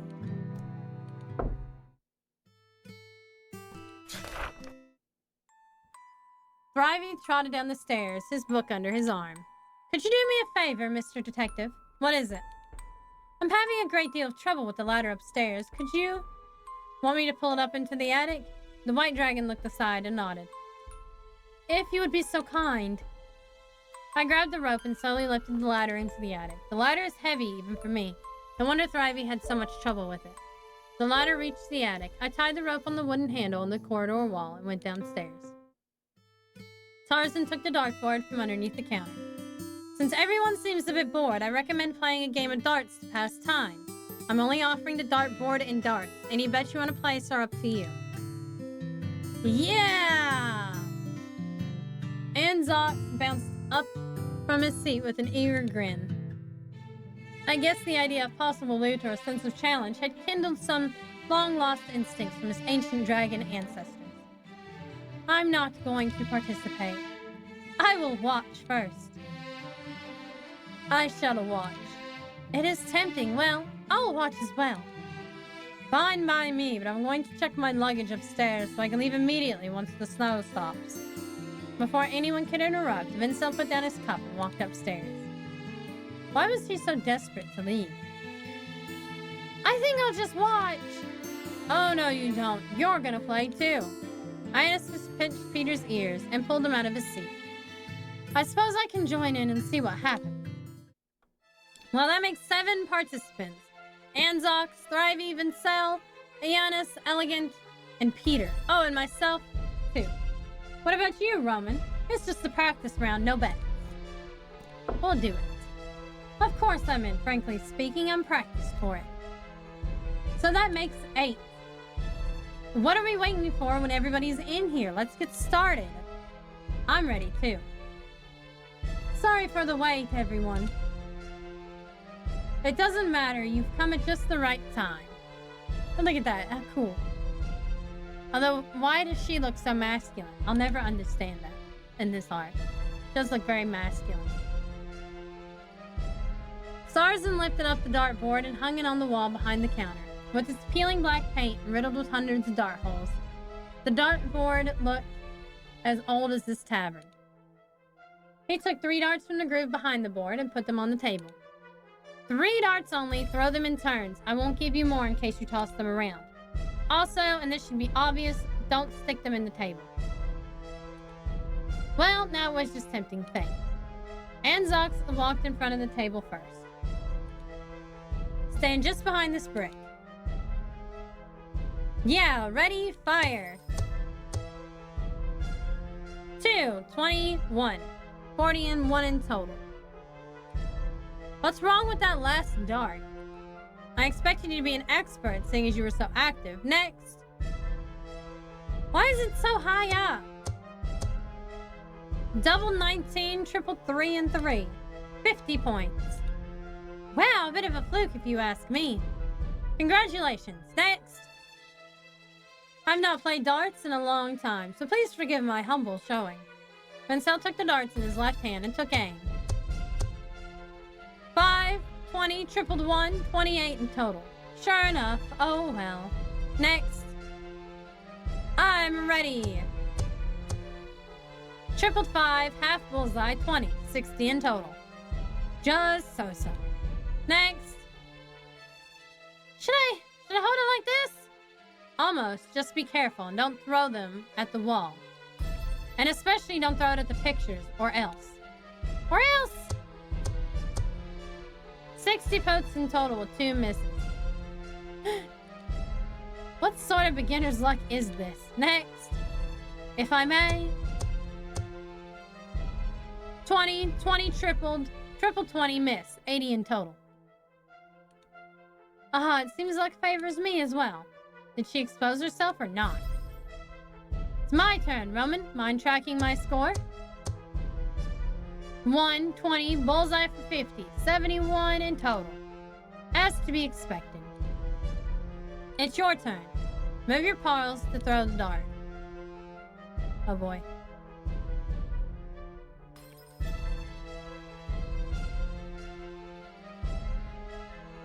I see, okay.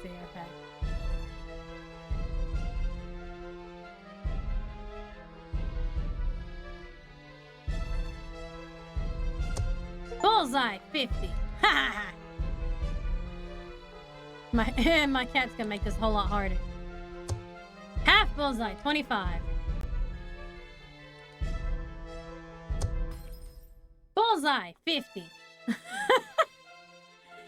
Sonny made that very difficult. He thought that the shakiness and the paw print is very, very interesting. 125 points in total. You're the champion. You live up the title of Great Detective. I don't think darts have much to do with being a detective. This is just the warm-up. Next one will be the real thing. But first, let me find my keychain. That one? Garvey pointed at a keychain on the counter. Ah, that's it. Where the hell did it go before? Peter pulled me aside. Roman, could I ask you to do me a favor? What is it? I just wanted to send a letter to Hella. Could you help write it for me, please? Hella, the little hair you had your eye on? Yes, that's her. You know, if she can read? She can ask someone else to read it for her. Okay, then, just tell me what you wanted to say, and I'll write it out. Really? Thank you so much. Suddenly I recalled that we can only leave the lobby alone today. Could we do this some other time? We're not supposed to leave the hall together. Okay, I suppose I can wait. The next round will begin shortly. Get ready. Ah, yes, I'm coming. Peter rubbed his hands and walked to the counter. After a few rounds, Vincel lost all of his 45 Siet wager. Though it wasn't a big amount for him, he looked mournful as he walked back to the counter. Iannis turned the tables in the later rounds and even won a little. Elegant pretended to be a novice and finally managed to lose only a small sum of money. Anzox and Sarzan were first and in second place. I figured that Sarzan was going to win the whole pot with his techniques, but Anzox got unexpected 360 points and won. Seems like luck didn't bless the two rookies, as Peter and Thrivey tried hard, but only could break even. I was not in a good mood, so I lost more than Elegant did. Zarzan was absent for a few of the later rounds because he was busy preparing Christmas dinner in the kitchen. I can't imagine this all by myself. Is there anyone who can give me a hand? It would be better if Kane had been there. I'll do it! Peter follows Zarzan into the kitchen. According to custom, there is no lunch for Christmas Day.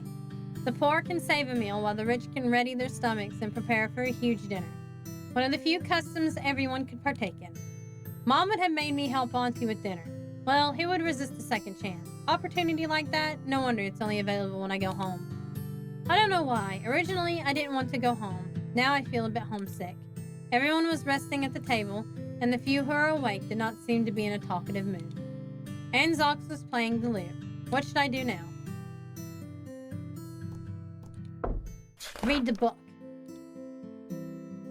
1st September 2030, Helios I died, and his successor, Helios II, ascended to the throne. Once Helios II came to power, he made a pledge that he would realize Helios I's unfinished aspiration. Helios II sent royal guards to inspect the country, punishing anyone who discriminated against other races. Though these persuasive measures have been viewed by some as harsh and cruel, the results have been undeniable. I closed the book as the smell of stewed mutton reached my nostrils. Christmas dinner is almost ready. Could you guys help bring the tables together? Okay. I'll start serving dinner when everyone's here. Me, Hera, and Ayanna started moving the round tables, placing the long table on top, and laying out the red and green striped tablecloth. It was getting dark and everyone gathered at the table. Merry Christmas. Let us hope it will be... Surely it will be. Peter came out of the kitchen carrying a cauldron. Misty white steam floated out the gap in the lid. The pot was so large that I could only see the tops of Peter's ears behind it. Peter stumbled near the long table and slammed the pot onto the table, splashing some gravy. I have to admit that's one advantage to having such a small figure. Even Peter was a bit clumsy with the dishes. No one would complain. If a big guy like Ayanna slammed down a pot like that, people would think he wanted to fight. Oh, so sorry! Well, next time you need to carry a big pot of stuff, let me know. I'll do it. Aaron accidentally dropped a serving spoon on the floor and asked Anzox, who was near the kitchen, to help him get another one. Zarzan also came out with 2 large plates of grilled meat and baked apples.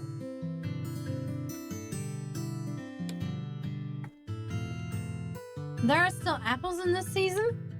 If stored properly, you can eat them all year round. Although this plate is my last stop. As soon as Zarzan set the last few dishes down, everyone started to reach out. Wait a moment. Eh? Ayanus is hung in the air, his eyes looking a bit vicious. Given that it's Christmas, I think we should pray before eating to thank the God who gives us food. Well, I suppose it wouldn't hurt. Mon Dieu, someone mentioned this before, Father Heron. Wait, I don't have my rosary. I might need to go upstairs to get it. Heron stood up strenuously, preparing to squeeze around half the table to get to the stairs. Relax, I'll go fetch it. The quicker it's done, the quicker we eat. Wait, his door's still locked. Anzox seemed not to hear and strolled upstairs with his lute. That round-scaled bard better hurry up. There was a muffled sound from upstairs.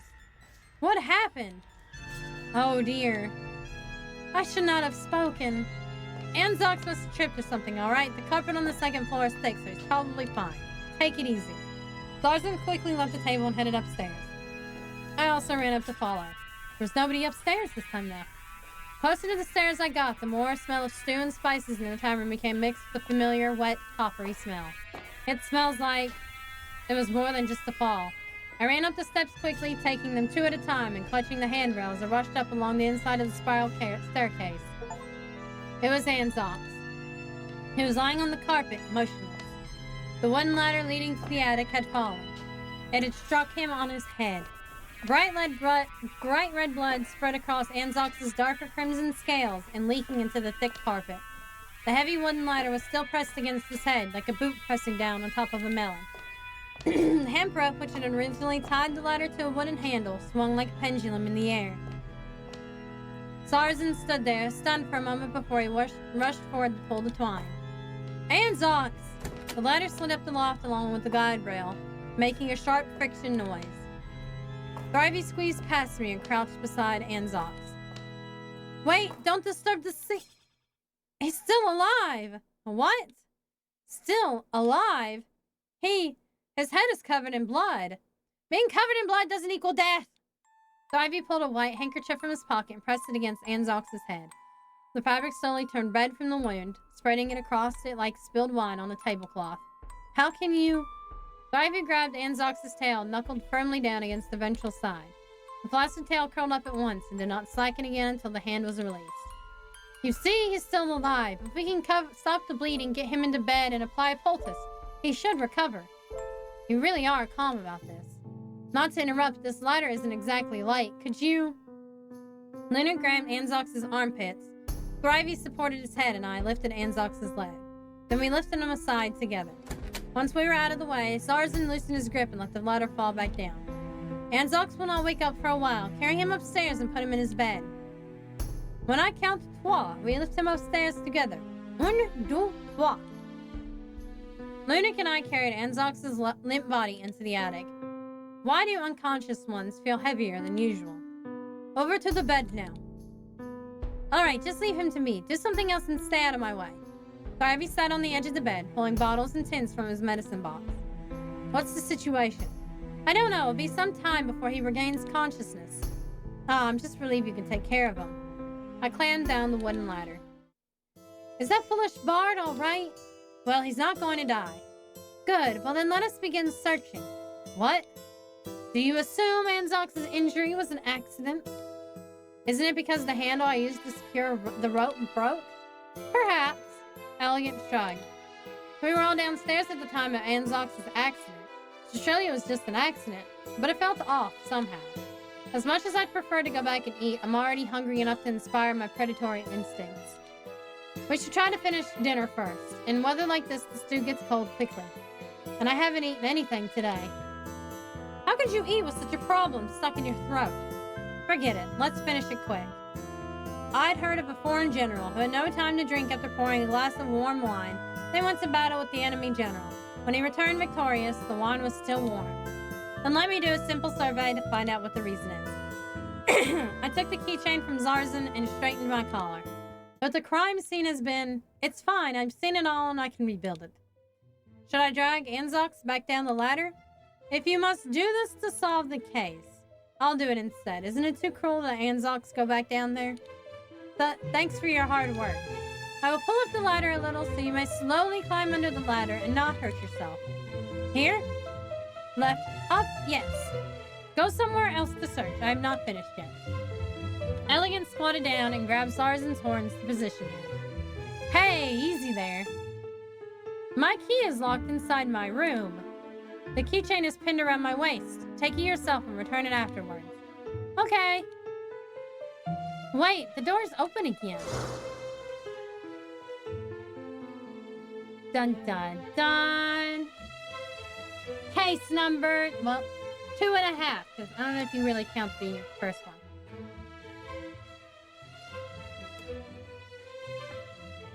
Alright, so that's not ready. Let's go to Heron's room, I guess.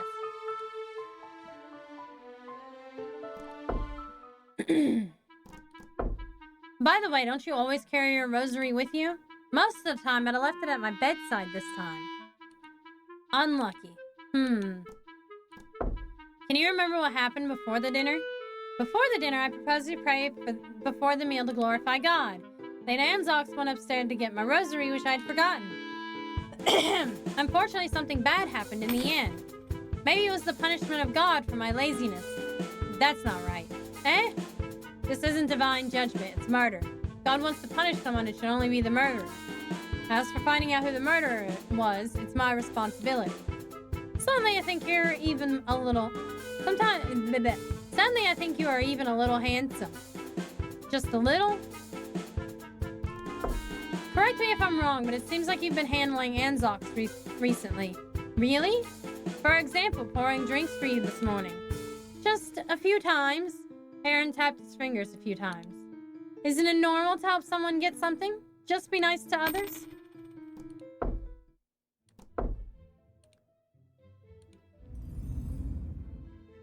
Heron didn't stop me from approaching the nightstand, and I didn't hesitate. Heron's Bible's in the drawer, and a rosary is on the nightstand. Anzox was hit when he came to fetch the rosary. Then why is the rosary still... I took the rosary and kept it close to my nose, sniffing it deeply. It's the smell, now I remember. After a while, I'll compare it with the smell of the scene.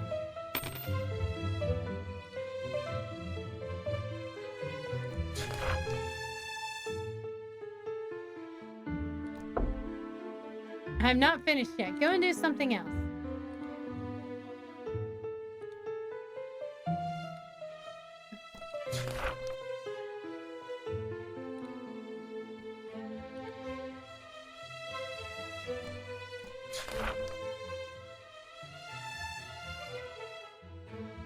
Peter's door was tightly locked and intermittent sobbing came from the door. Peter? I knocked on the door, but no reply. Are you okay? The crying grew louder. I think it's better not to disturb him. Sean is gone, but let's just check it out just in case.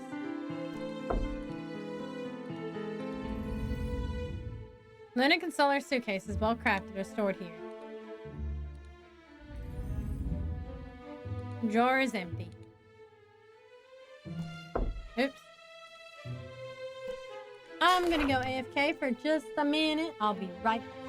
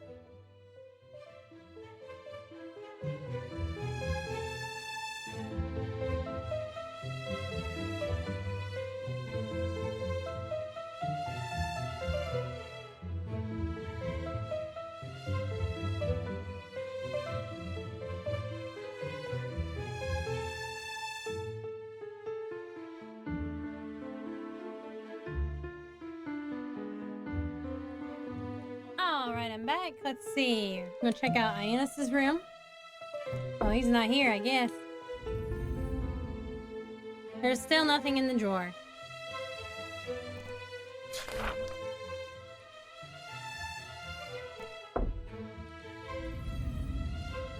Elegant's traveling sack. It looks normal. The mouth of it is tightly sealed.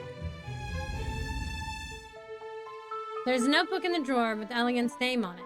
I opened it and found the 13 people's names in the tavern on it. Kane's, Ionis's, Tarzan's, Anzox, and my names are crossed out. She's investigating everybody. Okay, well that's not. I wanted to click back.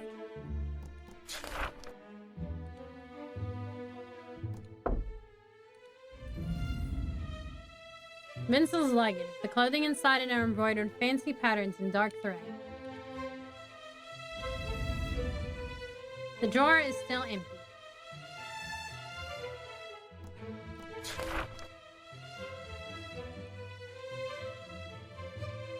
My room. This is the evidence from my last case in a notebook. I kept notes inside. Check notes.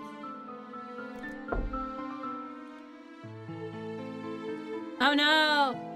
It's in Chinese! No, I can't read it. Case now added to clue. I can't read it.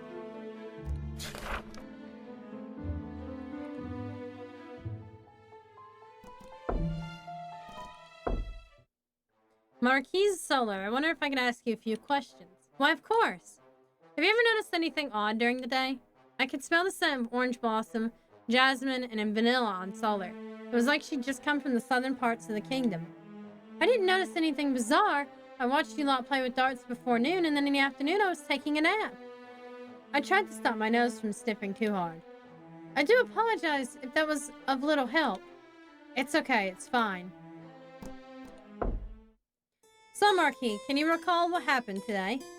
Oui, if I recall, after the sun rose, Starzan called everyone downstairs. I had just woken, so I went downstairs together with Solar. Starzan advised us not to disturb you, so you stayed asleep until we had finished the petit déjeuner, and later you came downstairs somnolent. So I was the only one who hadn't eaten for the whole day. There were approximately 3 or 4 people who went down. I was taking a nap in the afternoon, so I know nothing of that. And the dinner? I have not had it yet. That made me even hungrier. To conclude, Heron didn't bring his rosary, so Anzox went upstairs to assist him. Then the unfortunate incident occurred. Thank you for your cooperation.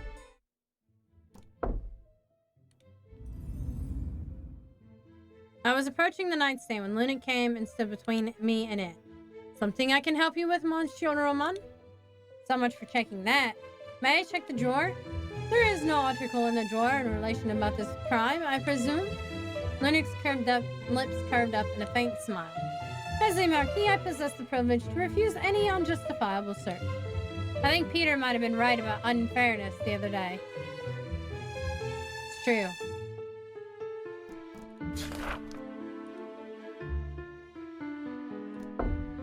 I'm not finished. Go do something else. Okay. I guess we can go downstairs then.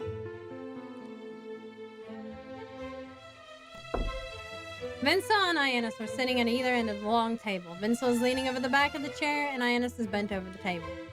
The meat is still hot, and steam is still getting out from the pot cover. Mr. Vincel, I wonder if it's convenient for you to answer me some questions. Of course, my good detective. Ask your questions. Can you remember what happened before and after dinner? Technically, it is not even after dinner yet. Wait, we need to say it again. Well, Heron suggested that we pray before the meal. Then he said that he forgot his rosary and wanted to go upstairs to fetch it. Anzox was nearer to the stairs, so he went to go fetch it. Then we heard the sound. I see.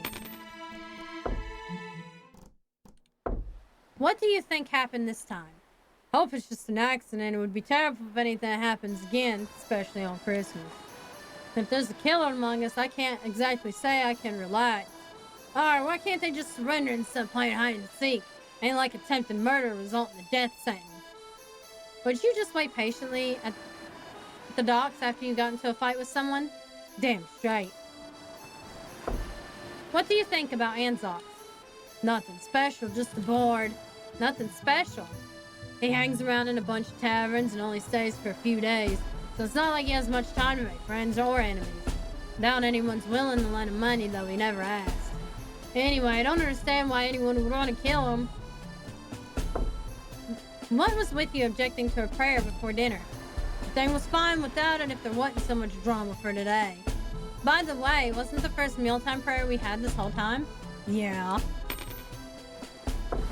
Okay, that's all for now.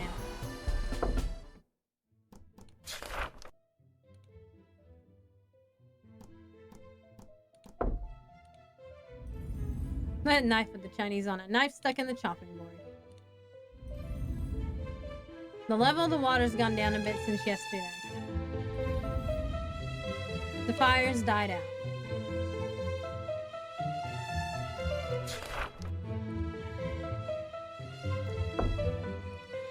We're not to search.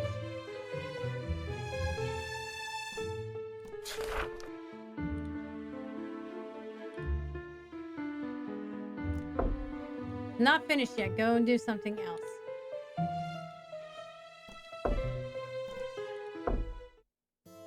Zarzan, can you move over there a little and take a look? Excuse me, I have something to ask you. Very well, just be quick. What do you think happened this time? I think an acquaintance did this. Why? Only someone who knew Anzox well could predict his behavior and sabotage the ladder. So you say. What's the situation with the scene? Speak with the others first. I'm still figuring out if there are some clues. I need to concentrate to figure this out. Who has gone upstairs today, both morning and afternoon? Do you not remember that? I'm just trying to confirm it. Today, Thrivey went upstairs first, then you.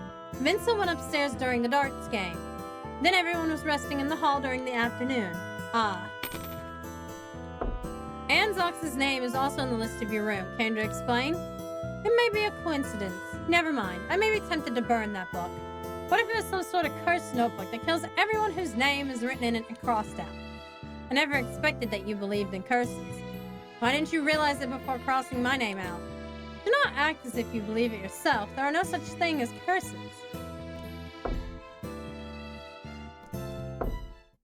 I crouched down to talk to Zarzan, who was lying under the ladder. Is it alright if I ask you something? Not unless I want to open my mouth wide enough to answer. Well, I think you also don't speak Draconic. What can you tell me about the ladder to the attic? Other than the fact it's currently on top of me? Well, it's heavy. If it dropped on someone your size, they might die. Then why did you install this in the tavern? Normally, I'm the only one living in the attic. I don't operate the ladder when there are guests nearby, so I didn't expect it to hit someone. By the way, when Anzox came to the tavern, he usually slept with me in the attic. Slept with him? Okay. Not to be rude, but could you hurry up? My head's getting sore.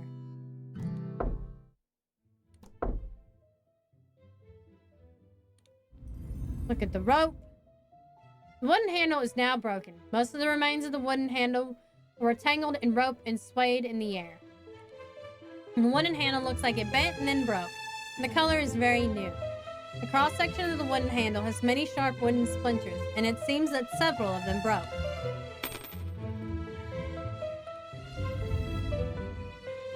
The ladder was suspended from the attic ceiling by a rope and lifted along the guide rails. Hemp rope was usually wrapped around the wooden handle on the left-hand side of the second floor, suspending the ladder. When I arrived at the scene, the bottom of the ladder was pressed against Anzox's head.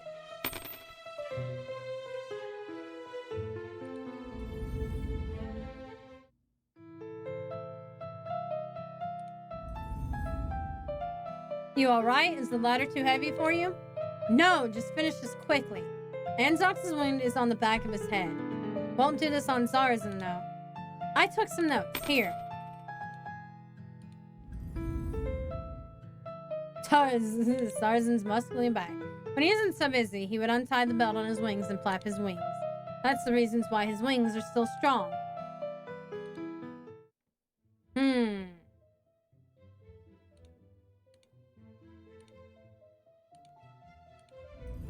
I think I already did the ladder. Yep.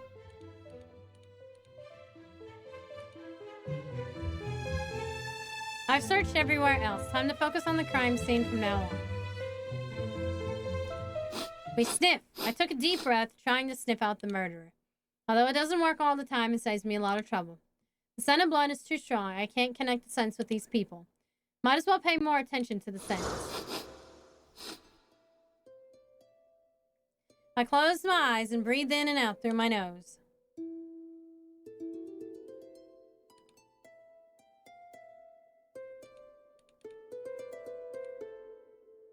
Different race. Oh. I have to wait. Like, it takes so long. I keep forgetting about this. No special scents on that rope. The handle's cracked in. Anzox and the murderer both touched it. The smell makes me nervous. The handle's cracked in. Anzox touched it. Zarzan lies here with a totally different scent. It's hard enough to stimulate position, but way too hard to stimulate the scent. Luckily, Anzox's scent still lingers. Well, the ladder smells of blood. It smells like sweat and silver. What does that mean? The scent grows thicker at the bottom. This smells something like something at the crime scene. What smells like the rosary? The ladder.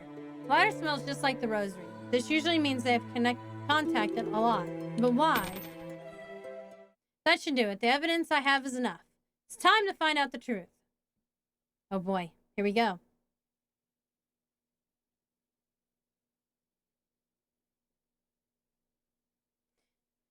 We haven't done the,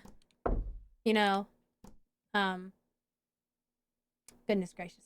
Elegance. Yeah, I bet elegance is the last one. After a thorough search, I asked everyone to come to the attic for trial. If Anzox wakes up during the process, maybe I can solve the case more quickly. We'll probably do this one and end stream. It depends on how long it takes me to figure this one out. This time, Anzox won't jump in with some strange theory to influence my conclusions when I have no idea. Although that was one of my wishes, I didn't want to happen this way at all. I sat on the edge of Anzox's bed, waiting for everyone to gather in the attic. Elegant climbed up lightly, so light that I didn't even notice her. This place, it may become problematic if we try to fit everyone up here. Let Anzox listen to the process, although I don't know if he can hear it. It would be fortuitous if he woke up in an opportune moment. Ionis's footsteps thumped heavily on the ladder. Can't we just discuss it in the hall? Maybe we can talk while eating. I don't think you can focus on the case while smelling the stew. Everyone came upstairs to the attic, which makes the already small room become even more crowded. The one floor under our feet seemed to settle a little, and a sharp, frictional creaking was produced when anyone moved. I started to think it was a bad idea to put 11 people in the attic. Peter sat next to Zarin and bowed his head without saying a word, as if he was trying to curl up beside him. Lunik took Sola's hand and looked at me. Just like before, let's try to keep things as simple as clear as possible. No overcomplicating things. This was really just an accident, and there's no need to assume there's a murder amongst us. So was Anzox's injury an accident, or was it deliberately set up? Trial start. Is it possible he was unable to operate the ladder and accidentally broke the handle? Impossible.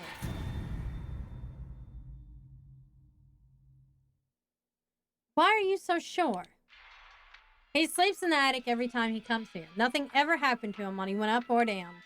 It's quite impossible for him to make such a mistake. Well, you have known him for a long time, after all. I'll add that to my notes.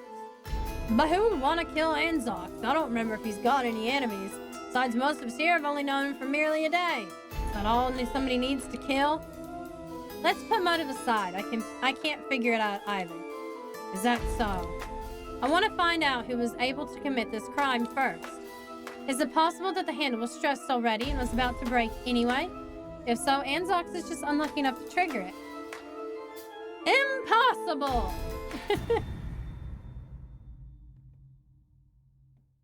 Very gung-ho about his tavern, ain't he? Why? The handle is strong enough to bear the weight of the ladder. That's right, I have investigated this handle thoroughly. Why was the handle not likely to break so soon?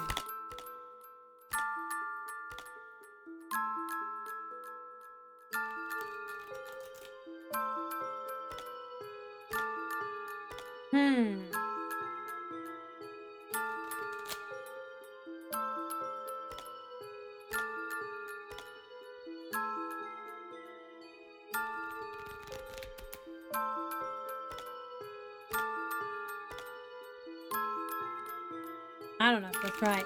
The one handle hung the ladder in the attic through a rope, so it was easy to break if it was kept under near constant tension. No, what I want to say is, where did the rope pull the handle, and where did the handle break?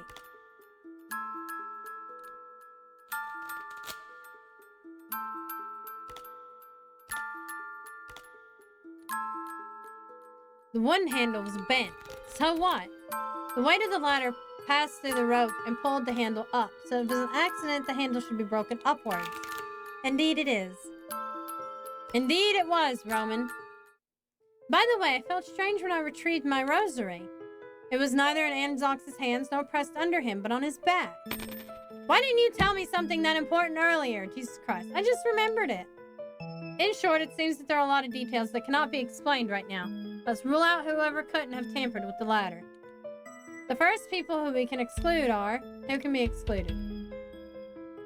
Those that stay downstairs. Anyone who hasn't been upstairs today. So the main suspects now are Thrivey, Vincel, and myself. First, let's ask them one by one. How do you ask yourself? I'll just confess when it's my turn. Very well, you first, please. We'll go in order. Thrivey, what were you doing when the accident happened? I was... Thrivey gestured with both hands in the air, waiting for Heron to finish praying. Ah? Didn't everyone do this at the time of the incident? What did you do upstairs this morning? Let me think. I went upstairs to the attic to get the book on my bedside. When I went downstairs, I tried to pull the ladder up but failed. So I went downstairs to call Roman for help. Damn, that makes me seem suspicious. I need to do something to direct the suspicion to the real murder. Something smells fishy. Maybe I'll press harder for further inspiration. Which point to ask? The book on the bed? The one with the cover you can't read. Although I think it has nothing to do with the case. Why did you fail to pull away the ladder? You do realize that the ladder weighs more than I do, right? How can I... Why did you call me to help lift the ladder at that time? I happened to meet you on my way down. In other words, if you happened to meet someone else, you would have asked them to help you? That's correct. Please add what you just mentioned in your testimony. Very well. Please testify again. I went upstairs to the attic to get the book on my bedside, the thick one. I was so light that I couldn't move it. I saw Roman at the entrance of the stairs when I went downstairs, and then I asked him to help. So he just happened to meet me, and I didn't know in advance that I had a chance to. Are you sure? Uh-oh. Why were you standing at the staircase if you didn't want to go upstairs? I did intend to go up, but I didn't intend to break the ladder. On the contrary, I could prove that I had no chance to tamper with the ladder. What is the reason I couldn't have sabotaged the ladder? I didn't have time. I just stayed upstairs for a while, which meant I didn't have enough time to sabotage the ladder. If I remember correctly, Thrivey and Vincel stayed upstairs for only a short time. This point is not convincing. Master Vincel, would you care to testify? Vincel tightened his gloves and adjusted his tie. Of course. I didn't stay long upstairs, so I had no chance to do anything to the ladder. I didn't even notice the ladder. Come to think about it, if I observed the ladder at that time carefully, I might have found a trace left by Mr. Detective. Please don't speculate when you testify. Besides, Anzox and I don't know each other. Why would I harm him? It was not I who asked for the rosary. Something smells fishy. Maybe I'll press harder for further information. How long did you stay upstairs? Probably from the time throwing darts was proposed to the time the dart game was ready to start. You didn't notice the ladder? Really? Yeah, the ladder was not on the corridor like it is now. How could I notice it? You implied that I am the murderer. What do you want to do? Don't target me because of this, Mr. Detective. Avenging personal wrongs in the name of public interest is a violation of the law. You said Anzox. You and Anzox really haven't met each other before? Why would I lie? The tavern's eye frequent aren't quite as low. Vincel glanced at the annoyed Tarzan, who was beside him, and shut his mouth. What to ask? Rosary. Why did you just mention the rosary? Was that strange? This whole mess happened because Heron was going upstairs to get the rosary. Add what you've mentioned to your testimony. Absolutely. Please testify again. I was upstairs from the time the dart game was proposed until the darts were ready, so I didn't have that much time to fiddle with the ladder. The ladder was stored in the attic, and I didn't notice it at all. Come to think about it, if I observed the ladder at that time carefully, I might have found a trace left by Mr. Detective. Strike that last sentence. I haven't met the Red Dragon before, and here he was just a brief acquaintance. I have no motivation to murder him. It was Heron who mentioned the rosary. It was none of my business. All the suspects have been questioned now. There seems to be nothing wrong. But after hearing the testimonies, I want to add another suspect. Have we not confirmed that the rest have not gone upstairs? Unnecessary suspects should be ruled out. Sean wasn't on the list at first yesterday, but eventually. So who are you talking about? I would say... Oh no.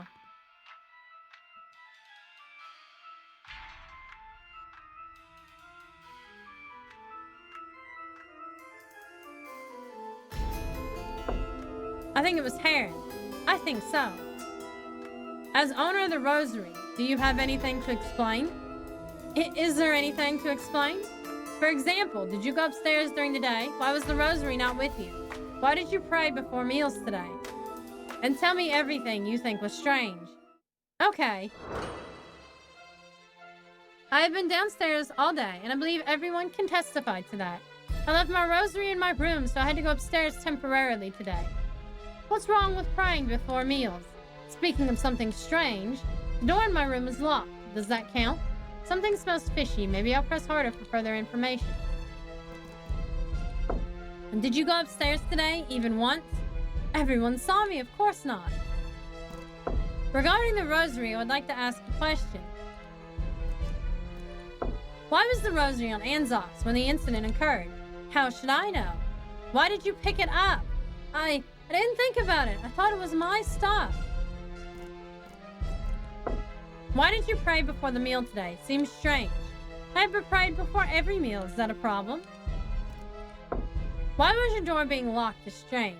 Don't you know? I never locked the door. What? I believe in God physically and mentally, and I believe that God can protect me from all calamities. So the door was unlocked when you left today? Absolutely. That was... Let me write it down. What should I ask? Somebody did steal his keys. Please testify again. Remember, Zarzan's keys were stolen. I haven't gone upstairs today, and everyone here can testify to that. I left my Rosary in my room, so I had to go upstairs. As for how it got on Anzox, I have no idea. I have prayed before every meal. It's common, though I didn't do so openly out of respect for Zarzan. I didn't lock my door, but I found my door was locked after the accident today. I really don't understand why. There's something obviously wrong. What evidence contradicts Heron's testimony?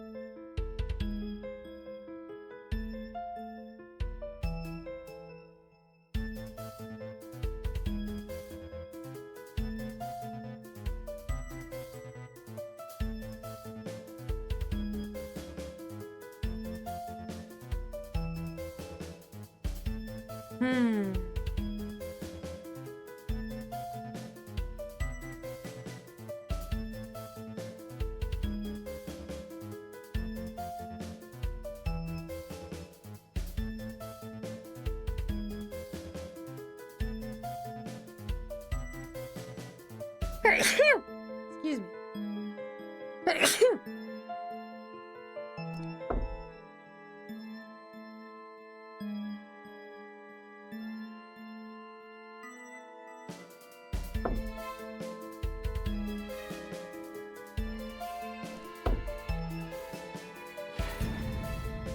Hey, got it.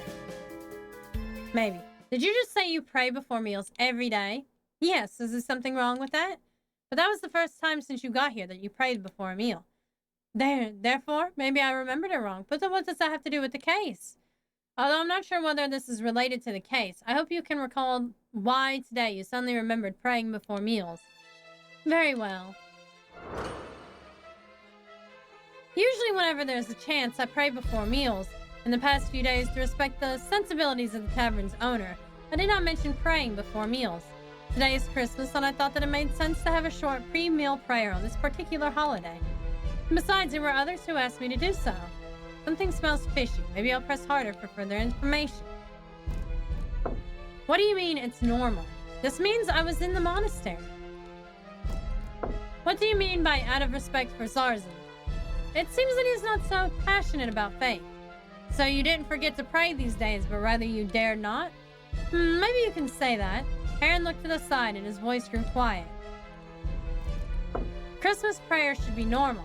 Yes. So were you the first one who thought about praying? I was about to say... Wait, did anyone else want you to do this? Yes. Why didn't you say so earlier? How should I know? Is it important? Of course, it's very likely that whoever proposed it is the criminal. That was not me, it was The hyena just wanted to make us believe that he initiated the prayer, but now he was stunned. It was Vincel! What? Wait a minute. Didn't you propose to pray before the meal? I'm trying to remember who said it. It was definitely Vincel.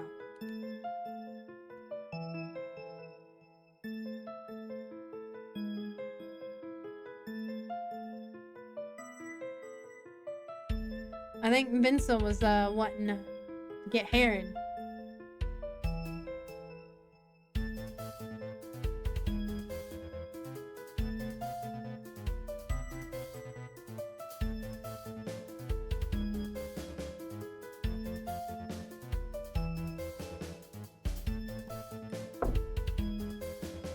Could it be this one?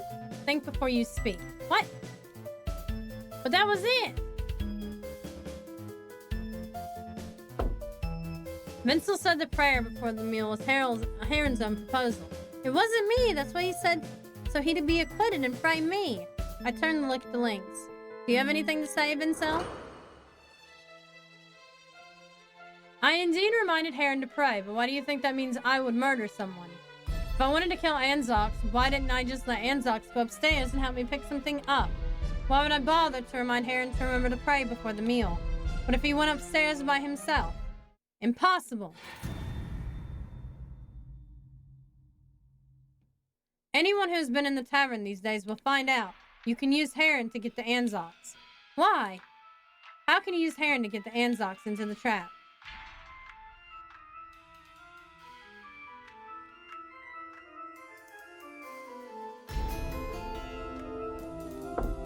In the past few days, Heron has often called on Anzox and asked him to do things for him, like pouring him his drinks and taking a spoon.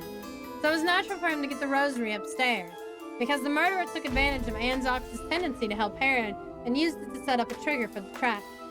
And who among us do you think is most familiar with traps, alibis, and crimes of these sorts?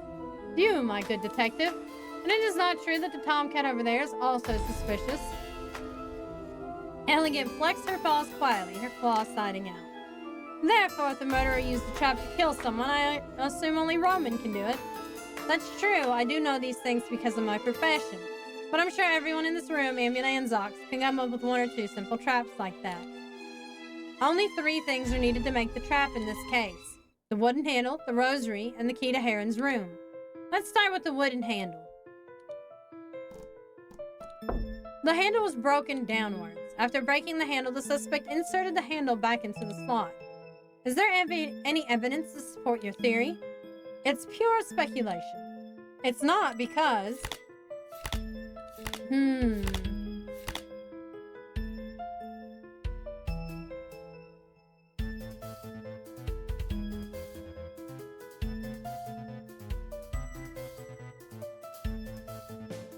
Because the splinters were broken. After the suspect broke the handle, he inserted it back in the direction of the splinters and pressed it tightly. This way, the friction between the splinters would cause the handle to get stuck there. If he properly adjusted the handle, it would support the wooden ladder. But when someone wanted to lower the ladder and started to untie the rope, the handle would come loose and the ladder would fall unexpectedly from overhead. In the process of reinserting the handle back in and loosening it, it is inevitable to break a few splinters. So the suspect should have done just that. This sounds reasonable, but it still brings us no closer to identifying the suspect. Then there is the rosary. When we found Anzox, the rosary was on his back and he was knocked down by a ladder that suddenly fell. That shows that. Where was the rosary? That shows the rosary was left on Anzox after he was knocked down. That doesn't make sense. The scene was watched. Zars didn't block the staircase and no one could get through. That is true. Where was the rosary?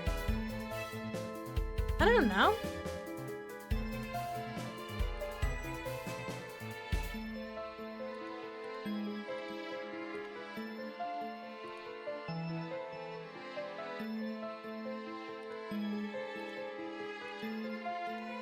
This is like the complete opposite side? Okay. That shows that the rosary was in Heron's room. So why did Anzox not open the door but move the ladder? Let me think again.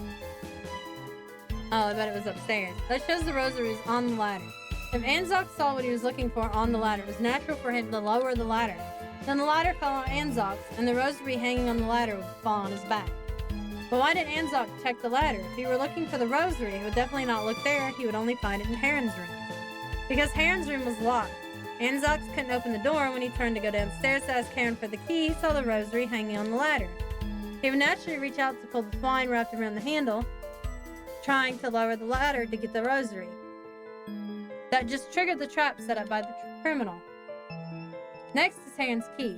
Thanks to Heron's testimony, we now know that his room is generally unlocked. His key was on the nightstand and he hadn't moved it. According to Zarzan, there are 2 keys to each room in the tavern.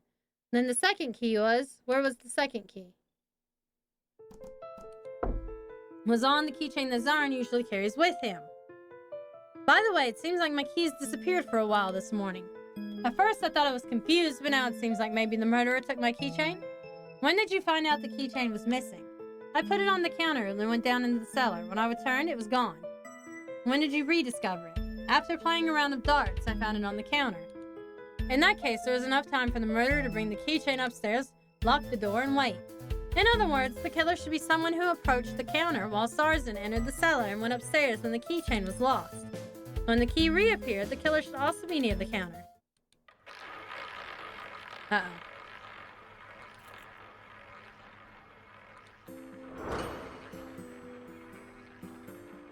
The weapon is... What is the weapon? The ladder.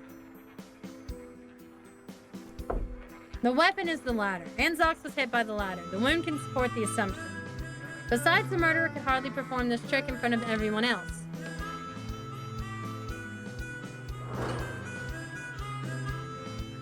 Let's talk about how this happened. Oh boy.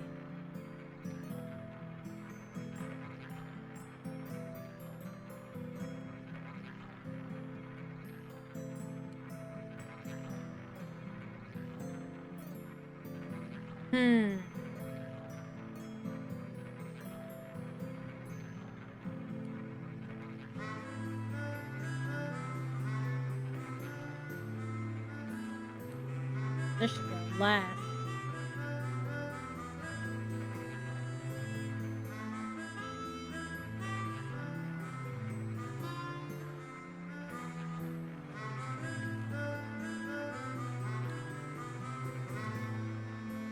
This is the sequence of events.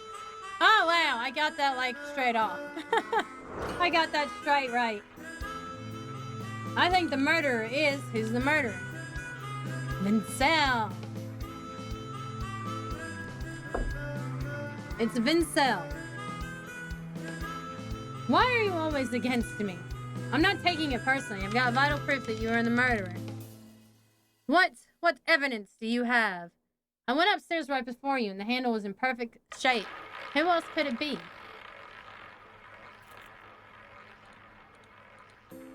But what was the motive? When it comes to the motivation, can it just be like what happened between Sean and Kane? They knew each other and separated because of conflict? I think it's impossible. Firstly, they rarely communicated today. I don't think that would keep their countenance if they met before. Secondly, if Anzox owed Vincel something and Vincel wanted to murder him, Anzox should at least take precautions.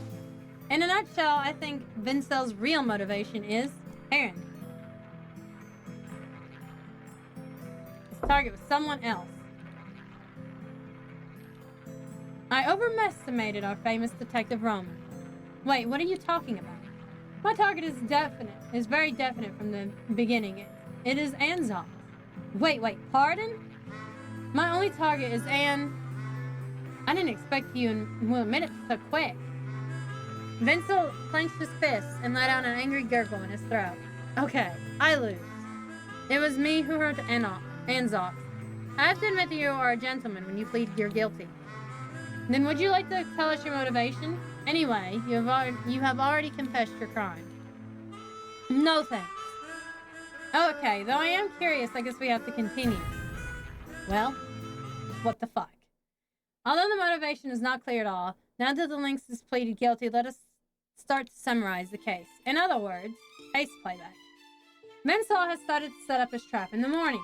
In the morning, Zarzan explains the situation and suggests that everyone try to stay together in the hall and only leave the room one at a time. While this would avoid incidents between 2 people, it gave Vincel the chance he needed. Utilizing that one person could go upstairs at a time, He had enough time to set the trap without worrying about being caught. It was suspiciously that Anzox go upstairs to trigger the mechanism directly. Fortunately, Vincel knew that someone would order Anox around. Namely, Heron. Vincel took something from the counter while Zarzan was busy in the cellar. That was... keychain. The tavern keychain. He took the keys that Zarzan had removed from his waist and left on the counter. He went upstairs to open the door, took the rosary from Heron's room, and hung it from the ladder. But Vincel made a mistake. He didn't know that Heron never locked his door, so when he came out, he locked the door like everyone else. He broke the handle of the ladder, inserted it back in place, and went downstairs. Until dinner, no one went upstairs to trigger the trap, and Vincel's plot was more than half successful. At dinner, once Vincel reminded Heron to pray before dinner, Heron asked Anzox to go upstairs. Anzox went upstairs and found that the door was locked and looked around. Seeing the rosary hanging on the ladder, he naturally reached out to undo the twine on the handle. The rope came loose with the handle and the ladder fell down the guideway, hitting Anzox. This is your plot, Vincel, am I right? The lynx kept his eyes wide open and pulled the gloves back and forth. His sweat dripped down from the ends of the fur. All right, you win. So what do you intend to do with me? We will bring you to justice, of course. Zarzan picked up the length of twine, caught Vincel from behind, and tied his hands. Just hurting someone isn't capital crime, don't you know that? Shut up. How? Not so hard. Be gentle with my wrist. You're no longer a guest now. You're a dangerous criminal who endangered the safety of my guests. Why should I treat you gently? Vincel glared at me, trying to get rid of the rope that bound his hands behind him. Untie me, you wretched son of a... Zarzan grabbed Vincel around his chest and hoisted him easily into the air. Vincel screamed silently, baring all of his teeth, and the breath whooshed out of his lungs.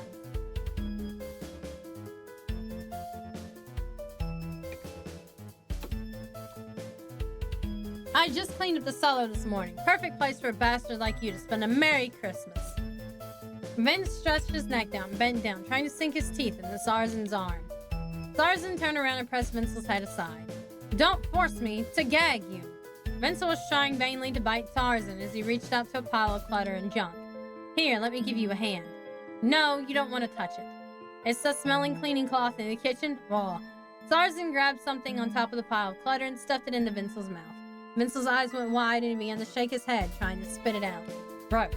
From its color, yes, a furry detective game, and it's Christmas themed to boot. It's called Roman's Christmas. It's $11 on Steam. Like, we've been playing it since, what was it, like 4 o'clock? That's a pretty long game.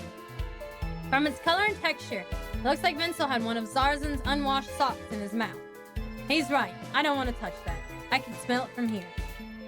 Zarzan slung Vincel over his shoulder and walked past us. Solar covered her nose with a handkerchief. I started feeling sorry for Vincel.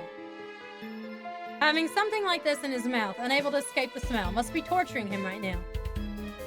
This bar is a really shady place to be. It's as bad as Arc City. It really is. Like, 2 people got murdered in 2 days. So far.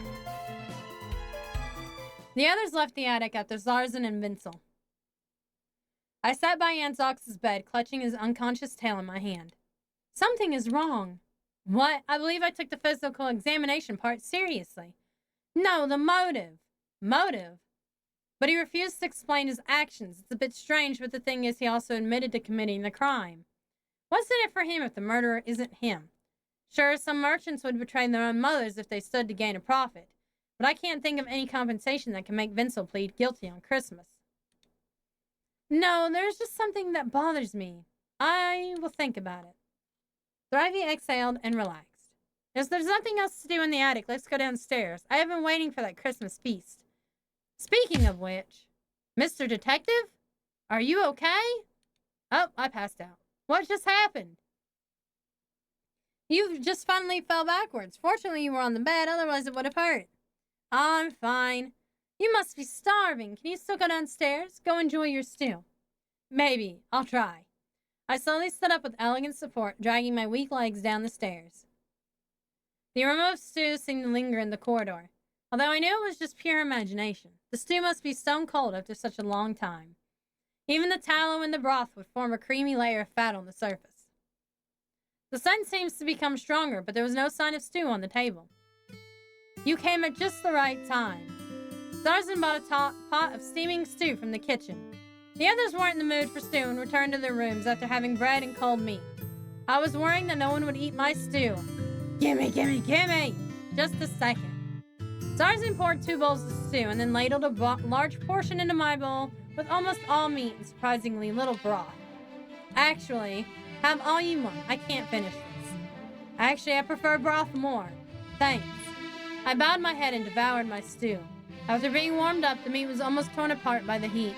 The muscle fibers were slightly separated, and the fibers on the outer edge were almost peeled off.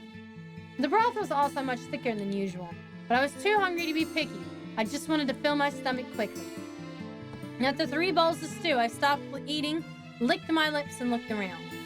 Elegant was still slowly lapping the broth with her tongue. The spoon on the table was left unused. Tarzan didn't seem to be very satisfied with his work. He ate half a bowl and put it down with a sigh. Excuse me, I need to take some up to the 2 in the attic while it's still hot. Please enjoy yourselves. I also need to repair the ladder later. Tarzan reached into his pocket and put a dagger into my hand. Here, I found this on Vincel. Keep an eye on. Tarzan went upstairs with a bowl of stew in each hand. I began to wonder how he would climb up the ladder. You say you were on vacation, and yet you come across cases one after another. You are quite a workaholic. Don't act like I'm enjoying this. I think you... Roman, let's talk. What? In private. Ionis glanced at Elegant, who was still sitting next to me. Enjoy yourselves. I think I shall return to my room. Elegant walked upstairs, but I felt she would be eavesdropping upstairs. I hate to do this, but could you pay me back some of the money I lent you? What? I didn't exactly plan to stay here this long. Now my money's running out. Right. I've still got some of my payment from last case. Is 1 Rayar okay? Maybe a little more? I know I usually don't push this hard, but 1.5. Take it or leave it. Alright, can you break it down into 105? See it for me? Ionis took up the large handful of copper coins from me and stuffed them into his pocket. I'm really sorry for asking you to pay me back in this situation. It's okay. Everyone has difficulties sometimes. I waved my hand and went upstairs. I did not expect you to be so wealthy. Are you trying to make a joke? How should I know? You really don't have any other clothes, do you? If I did, would I be dressed like this? Elegant leaned on the handrail of the staircase and rolled her eyes. So, pick up any clues from your investigation here? Same as yours, nothing. The opportunities for me to sneak away without being noticed are few, so I have yet to have the chance to search thoroughly. I wonder. Speak. Is there anything you can let me know? Well, I suspect one of the Noble brothers may be still alive. Weren't they both killed? They were just buried under the debris, and although no one has heard of them after that. And if a noble above the rank of Baron is found to be corrupt, the punishment is... If it were definitive proof, they would be deprived of all their titles, properties, and fortunes, and the crown would cut off the pinky off the right hand. The crown does not tolerate corruption amongst its nobles.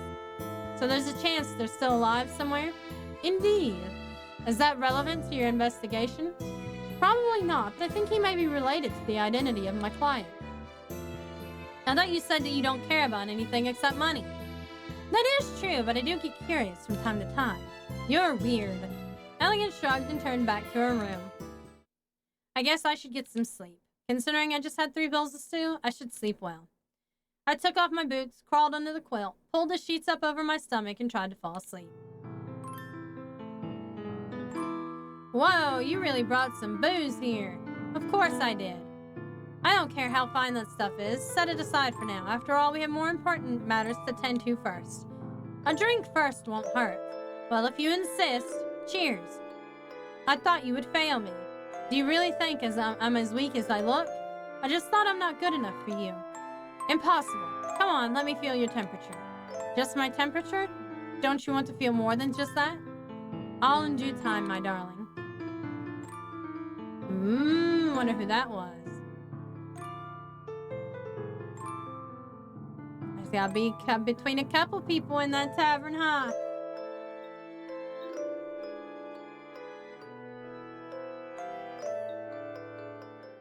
I closed my eyes and lay flat on the bed. I can feel the stew in my belly slosh slightly with every breath. The weight of it feels like an anchor in my gut. That's the problem when you eat too fast. The stomach is full, but the senses are starved of sensation. I usually sleep soundly when I have a full stomach, but I felt uncomfortable after stuffing myself with so much food. A series of rapid knocks echoed through my door. Who is it? Roman, it's me! What are you doing up this late at night? I'm scared. It'll be fine. Just lock up your room and go to sleep. It'll be fine in the morning. Even though I said the words, I couldn't help but disagree with them. Still, I didn't know any other way to comfort someone in this sort of state after everything that had happened. But I began to reach out to comfort Peter, but then I heard the noise of the attic ladder slowly coming down. Starzan climbed down, holding a candle in his hand. Everything good? I heard noise, so I thought I'd check in. It's fine. I just hope I didn't wake up anybody else. Elegant appeared at the door, disheveled and leaning against the frame. I believe you said you were retiring early. It seems like this is quite the opposite. And then again, I suppose the same could be said of everyone else. I'm mostly just too full to sleep. How about the others? Are they still awake? I think his sleep eludes most of us, except for Zox. At any rate, I doubt anyone would think it's strange to be awake this late. And I'm still afraid. Well then, could you bring everyone downstairs? We'll see if there's some way we can calm everyone down. Starzan's voice went soft, his gaze locked in the middle distance. The last thing we need is another mess. Starzan went downstairs with Peter, holding Peter's shoulder. He wants me to wake everyone up? What is he thinking about? I think he intends to put everyone at ease the best he can. If the tavern no longer makes guests feel safe and sound, then that would weigh heavily on his thoughts. Fetch the others. I think we could all use some comfort right now. Maybe it'd be safer if we all stayed in our rooms until the snowstorm stops. Like Sean and Kane? Exactly. Alright, fine. Let me go get everyone and we can think of some way to calm down.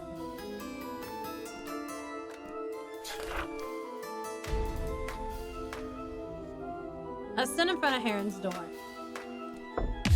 I knocked on Heron's door. Yes? It's Roman.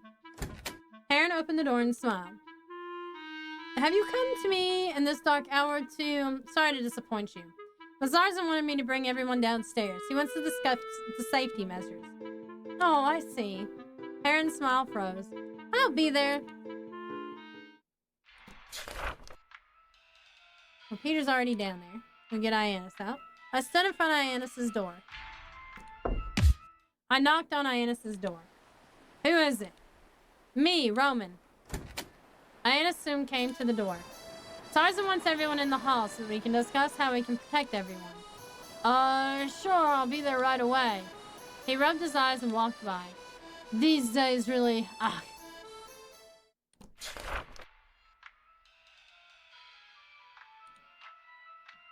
I stood in front of Lunix's door.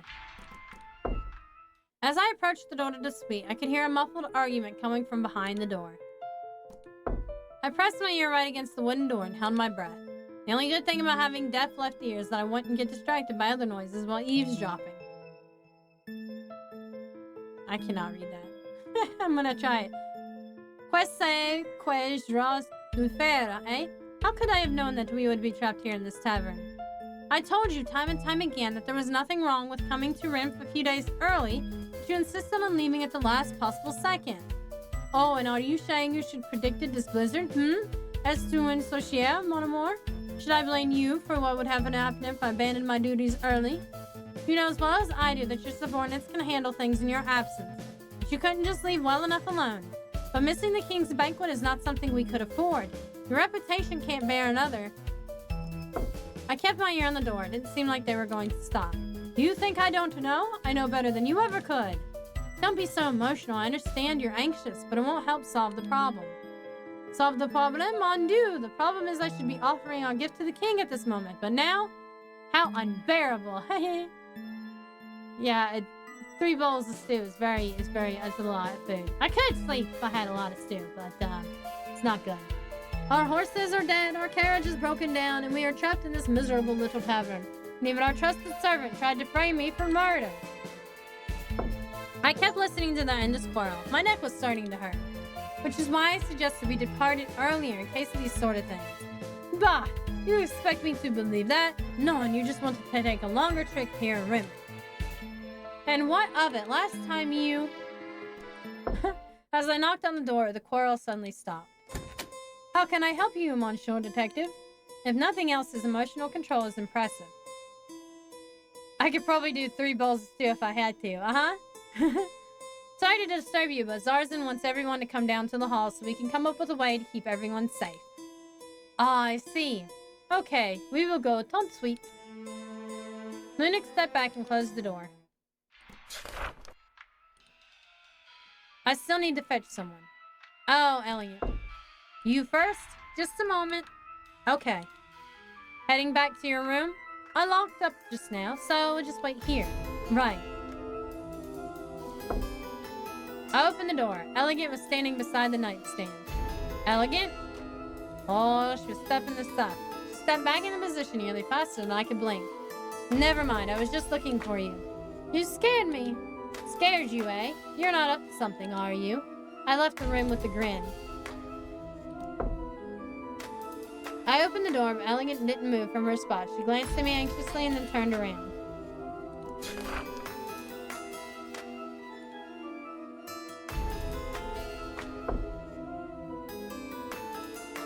Okay, but who do I need to get?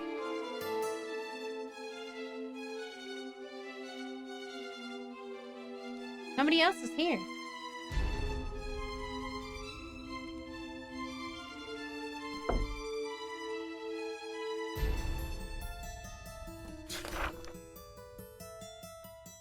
Oh, the attic. Okay. I climbed up into the dark attic. Thrivey was huddled up on his bed. It was hard to see him against the white bed linen. Thrivey? Thrivey swiftly tossed out the coverings and got up. What is it? Is Anzox awake, or... Zarzan wants everyone to come down into the hall. Even if I'm already in bed? He said he doesn't want us to feel too uncomfortable to sleep well. I don't see that as an issue for me. No need to worry. However, I can understand why someone would have difficulty sleeping. Let me fetch a few things from a medicine box and I'll join you shortly.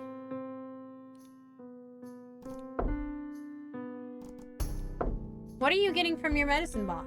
Some sleeping medicine. No need to worry, Detective. It's nothing habit-forming or potent. At best, it would only make people sleep easier. Alright then. How's Anzoc doing? No worse, thank God. I can't tell whether he'll wake up, though. He could wake up tonight if things go well. Otherwise... Thrivey looked aside. Best not to think about that.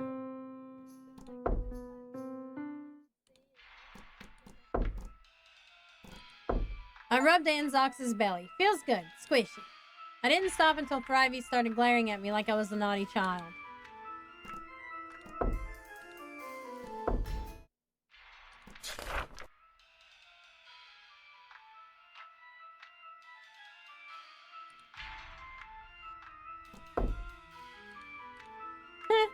Okay.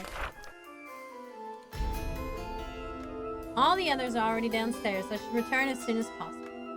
I'll walk down the spiral stairs to the hall. I think this is a good spot to stop for the night. I've gotten pretty far in this game.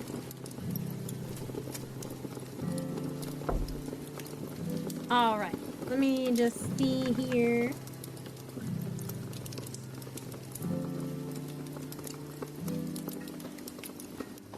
I'm gonna go ahead and end stream for tonight.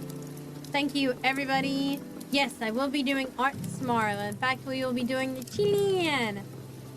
And we're gonna do the base of a deer for this one. I usually do a base a horse, kind of, but I think for the Chilean we'll do a